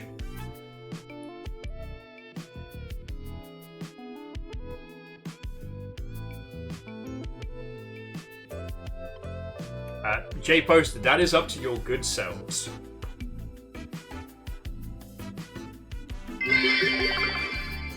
Well, we can all see where this is going. D.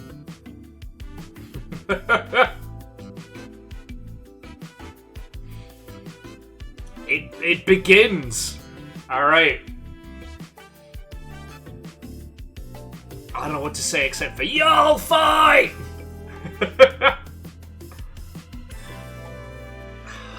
Damn, that game was cute.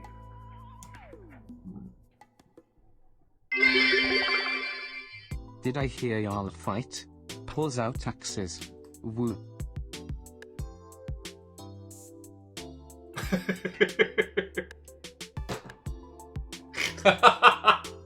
I mean, look, Scotty.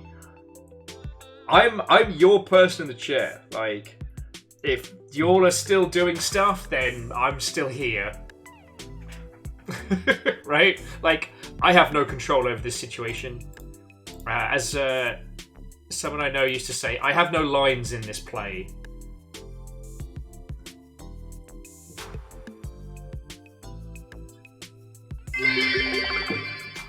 I'm just here for the train. Just here for the train, huh? Got that good public transport going.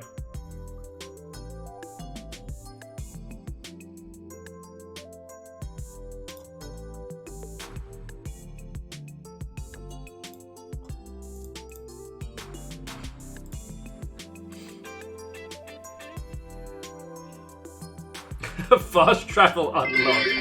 Fucking yo! Phew. Glad I coughed the last hyper train of the day. Thank you all. Like, the two previous trains were fucking massive. I was expecting nothing.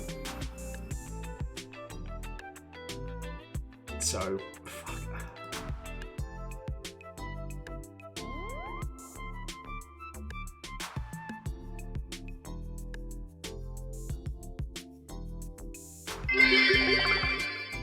Train?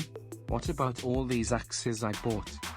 I mean, we can start handing them out, I guess. Like, we can do like a take an axe, leave an axe.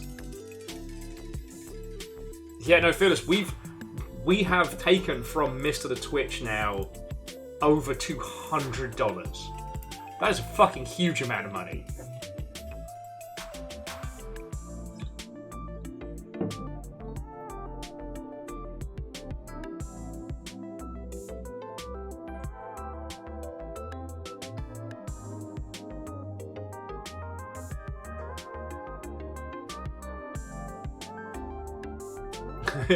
Nugget train! Well, maybe not nugget train right now, but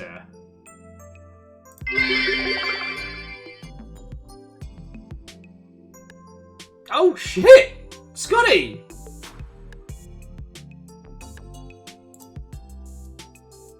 Fucking yo!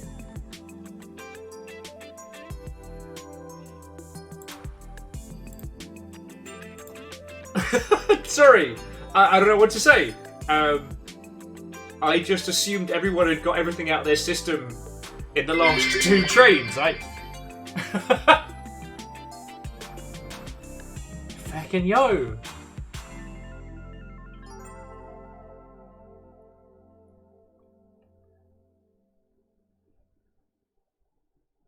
Fucking yo.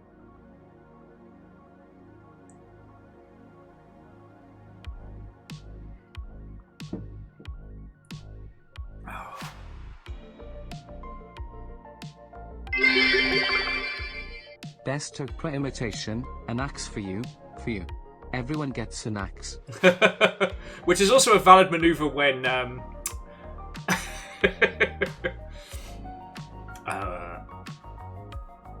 when a longship raiding party lands, you know?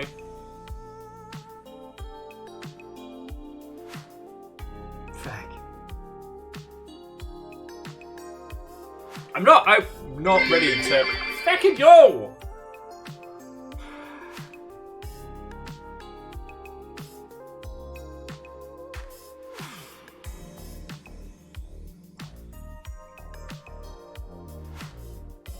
sorry. I don't know what to say. Just thank you.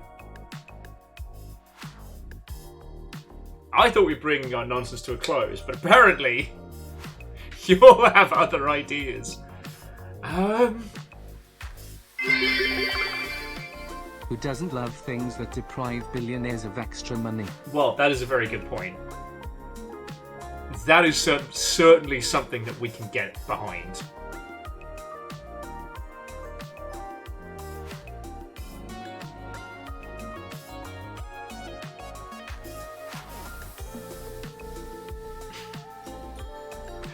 J-Post, this is the third, I believe.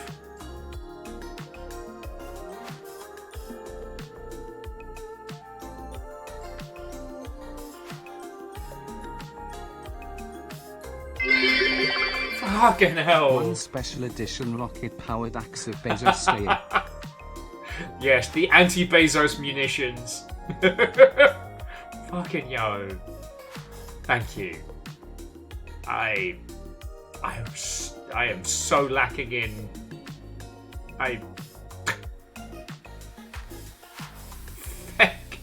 Thank you.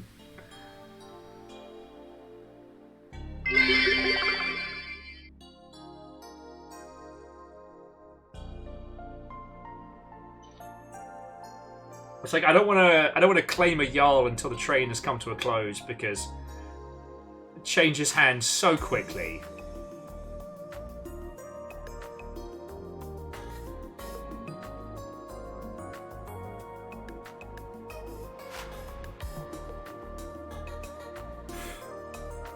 No one knows how trained we are.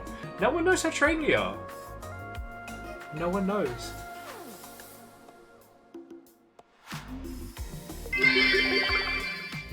I missed the chair train. Bar. Here are bits for the chair overlords. I'm sure the chair will understand and appreciate your contributions. Despite our close interactions, I don't actually work with the chair all that closely.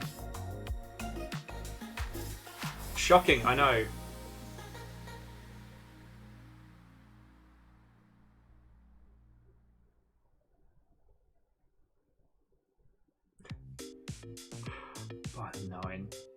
Sorry, friends, I do not know what to say. Just thank you. It's still going.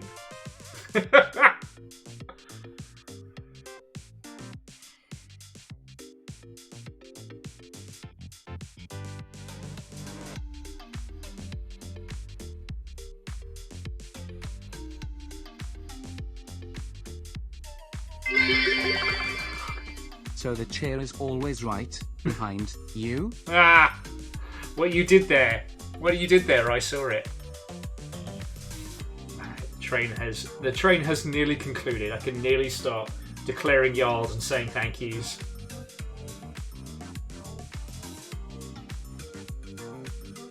Okay. Friends, Longshipians, Miscreants, thank you. Fucking excellent day. The conversation was... Admittedly, we were talking on some pretty heavy topics, so I don't want to say the conversation was fun and whimsical, but once again reminded that it's one of the few places on the internet where I can talk about shit that matters and I don't have to worry about everyone suddenly turning into screaming fart bastards. Screaming fart bastards, name of my next band. No, but seriously, all of you, thank you. Justin was as good as everyone said it was, and a great example about how to do more with less. So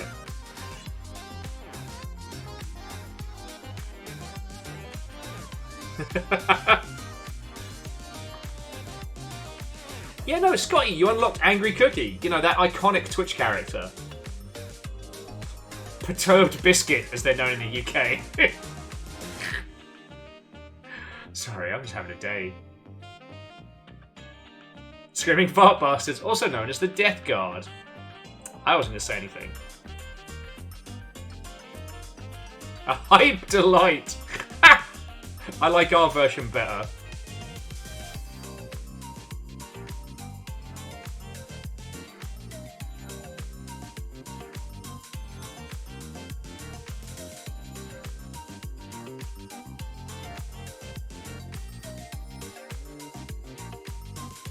Okay, sorry, friends. I'm clearly losing what few brain cells I have left kicking around in my skull. So, thank you all. Friends, Air Dragon closes out this evening as your Jarl. Air Dragon, what will you do with this power? I need to say a fucking lot of thank yous, but just one more time, like, I think, I don't know at what time, but I think tomorrow is when the Bits promotion ends, but we've already done fucking brilliantly. And, I mean, what does someone like me even say apart from thank you?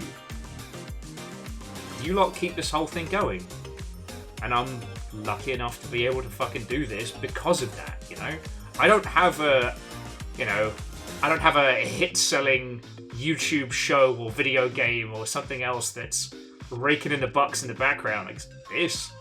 I guess there's the consultancy stuff, but like, you know, that pays by the hour, and there's not really anything to be doing over Christmas, so... Yeah, I'm extremely grateful, friends, alright? Anyway, I mean, Phyllis, while it would be lovely if Mr. the Twitch recognised us, what matters is being able to do this for realsies. Everything else is just superfluous. And I've whinged in the past about not having the purple tick, but honestly, that's just my butthurt pride. That's not like, we don't need it to win. Alright? And that's what matters. What matters is getting to be here 5 days a week, getting to spend so much fucking great time chatting and hanging out with you lot. So, thank you. And to that end, we are going to be raiding into one of our friendos in a second, so please do stick around. But I have a lot of people to thank. So, buckle up, Buttercup. It's thank you time.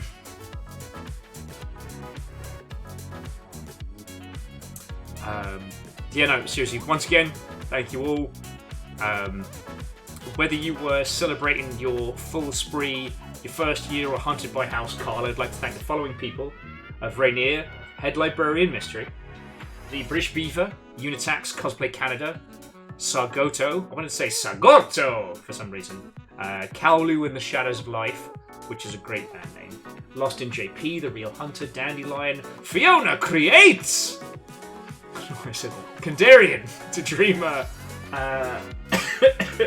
Alexandowski. I like that one better. See you, Luddy! Keikira, Sea Wolf, To Beard, Krill Wave, God Beardman, my favourite Kojima character, Professor Upsidasium, The Infernal Tyrant, DM Raw. I like Dr. Raw, that works. And again, Greybeard, thank you. Jackie, thank you for the donations, because like that hits our accounts immediately, we can use it. But the winners today: Eraman, Mr. the Twitch, Favor 6 Steppergen, Air Dragon Vernflow, Wolfcrad Crux, Jade Poster Scotty Doggy Yeti, and Shitaro. Catastros, Some Numbers, Quasimoto, Fearless Sun, Pun Spectre, Vanderbeast, Legend of Moraid, Naru Hoodie, by all of you. Bits are fucking huge, and they have been for like the last week. You all went above and beyond today, and I cannot say thank you. Your moderator today was Rhymes with Moose, but shout out to Lizzie T. Pow and Caffeine. And yeah, I think that's it.